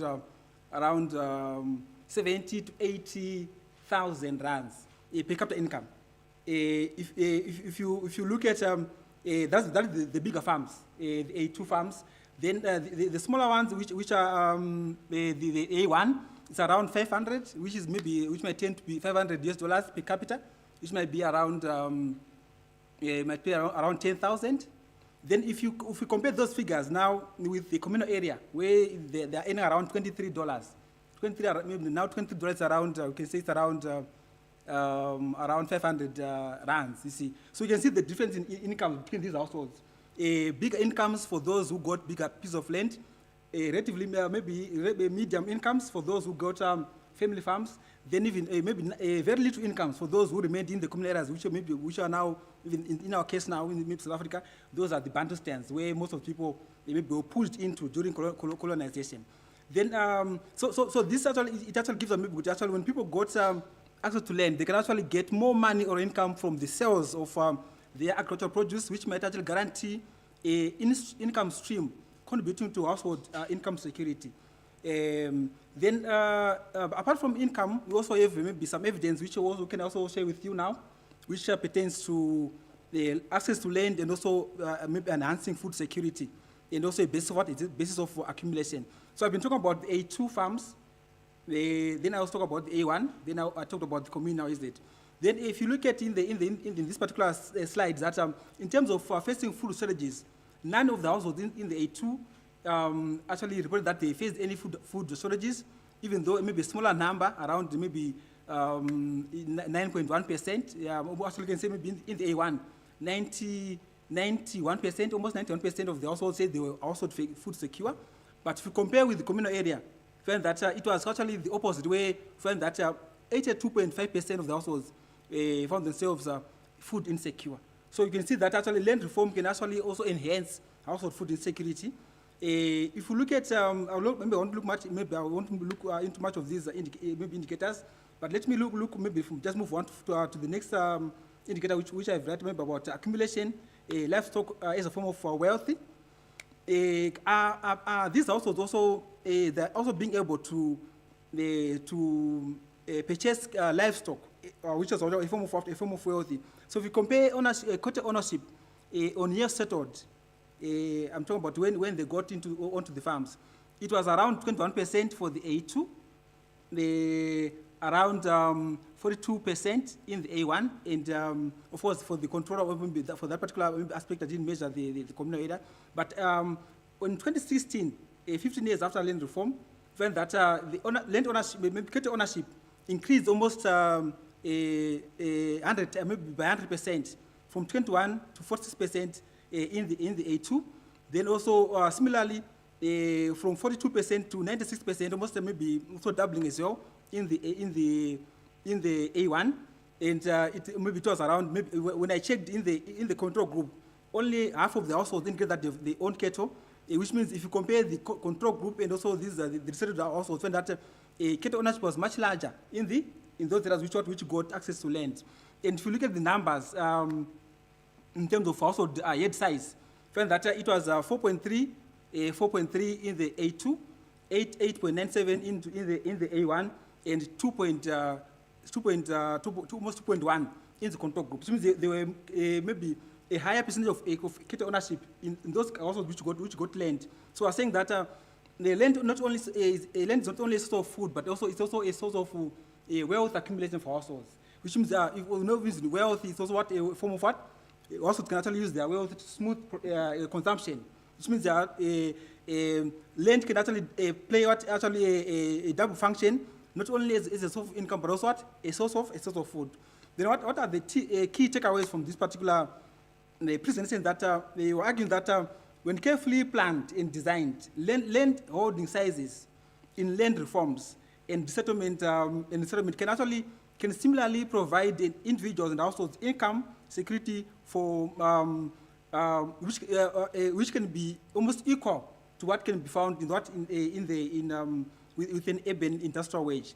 Then in-kind transfer of land to landless households provides a far more superior social protection measure compared to either food or cash transfer, particularly in former settler colonies. Then, whereas the proponents of cash transfers, they've tried to show evidence of investment by beneficiaries. Access to land provides a solid basis for accumulation, particularly livestock as a form of wealth that can also help to smooth household consumption. Then, lastly, social policy dimension of land in the land reform qualifies land reform as another policy instrument which is capable of achieving social protection objectives of the social protection objective of social policy through guaranteeing income security for beneficiary households. There I close my presentation. Thank you very much.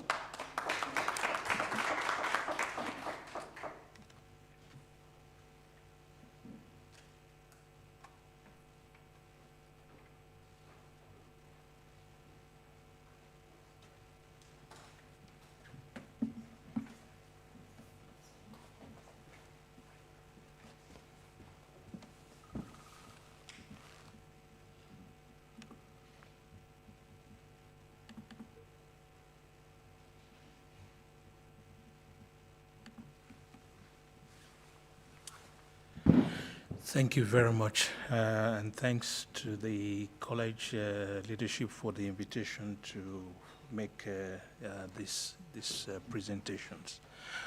The final presentation is on a new research project that we launched at the chair, which is referred to as the precarious non-poor in Africa.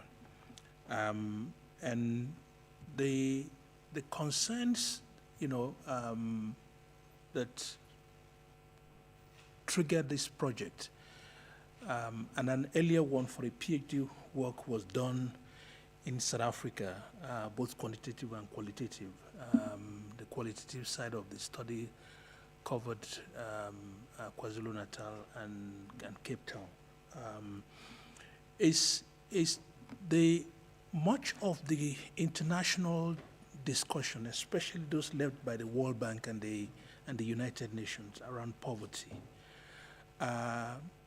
is framed by a particular understanding of poverty which refers to what you may call the ultra poor, the extremely poor.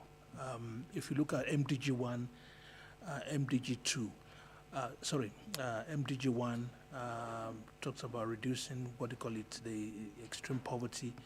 If you look at SDG 1, although it talks about eliminating poverty everywhere, when you actually look at what is being measured, it is extreme poverty.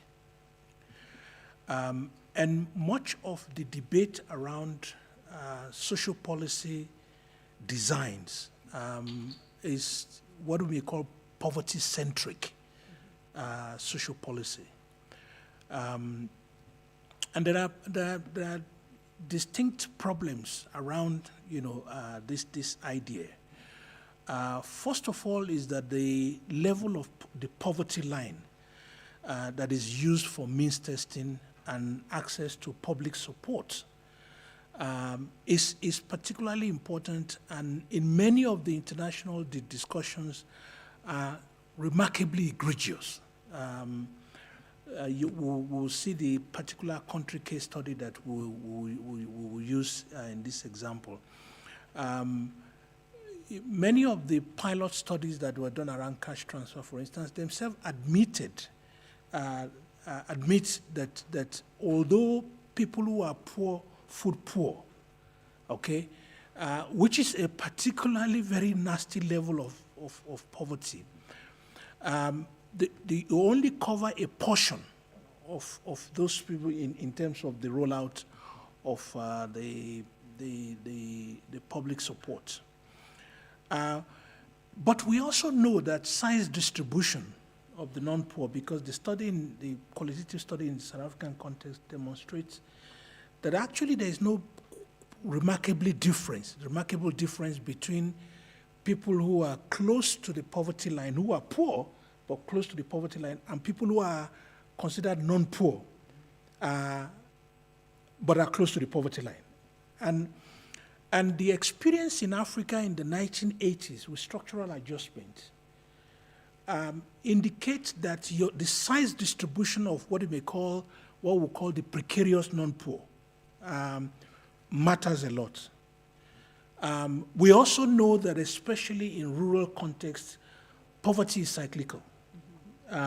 It depends on which particular point in time you measure the poverty. If you measure poverty just after harvest, the poverty level will be low. If you measure poverty level before harvest, poverty tends to be very high.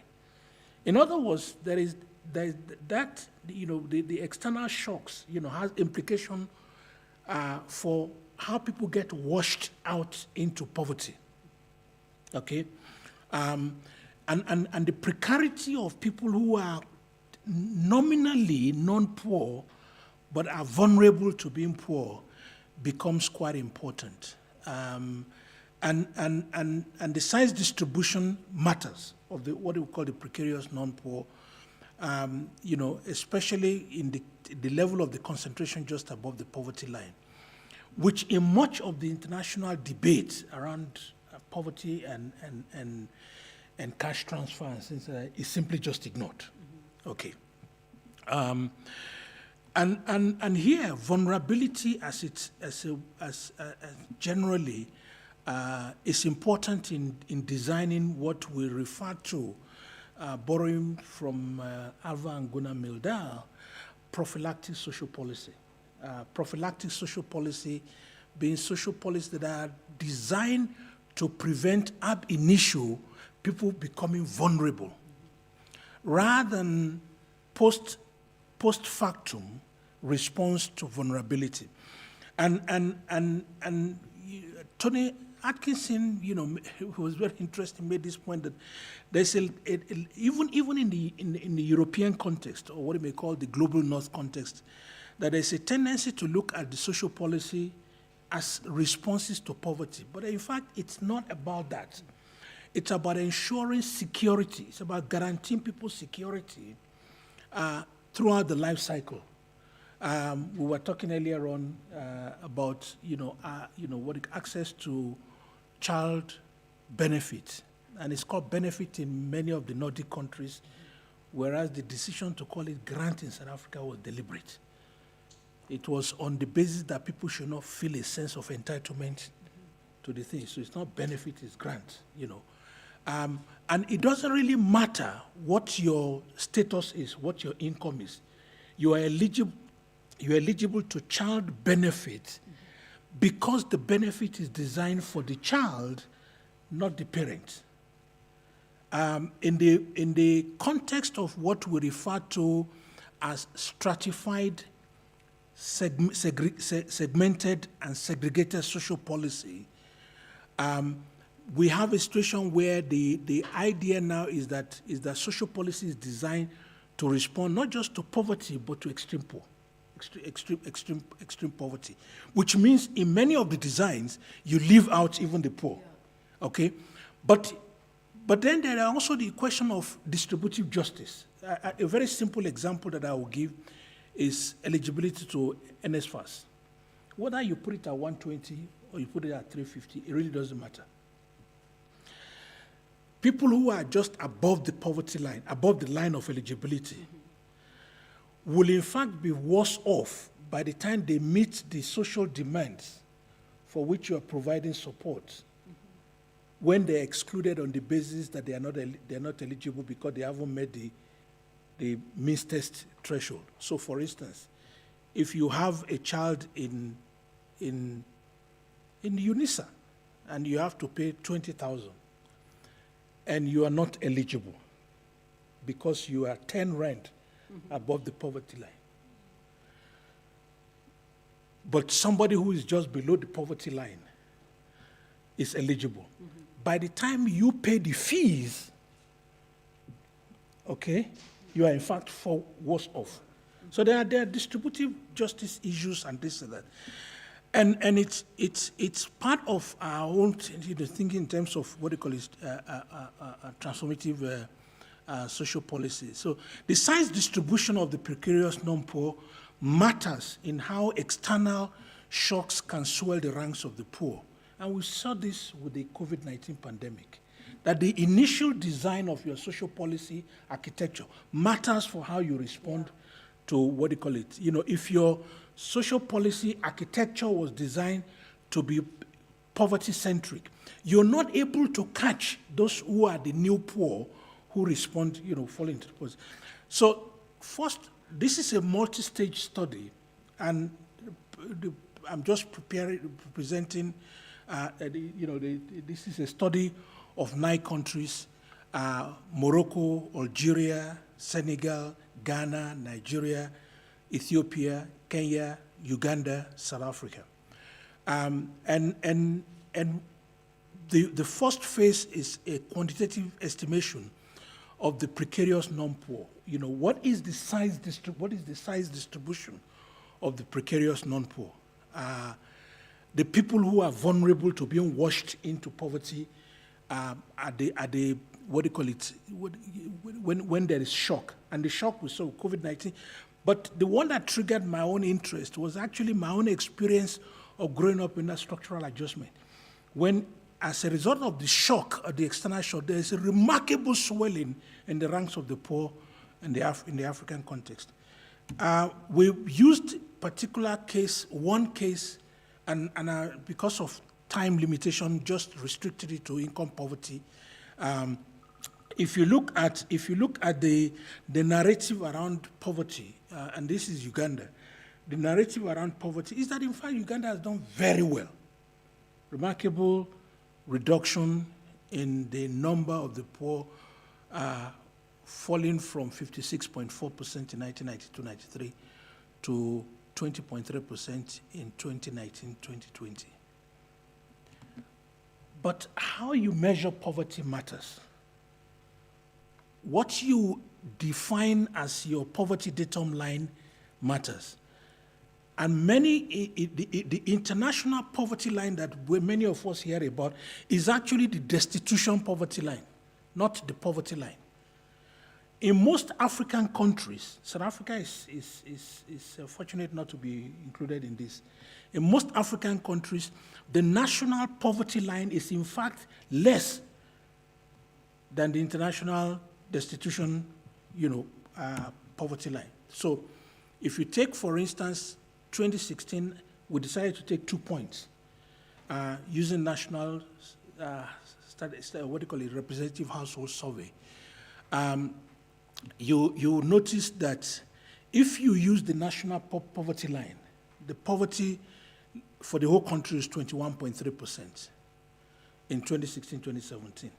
If you use the international destitution poverty line, extreme poor poverty line, it jumps to 41.34%. If you use the poverty line for low-income countries, which was then $3.01 a day, is 68.4. So for policy purposes, social policy purposes, it matters how you define your poverty. And I think in the South African context, this may explain why there hasn't been a nationally adopted poverty line. Start SA produces, what they call it, food poverty line, which everybody says is useless. There's the, lower band and the upper band poverty line, and so on and so forth. But if you look at between 20, and the table shows the distribution by gender, by residence, rural, urban, and then the regions. I mean, the northern regions and the eastern regions are particularly, badly, affected. But this is the interesting thing. If you then look at the number of the poor and the precarious non-poor, it becomes quite interesting because now we're dealing with the size distribution of the what do you call it, of the precarious non-poor. If you take the two together, even the national poverty line will give you a 61.3%, you know, with the precarious non-poor constituting 40% of the population. So in other words, the escape from poverty that we see here is an escape, even from the national poverty line, is an escape into precarity, precarious non-poor. If you go to, what do you call it, and that story is told throughout, whether you're talking about gender, whether you're talking about something. There are other parts of the study that has to do with multi-dimensional poverty. The South African number is not particularly dramatic, you know, it's dramatic in a number of other countries and so on and so forth. But the implication of this is a design of a social policy framework that is concerned with security rather than poverty. Because poverty itself is cyclical. And if you design your social policy framework around ensuring security for the whole population, it has meaningfully different impact in the context of shocks or cyclical, annual cyclical movement of people in and out of poverty, especially the rural population, you know, and then we're moving into the what you call more qualitative segments of the study. But yeah, thank you.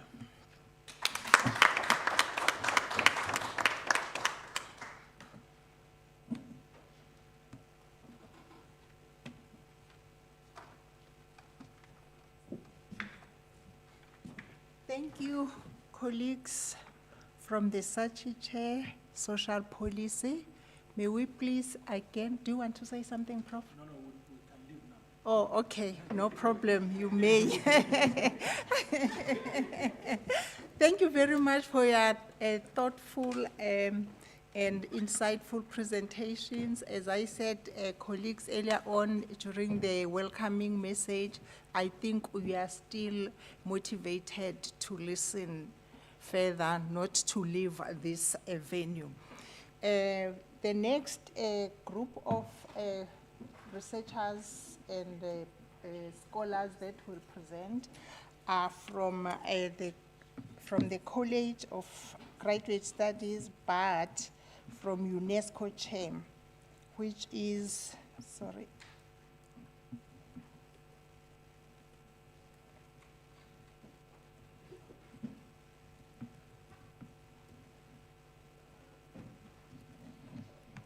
The UNESCO chair is in the College of Graduate Studies, and it is led by Professor Malik Maza, and Professor Maza has a number of researchers and postgraduate students and external stakeholders that he is working with that are part of his chair. But today, few of them will present, which are Ms. Tobo Mutlamane and Dr. Mohammed, who will present on a title, Towards Green Nanofertilizers for Sustainable Farming. The next presentation will be Ms. Buitumelo Mapachaka and Dr. Newman. Their title is Towards Green Air Conditioning via Smart Windows. The next presentation, the title will be Cost-Effective Dark Light Active Photocatalyst for Water Decontamination by Mr. Fall and Professor Maza. The next one will be Dr. Nandipha Botha. The title is Biomimics White Pigment for Radiative Cooling in Rural Areas Applications. The last presentation will be by Dr. Mohammed and Professor Maza. the carbon dioxide sequestration and volatilization via nanoscaled bioengineered calcium carbonate. And these colleagues, I will read their profiles before Professor Maza come to present, because Professor Maza indicated that she will present for all people that I have indicated earlier on. Professor Maza, he is UNESCO UNISA Chair, UNESCO UNISA Africa Chair in Nanosciences and Nanotechnology. Professor Maza is the recipient of several awards, including Presidential Award, Order of Mapungubwe Silver Award, and the joint winner. Spirit of Nobel Laureate Abdus Salam Award, I hope I'm pronouncing that correctly, of the United Nations, Abdus Salam International Center for Theoretical Physics. And the next one is Dr. Mohammed, Dr. Hamza Mohammed. He is a material scientist currently working as a postdoctoral research at Itemba Labs, University of South Africa, under UNESCO Africa Chair in Nanosciences and Nanotechnology category. Dr. Mohammed has received his BSc from Sohag University in Egypt and received his master's in science, to be specific, and PhD from UNISA. He is collaborating with Professor Alain Gibard from France and Professor Alain Griff from Belgium. His contribution in the field of functional materials for biocatalysts, photocatalysis, and biomedical applications have generated new knowledge and delivered 31 peer-reviewed publications and 20 oral invited presentations at the international conferences. He is working on 2 patents. The next one is Ms. Tobo Mutlame. She is a plant scientist currently pursuing a PhD in agriculture as TWAS NRF awardee at the University of South Africa under the supervision of Professor Maza and Dr. Casey Mohale, who is coming from the College of Agriculture and Environmental Sciences. She has conducted research assignments in France. The main focus of her PhD is the use of nanoparticles for plant fertilization. She obtained her BSc Horticulture and MSc Crop Protection from Botswana, the University of Agriculture and Natural Resources. The next presenter will be Dr. Adama, excuse me, colleagues, Mr. Adama Fall. Mr. Adama Fall is a nanomaterial scientist who obtained Masters in Science in Physics at the University Cheikh Anta Diop of Dakar, Senegal. Mr. Fall is a PhD fellow at the University of South Africa, presently under the UNESCO UNISA Africa Chair in Nanoscience and Nanotechnology. His research interests include the design, growth, and aging control of nanosystems processing using electrospinning and spin coating deposition. His wish and will is to be a role model to the African youth in the field of science and technology. Dr. Nandipa is currently a postdoctoral research under UNESCO, UNISA Africa Chair in Nanoscience and Nanotechnology. She obtained her PhD in chemistry from the University of KwaZulu-Natal. Her research focuses on obtaining inorganic nanomaterials via the green route. She is an exciting young scientist who have a great future ahead of her. The next one, Miss Buitumelo Mabaka Chaba. She is the PhD student under the UNESCO again at the University of Western Cape. She is not registered with UNISA, but she is registered at University of Western Cape. She obtained her MSc at the University of Western Cape with cum laude.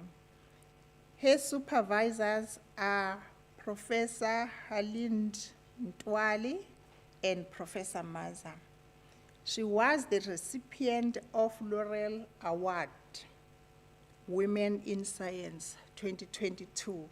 Her field of study is material science, and she received the first prize poster presentation at the Nano Africa 22 conference that was held in Cape Town.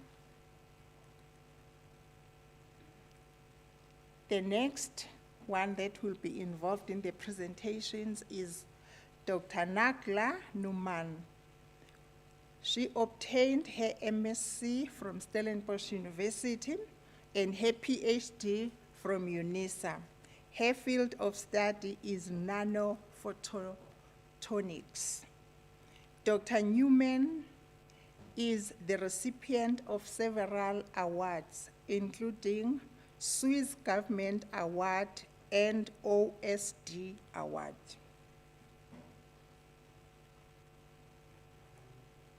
I think these ones, yeah, I think that's all.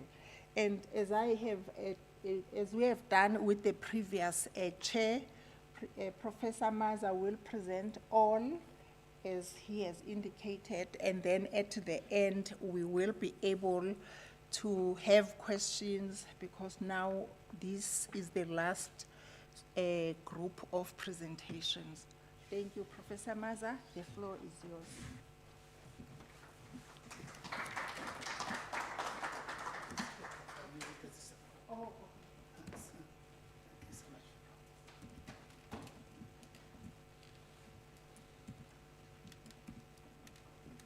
Madam Program Director, Prof. Mbata, Professor Lenkabula, Vice Chancellor of the University in absentia, Professor Neiwa, Vice Principal Research and Innovation, senior and junior colleagues present here in the auditorium, and those who are present with us virtually.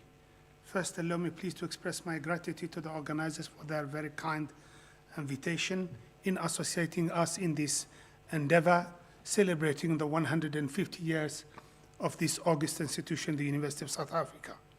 And also, I wish to express my gratitude to all of those who are following this series of talks for taking of your precious time and allowing us to share with you some of these of our R&D translations and hopefully innovation which could enter the market in near future. This contribution is given within the framework of two continental platforms, the Nanoscience African Network, known as NanoAfnet, and the U2ACN2, which stands for the UNESCO UNISA Africa Chair in Nanosciences and Nanotechnology, which is a trilateral partnership between the UNESCO plus Fontenoy and the University of South Africa, as well as Itamba Labs, a national facility of the National Research Foundation. In effect, both institutions are geared towards and focused on Africa for a number of reasons, and in particular, 4 of them. I will not highlight them, but I would like to highlight the number 1. Africa is the youngest continent in the world and would be the youngest forever in 2050, if one has to consider the rate of mortality and resistance somehow.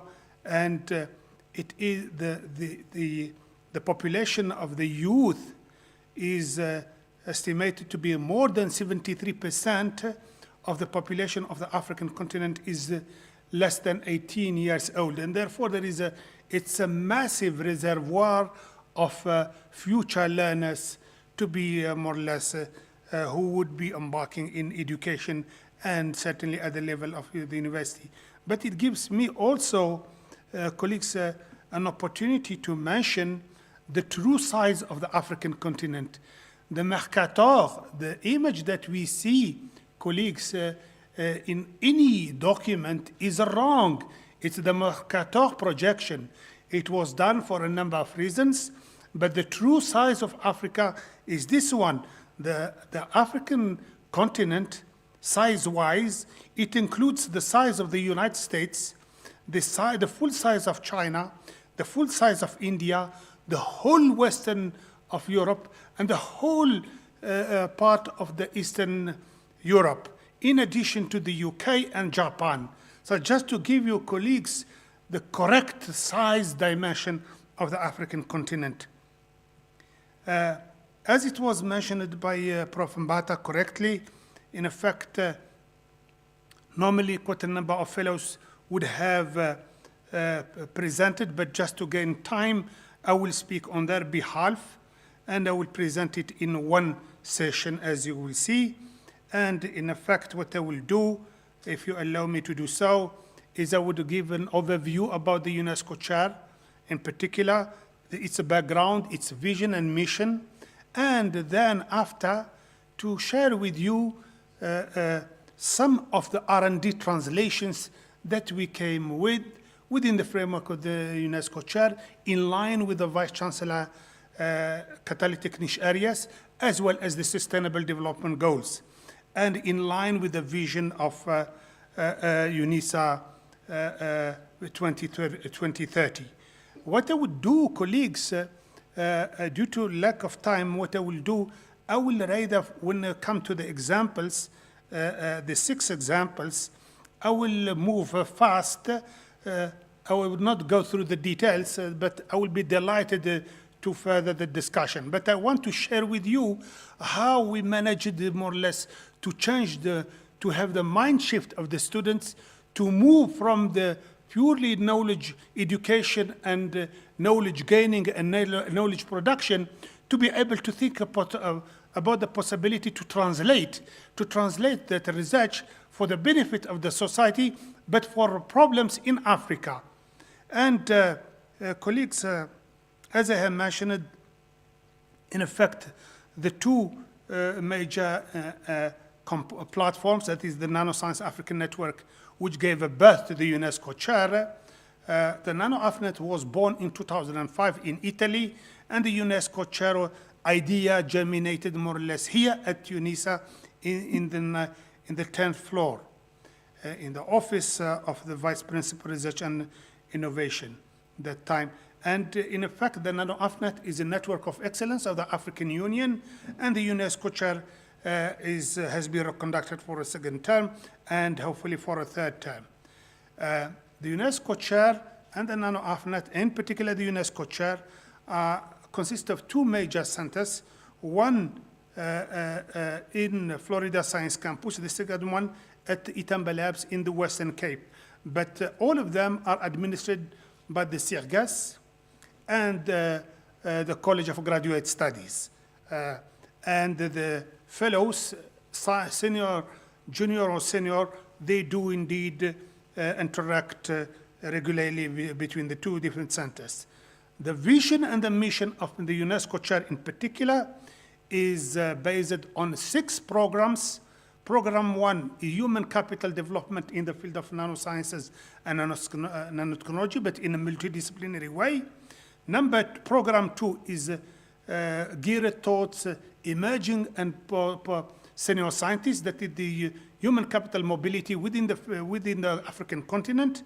Program 3 is the creation of a nanoscience master program at the African level, and 4, the creation of an open access journal in the field of nanosciences and nanotechnology to be the voice of the African continent at a certain extent.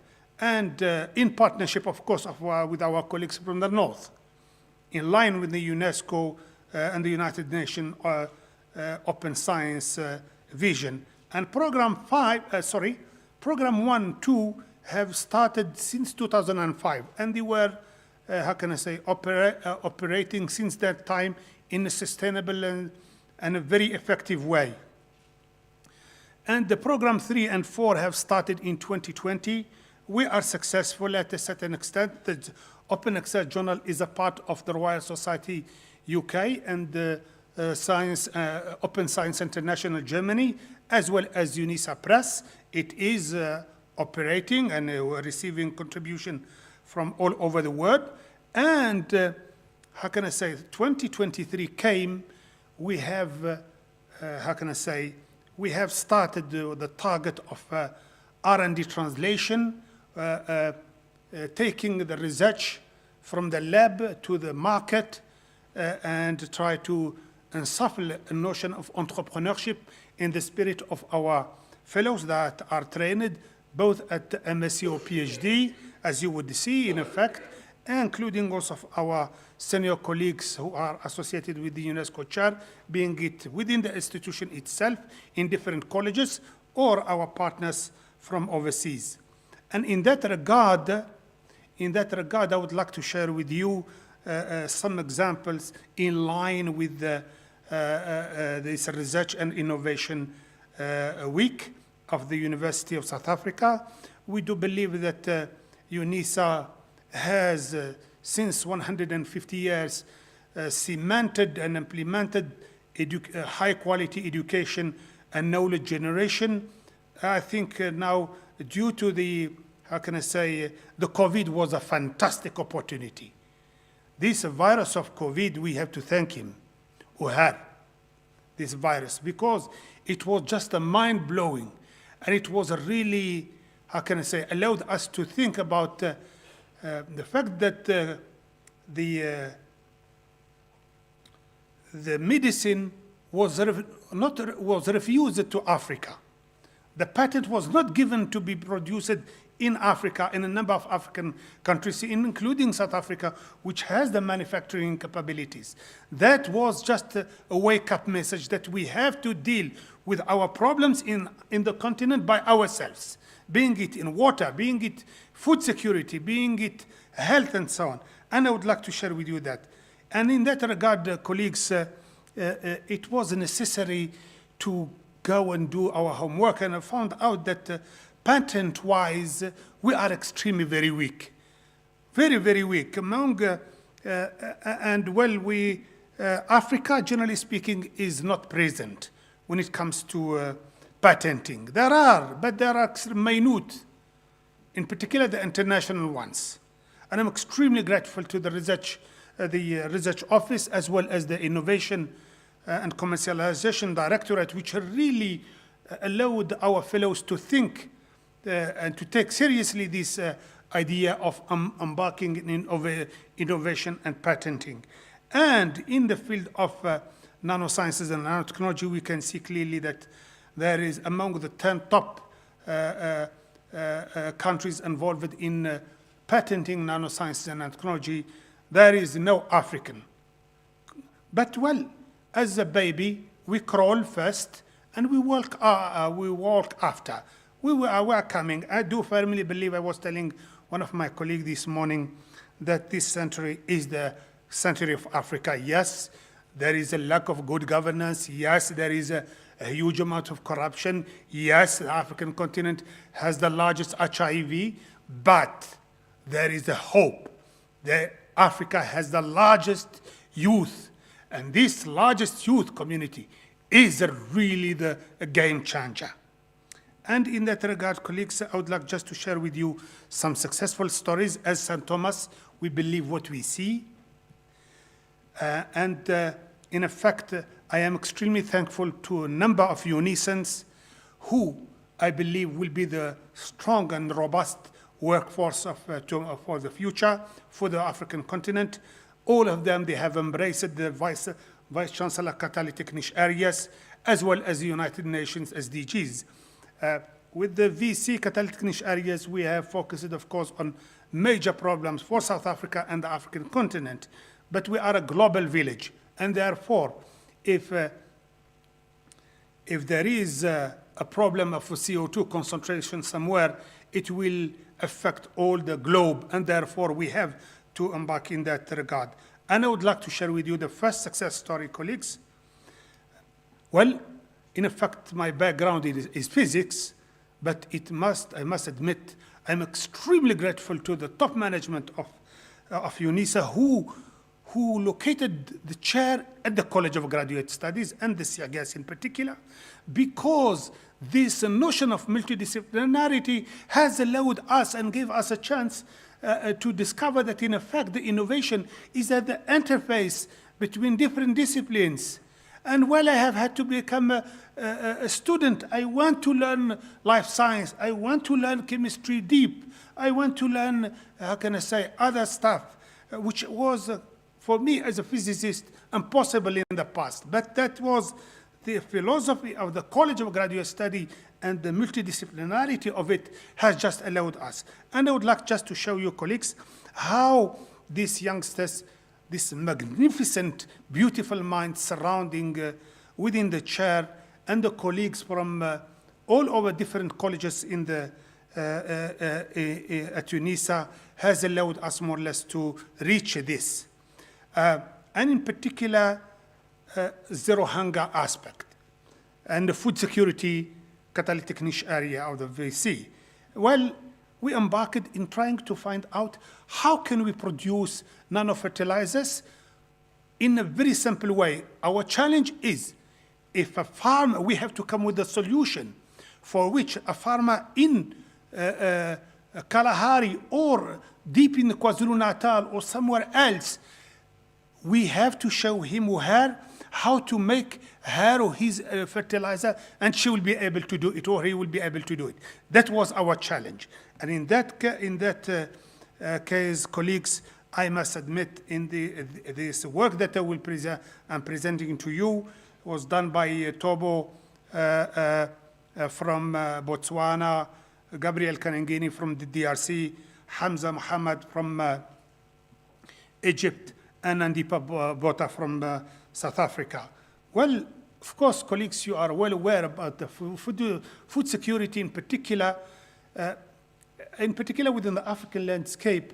We are the ones, the statistics show clearly that we are the African, we are the continent where the shortage of food would be serious, and we are the continent who has the largest arable land. It can't be. What was the reason for such? The reason for such is that fertilizers are extremely expensive. Extremely expensive. And now with Ukraine and Russia, which is the first world producer of fertilizers, well, we cannot access them, or if we access them, they're extremely expensive.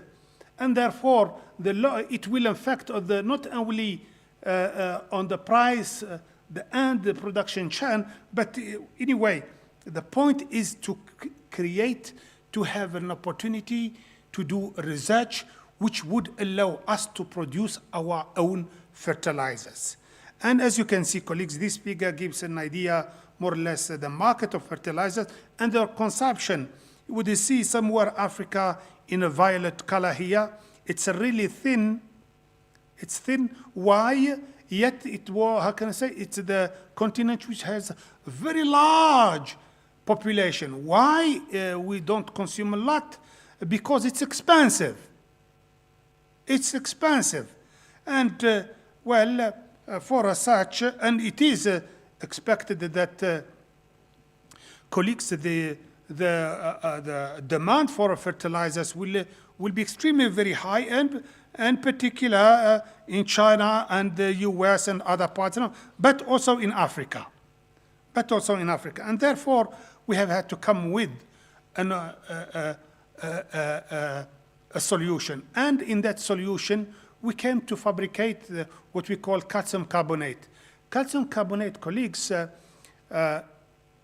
it is the eggshell, if you wish.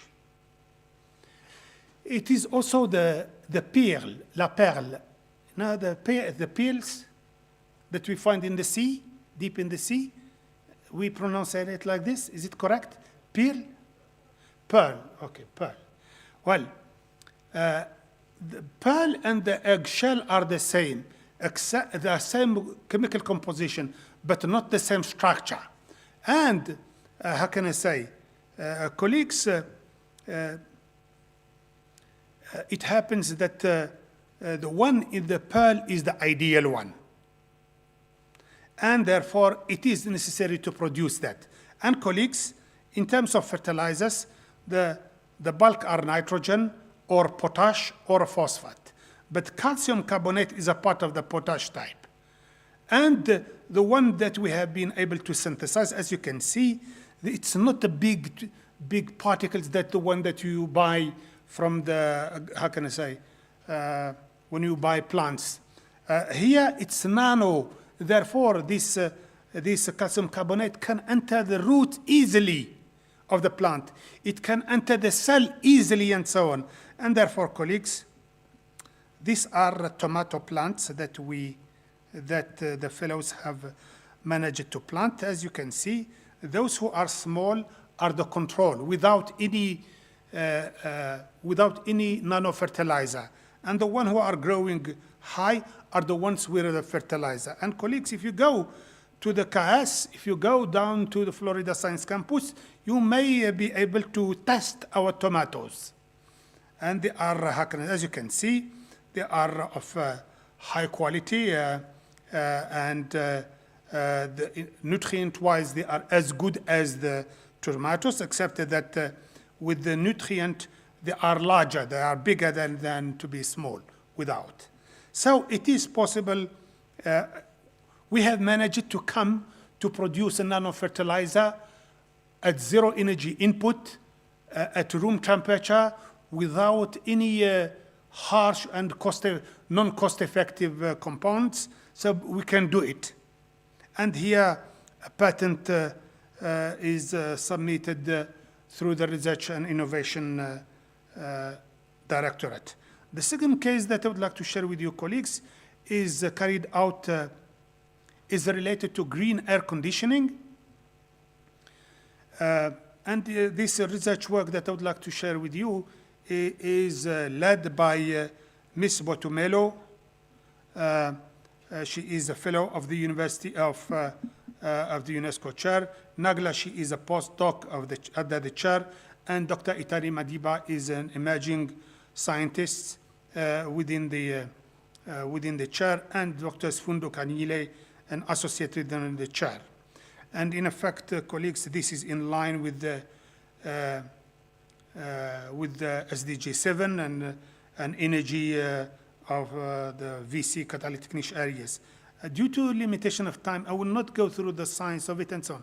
But here, colleagues, you have a car. At the bottom here, you have a car. And on the top, you have a house.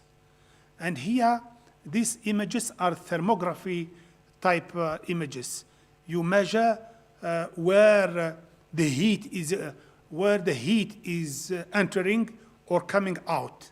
And as you can see, the heat exchange is mainly through the windows, colleagues. Through the windows, both in a car or in a house, mainly in. And colleagues, in a car, when it's hot, during the summer, you switch on the air conditioning.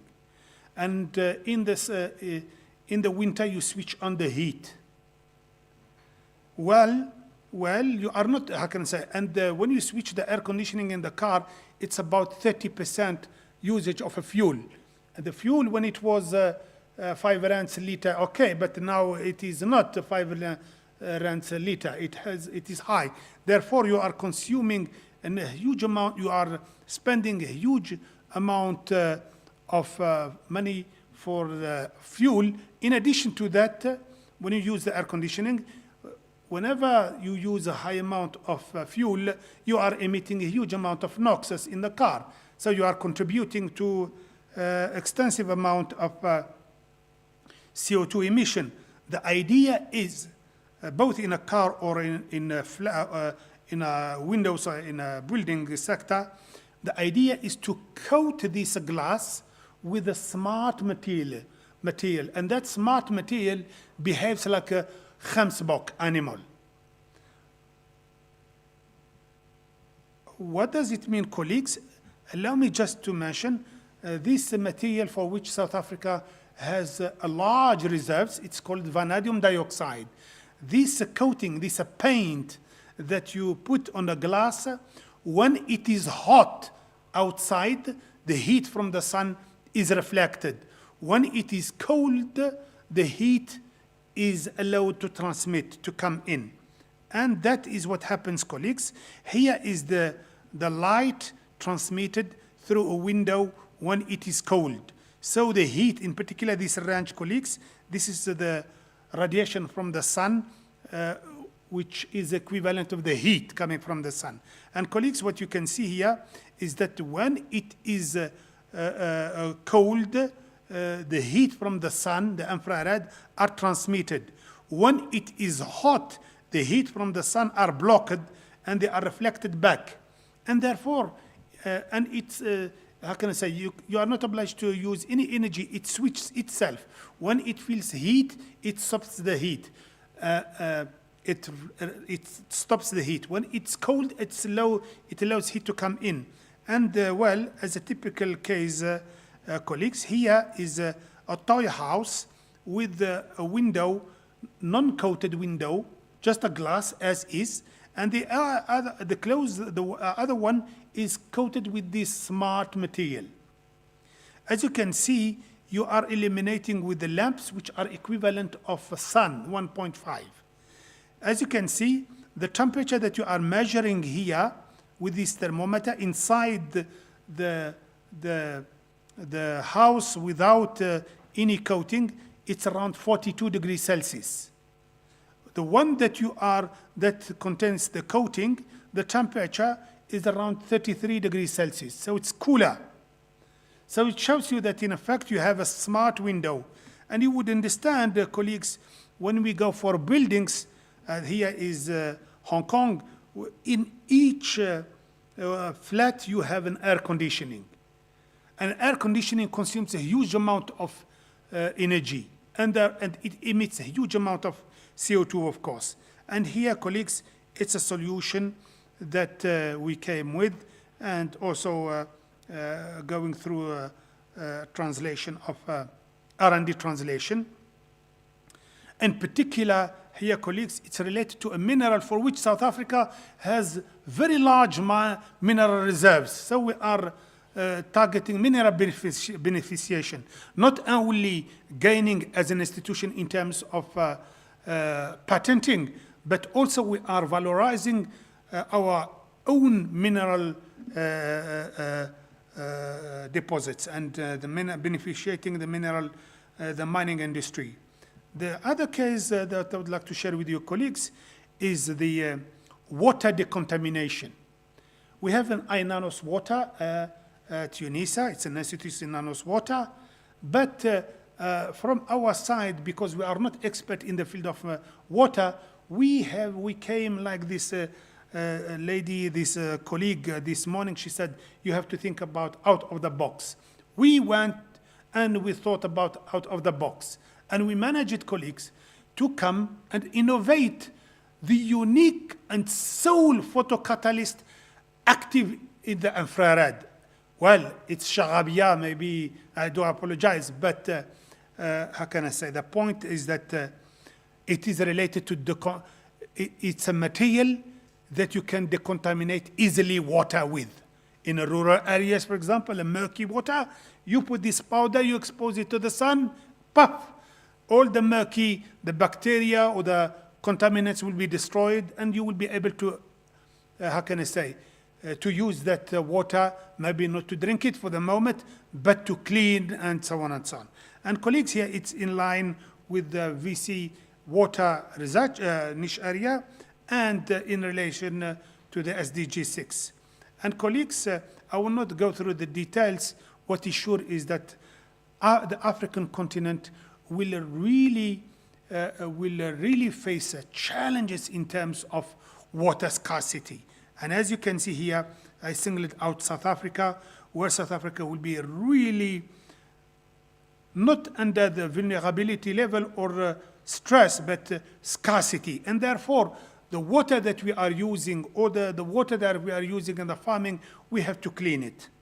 And for such colleagues, we were fortunate to come with a material that is capable to be active in the infrared. And the colleagues, I must say, because the multidisciplinarity of the research that we are carrying out allowed within the framework of the CGS and CIRGAS, is that we work with the life scientists people, the chemists, engineers, and we came with this indeed a solution whereby this is water which is contaminated by what we call methylene blue.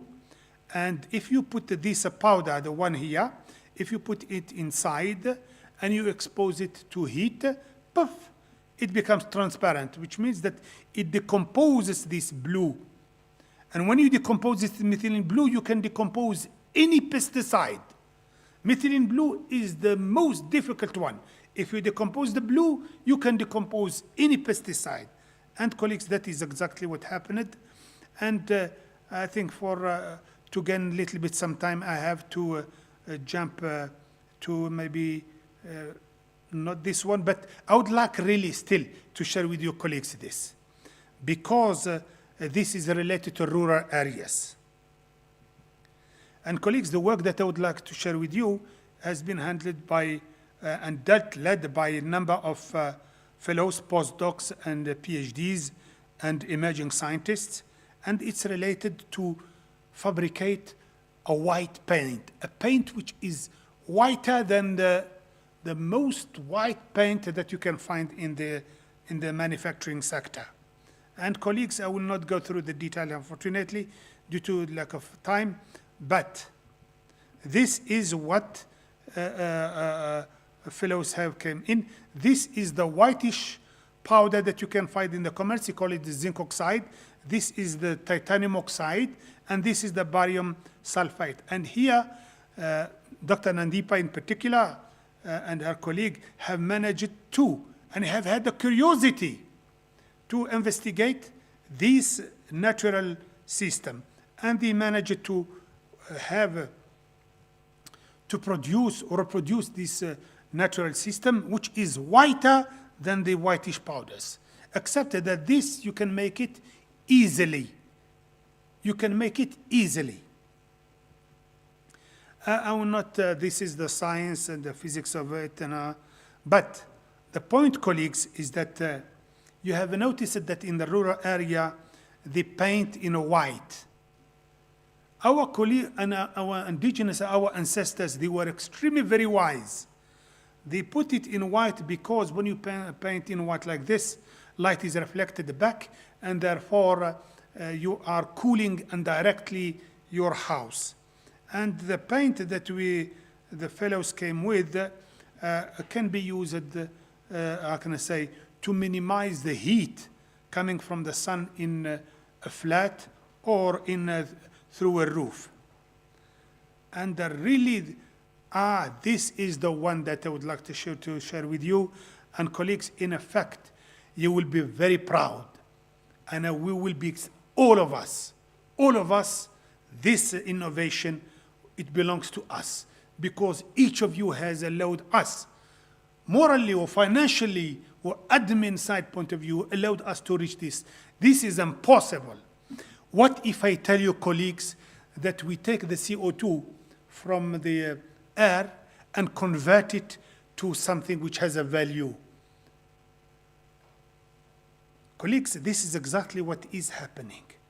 And again, this work more or less has been initiated and led by a number of youngsters here within the chair, and it's related to climate action. Remember, the community internationally, they want to catch the CO2, put it under water, under ocean, sequestrate it in the mines and so on. No. Let's take this enemy and make him a friend, make him to become a friend, and use it to fabricate materials that are multifunctional. And colleagues, the reason is that carbon emission, yes, indeed, the US and China are the predominant, and the Middle East, due to the gas flaming in particular. But South Africa is also a culprit. South Africa is the first, is a high emission of CO2. Yet the rest of the continent is less. But colleagues, here is the emission of CO2 per within Africa. You can see that South Africa has the lead. It's for the simple reason that more than 87% of its energy is supplied from coal. And the idea, colleagues, is that what is this CO2 which is emitted by the Kusile and all the coal station from Africa can be captured and transformed to make this whitish powder. And this whitish powder, colleagues, is an outstanding fertilizer, one. Two, is an outstanding white pigment, so it touches the paint manufacturing. And three, it is an excellent additive for the cement industry. And colleagues, here it is, and in addition to that, whoever in the future for carbon trading, whoever catches CO2 to transform it to something else, he or she will be paid for catching it, because that is the carbon trading. And also this has been patented, submitted to patent through the Research and Innovation Directorate. And colleagues, again, it brings me more or less to the initial point. In 2005, we implemented human capital development and human capital mobility within the African continent to create nano activities all over the continent, and not to miss the nano technology era. We have missed the nuclear one, we have missed the semiconductor one, we have missed the biotech, we have missed the ICT, but we will not miss the nanotech. Errare umano, persevere è diabolico. To do error is human. To continue and pursue to doing the error is the job of the devil. We are not devils. We will not do it. And in particular, we have the mass. We have the youth. We cannot do it. And in effect, colleagues, we have started in 2023 to more or less contribute to the Vice Chancellor and Catalytic Niche Area of the university and to the United Sustainable Development Goals, while reprofiling the mind shift of the fellows that we are training. They are trained to gain expertise and so on, but also to be able to come and to become entrepreneurs and innovators. Why not to have Steve Jobs from Africa? Why not to have Michael Bryan, the one of behind Google from Africa? Why not to have other Elon Musks? Elon Musk is South African. Why don't we have other Elon Musks also? And in that regard, colleagues, in effect, the work that we are doing, it's not only the fellows that I have mentioned, it's quite a number of fellows from different parts of the African continent, and also while observing the how can I say, the gender equity, and in line with the as I mentioned, the catalytic niche area of the Vice Chancellor, of UNISA, and the UNESCO. But, colleagues, I would like just to express my gratitude for the top management who cleverly and wisely located the chair at the CIRCAS and the College of Graduate Studies, because the nature of the multidisciplinarity of the college, which allowed the chair to go that route. And colleagues, that has not stopped the students or the associate not to publish their works. Indeed, they were publishing in world-class journals like Nature type family. And as you can see, it's not one or two, many. And I think, colleagues, by that, we are moving from level 1 to level ground level to level 1 to level 2 and level 3, level 4, and hopefully we'll be able, through entrepreneurship and knowledge production and R&D translations, to address our African major issues. Water is a problem all over there. HIV is a problem all over. Malaria is all over the African continent. It is now us who have to take that, and we have the human capital in that regard. And I wish to finish with this quote. This is my wife. My wife does. How can I say? I met once. What's his name? Honorable Desmond Tutu. I told him, Honorable Archbishop, you know, yourself and myself, we cannot be friends. He said to me, what is that, sir? I told him, because my wife is in love with you and with Nelson Rolihlahla Mandela. And both of you cannot be my friends. But I must admit, it always seems impossible until it's done. I never thought we will be able to reach several R&D translations and so on. But the system, the atmosphere, the perfume within the institution, from the top management to the, how can I say, to the ground level, all of you. And I thank you so much. There are no words enough to express our gratitude to each and all of you for allowing us to reach these levels. Thank you.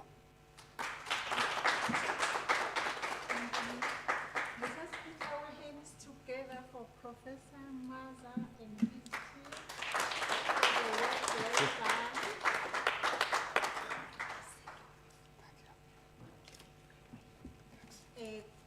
And then the next item on our agenda is the questions and answers, also comments and reflections.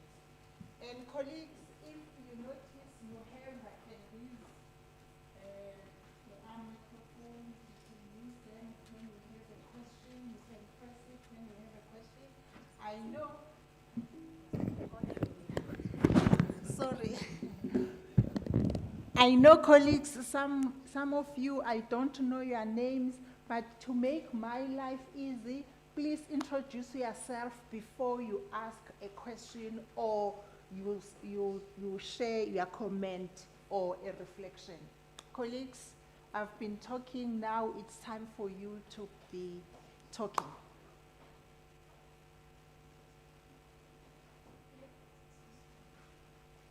Yes, at the back. Please introduce yourself first.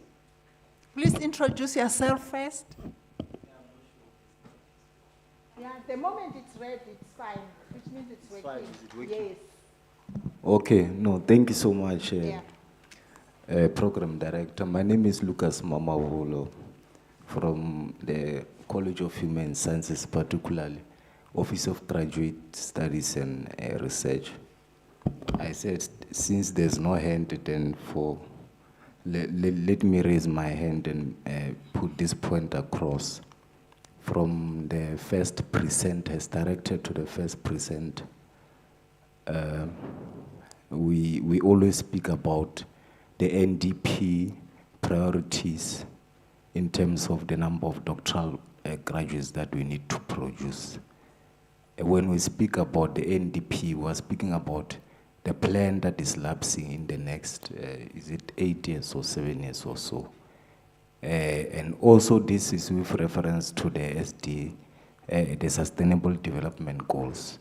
UNISA, when we speak about doctoral graduates, other universities, if we go and review now, you might find that as small as they are, they have produced the number that is even above UNISA where it is. Our throughput rate of doctoral graduates, the MND particularly, is not improving, and we are doing nothing about it. There's a system in place, the MND dashboard. It's not effective since 2021 until today. What do we do about it? If it's not effective, why don't you scrape it out? Why can't supervisors report directly to the College of Graduate Studies on a 3-month basis? Thank you so much. Thank you, Mr. Mamabulo. May I please request the presenters to address the concerns raised by Mr. Mamabulo?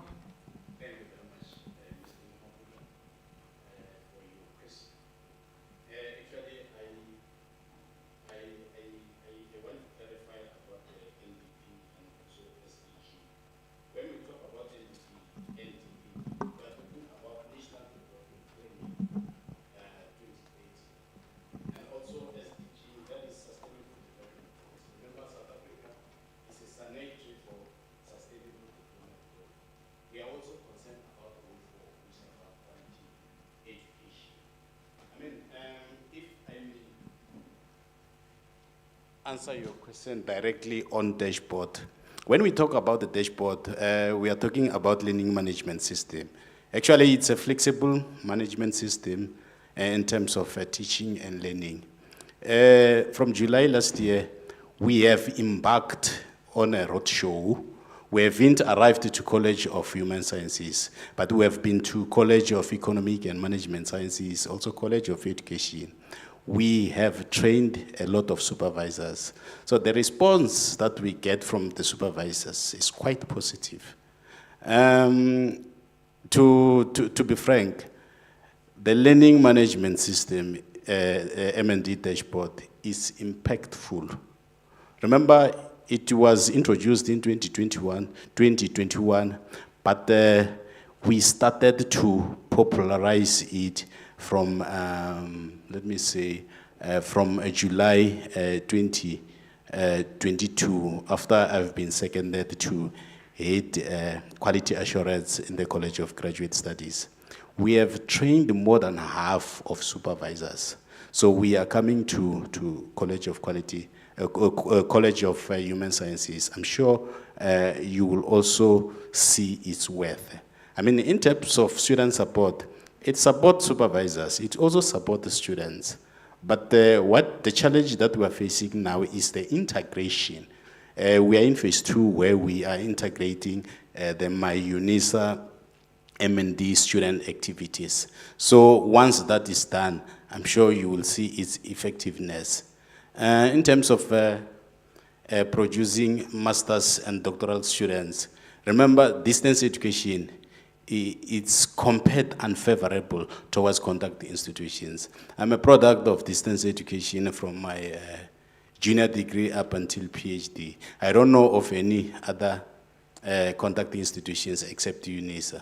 So generally, it compares unfavorable, but majority of those contact institutions are migrating to on distance education. They have the so-called distance education units. So I'm sure you must also check in terms of the numbers of graduates that we are producing, masters and doctorate. I think the university is always sharing with us. You can also check with the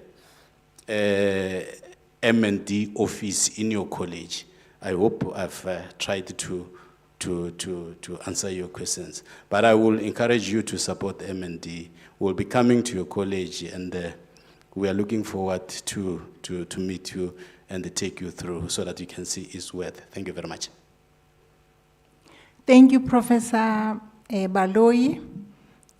Professor Maza or Professor Adesina, do you have something to add? Okay. Thank you.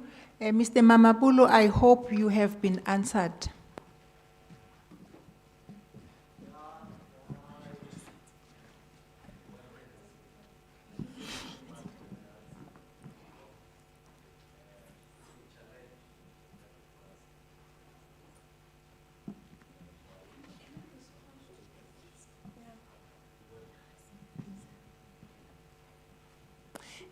Professor Meyiwa, our VP would like to add on what Professor Baloyi has tabled. Professor Meyiwa, the floor is yours. Thanks, Prof. Mbauta. And thank you for the question. I must be upfront by saying that master's and doctoral students are like gold to us because of the nature of what we get once we walk them the graduation stage. So you're very valuable. Recently, we started regional visits. It was a week and a half ago that we were in this Senate Hall. You probably may have missed that visit that we made, and Prof. Kuchini was part of that. He sends his apologies, by the way. He was in an accident. He's in the hospital right now. So he actually went through that. My sense, Prof. Bata, is that Ms. Mabolo's challenge is not about the dashboard per se, because the dashboard is just like when you have an app. You must get people to interact, to load information. It's not going to produce information if people don't load, if people don't interact, if people don't use it as per its purpose, just like any app. I have a suspicion that the problem that he has could be with a relationship that he's having, or the reference to those that may be having such relationships with M&D students. And I think that this is a totally different matter that needs to be addressed thus, because no matter how good can the app be, it cannot manage personal relations. You need to have relations with the students and with the supervisors. I therefore suggest that through your head of research, this will be Prof. Azwi Mabandu Mudisi or Prof. Madise, or just go to the college's acting executive dean, Prof. Kosi, to state your case. It does assist when we know the details of the case to be able to follow it up and try to get supervisors to account where they need to be accounting. So without saying I'm trying to be defensive of the app, but like all apps need human beings to input them. I support what colleagues are saying regarding dashboard. I have a question. Have you used dashboard?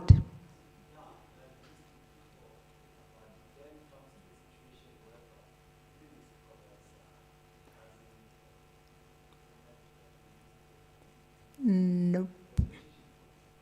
Yeah, but I can say that practice makes perfect, because I know even Professor Makua, as I indicated from the beginning, that this is her baby. Even before Professor Baloyi joined the college, Professor Makua conducted trainings in all the colleges, but the challenge was that there was no buy-in. Whenever she went to the colleges to train them, the academics tend not to come. And that is the challenge that we are facing.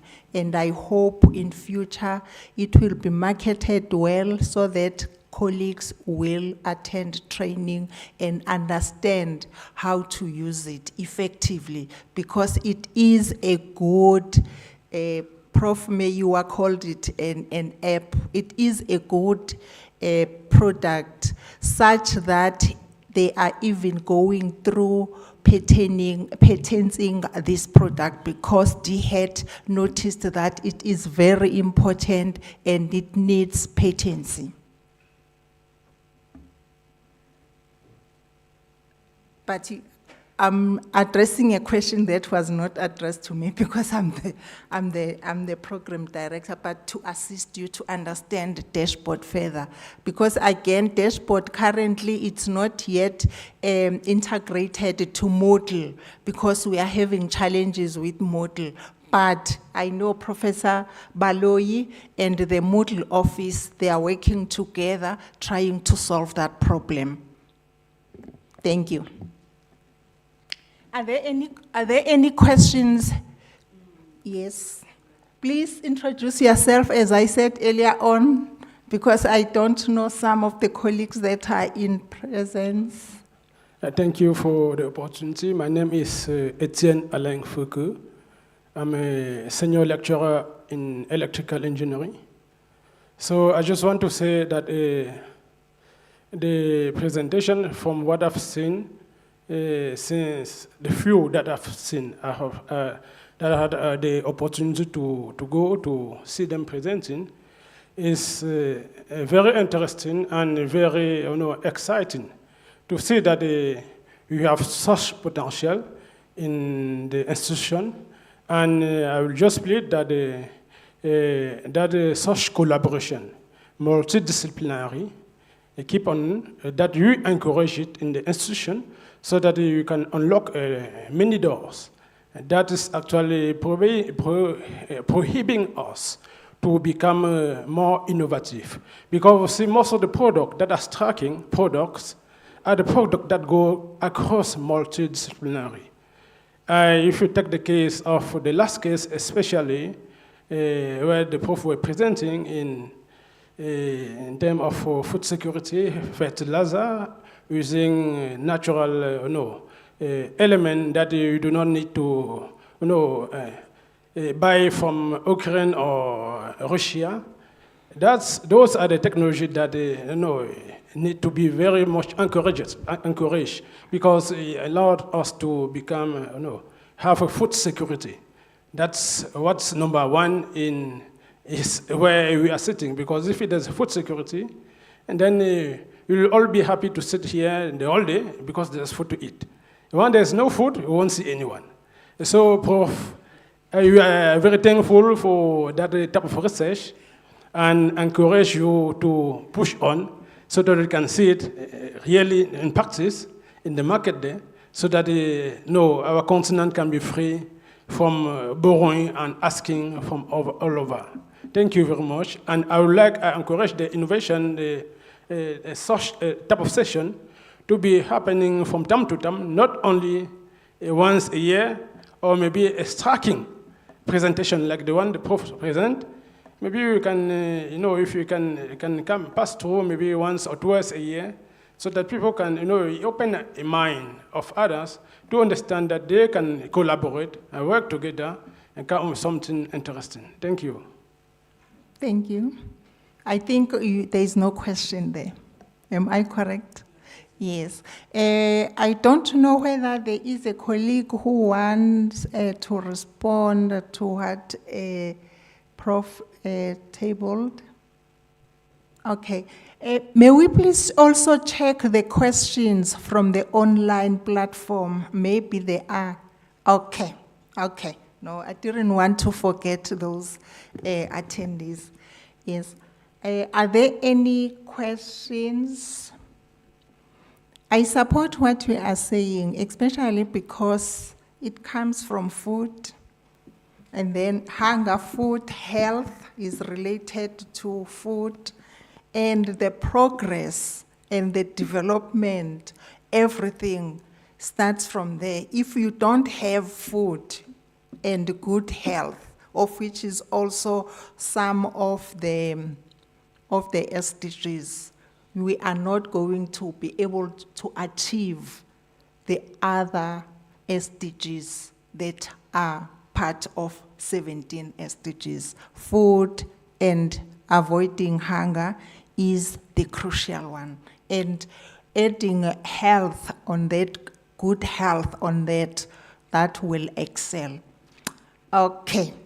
Colleagues and everybody that is here, I noticed that there are no questions, and then The next part that I will do, hey, I've been talking today, is to close and to appreciate all of your colleagues and attendees. I will say thank you very much to all for your patience, understanding that we started more than an hour late, but you are still here. Let us put hands together for our patience from the late time up until now. But most of you who are here have been here from the beginning up until now. We highly value your time. You esteemed attendees and distinguished presenters that presented today, you are highly valued and appreciated to support this event, though we started very late. We hope that you'll be part of us in 2024 when we celebrate the Research and Innovation Week of the College of Graduate Studies. Lastly, but importantly, we appreciate the management of the college. We appreciate Professor Meyiwa, who have been here. I understand, Prof, you attended the first session that was conducted by SAMS, but we are still here. We highly appreciate you. May God bless you. And then,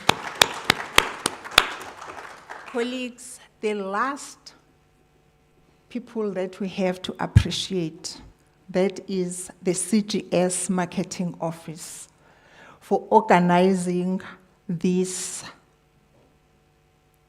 event, which is a sterling event. Though it started late, it was beyond your control, and that is not your fault, but it's something else. We appreciate you, and we expect you to keep on supporting the college when it comes to marketing issues.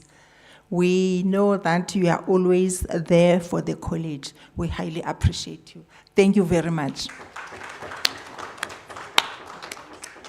Colleagues, I have an announcement that after this, when we say it's done, there is a table outside with refreshments. We understand that we have been here at the odd time. You can enjoy those refreshments that have been reserved for you. Yes. And then also we have token items for the presenters. And Professor Maza, I understand that they will give you a bag with that you'll share. The bag is full of the gadgets that you'll share with the colleagues that were listed in the agenda. Okay. Okay. The first one is Professor Baloyi.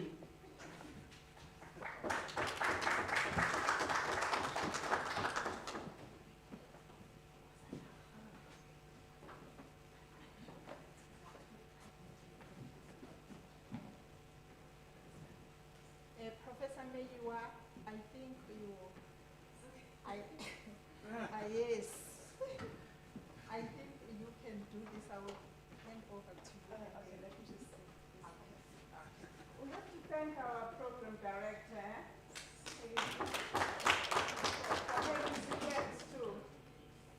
Sorry to colleagues who are online. I'm actually recording as well, so we're making history here. We're on the World Wide Web. Thanks, Prof. Thank you very much. Thank you. I'll declare this for extra reasons. But remember, it depends on the amount. Yeah, if it's about, it's It's about 300 rand. What can you buy with 300 rand? Yeah. Dr. Sembe, this is yours.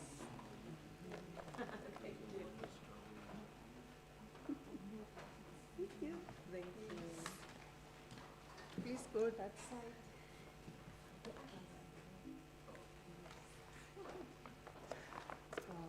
Thank you so much. Thank you so much Thank for your you. presentation. We highly appreciate. We gained a lot. Yes. Yeah. Dr. Tegwa?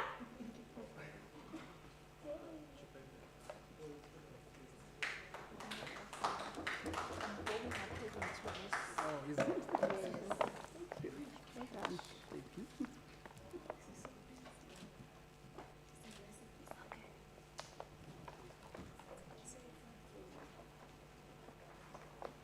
Dr. Chipenda?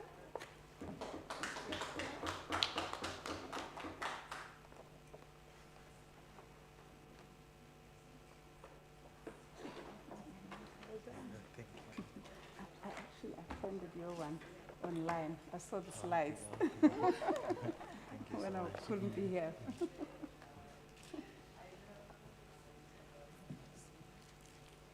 Professor Adesina?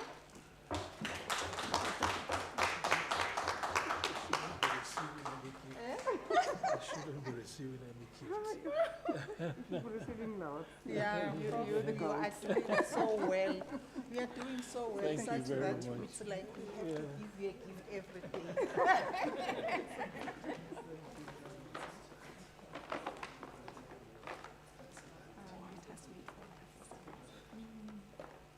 Wow, really.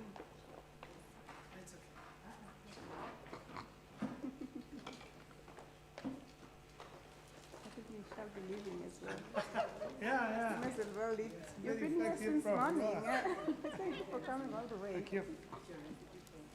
Thanks, Prof. Please. Thank you. Sorry, sis. Thanks a lot. Thank you. Thank you. Okay, we'll please carry this for him. Yes, I will. Thanks a lot, Prof. Are you going to ship it to Cape Town? I don't know. We'll have to make that arrangement. Yeah. I'll see whatever. Hannele will do it. Yeah. Hanley Yes. will do that Thank you on so your much. behalf. Thanks a so lot. much, Prof. Thank you. I'm really blessed to be surrounded by such a man and woman. Thank you so much. Okay, and this is for the program director, Prof. Kanyimbata.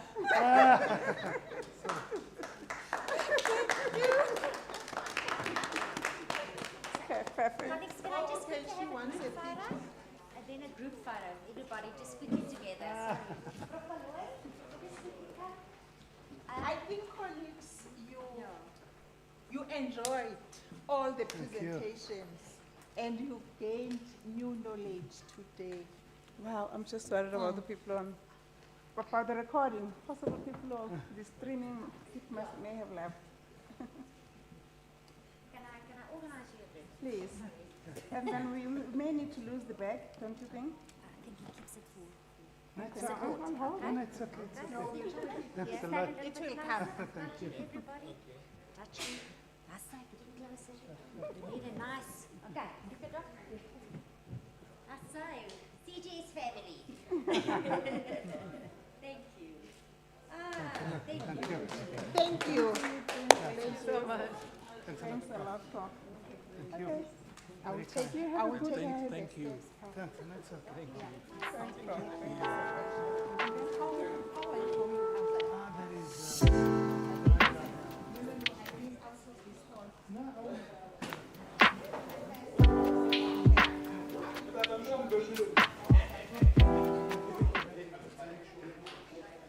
Setbacks of the moment, nothing can stop us now. Whatever the difficulties, Africa shall be at peace. However improbable it may sound to the skeptics, Africa will prosper.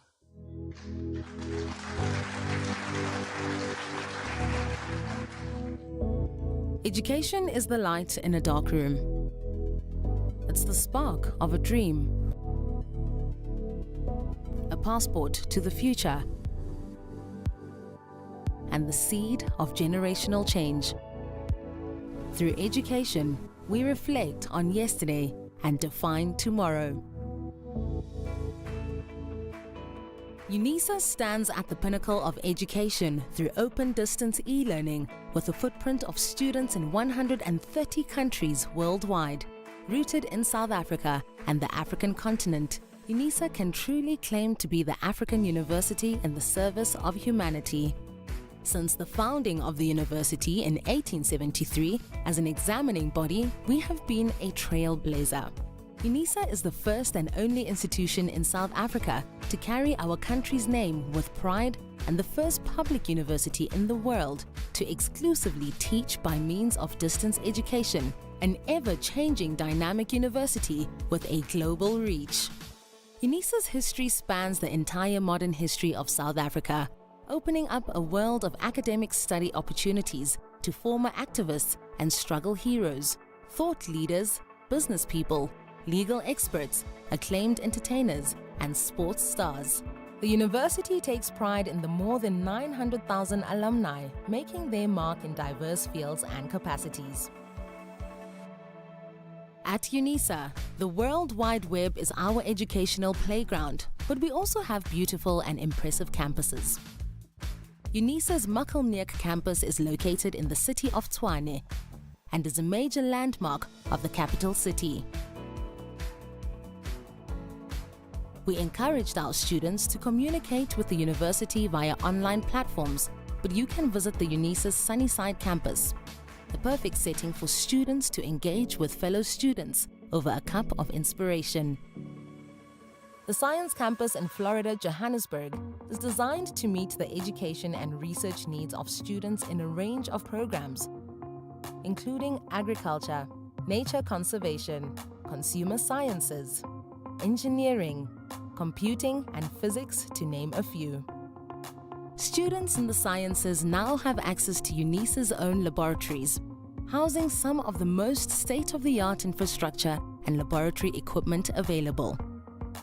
Distance learning requires that you study at your own time and in your own space, but that doesn't mean you're on your own. You can also visit a UNISA regional center to get advice, meet other students, make use of UNISA services, have conversations with counselors, and use our academic libraries.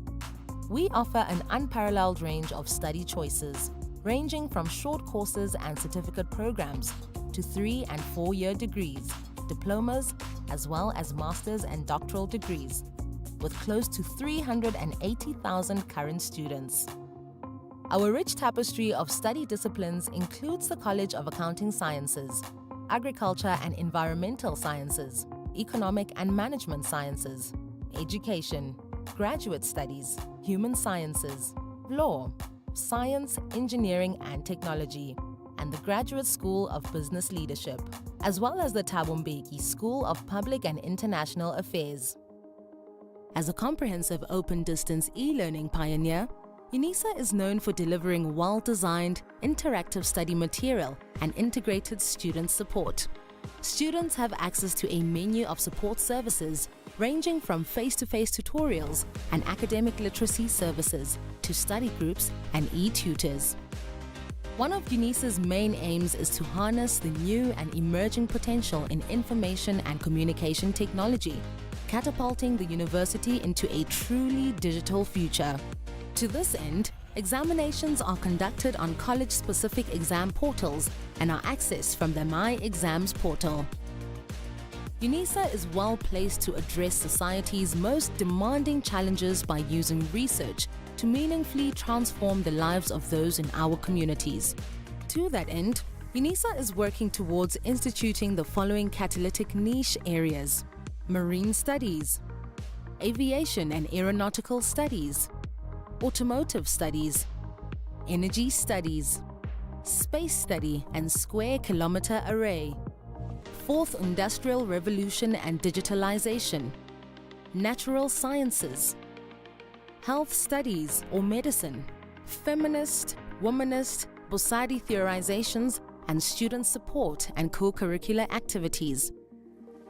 As Africa's leading open-distance e-learning university, UNISA strives to keep up with the constantly evolving higher education landscape in order to serve our students to the best of our ability. We can reflect with great pride on the past 150 years of transformational education, and we are confident in our ability to succeed and become a truly high-performance university as we define tomorrow.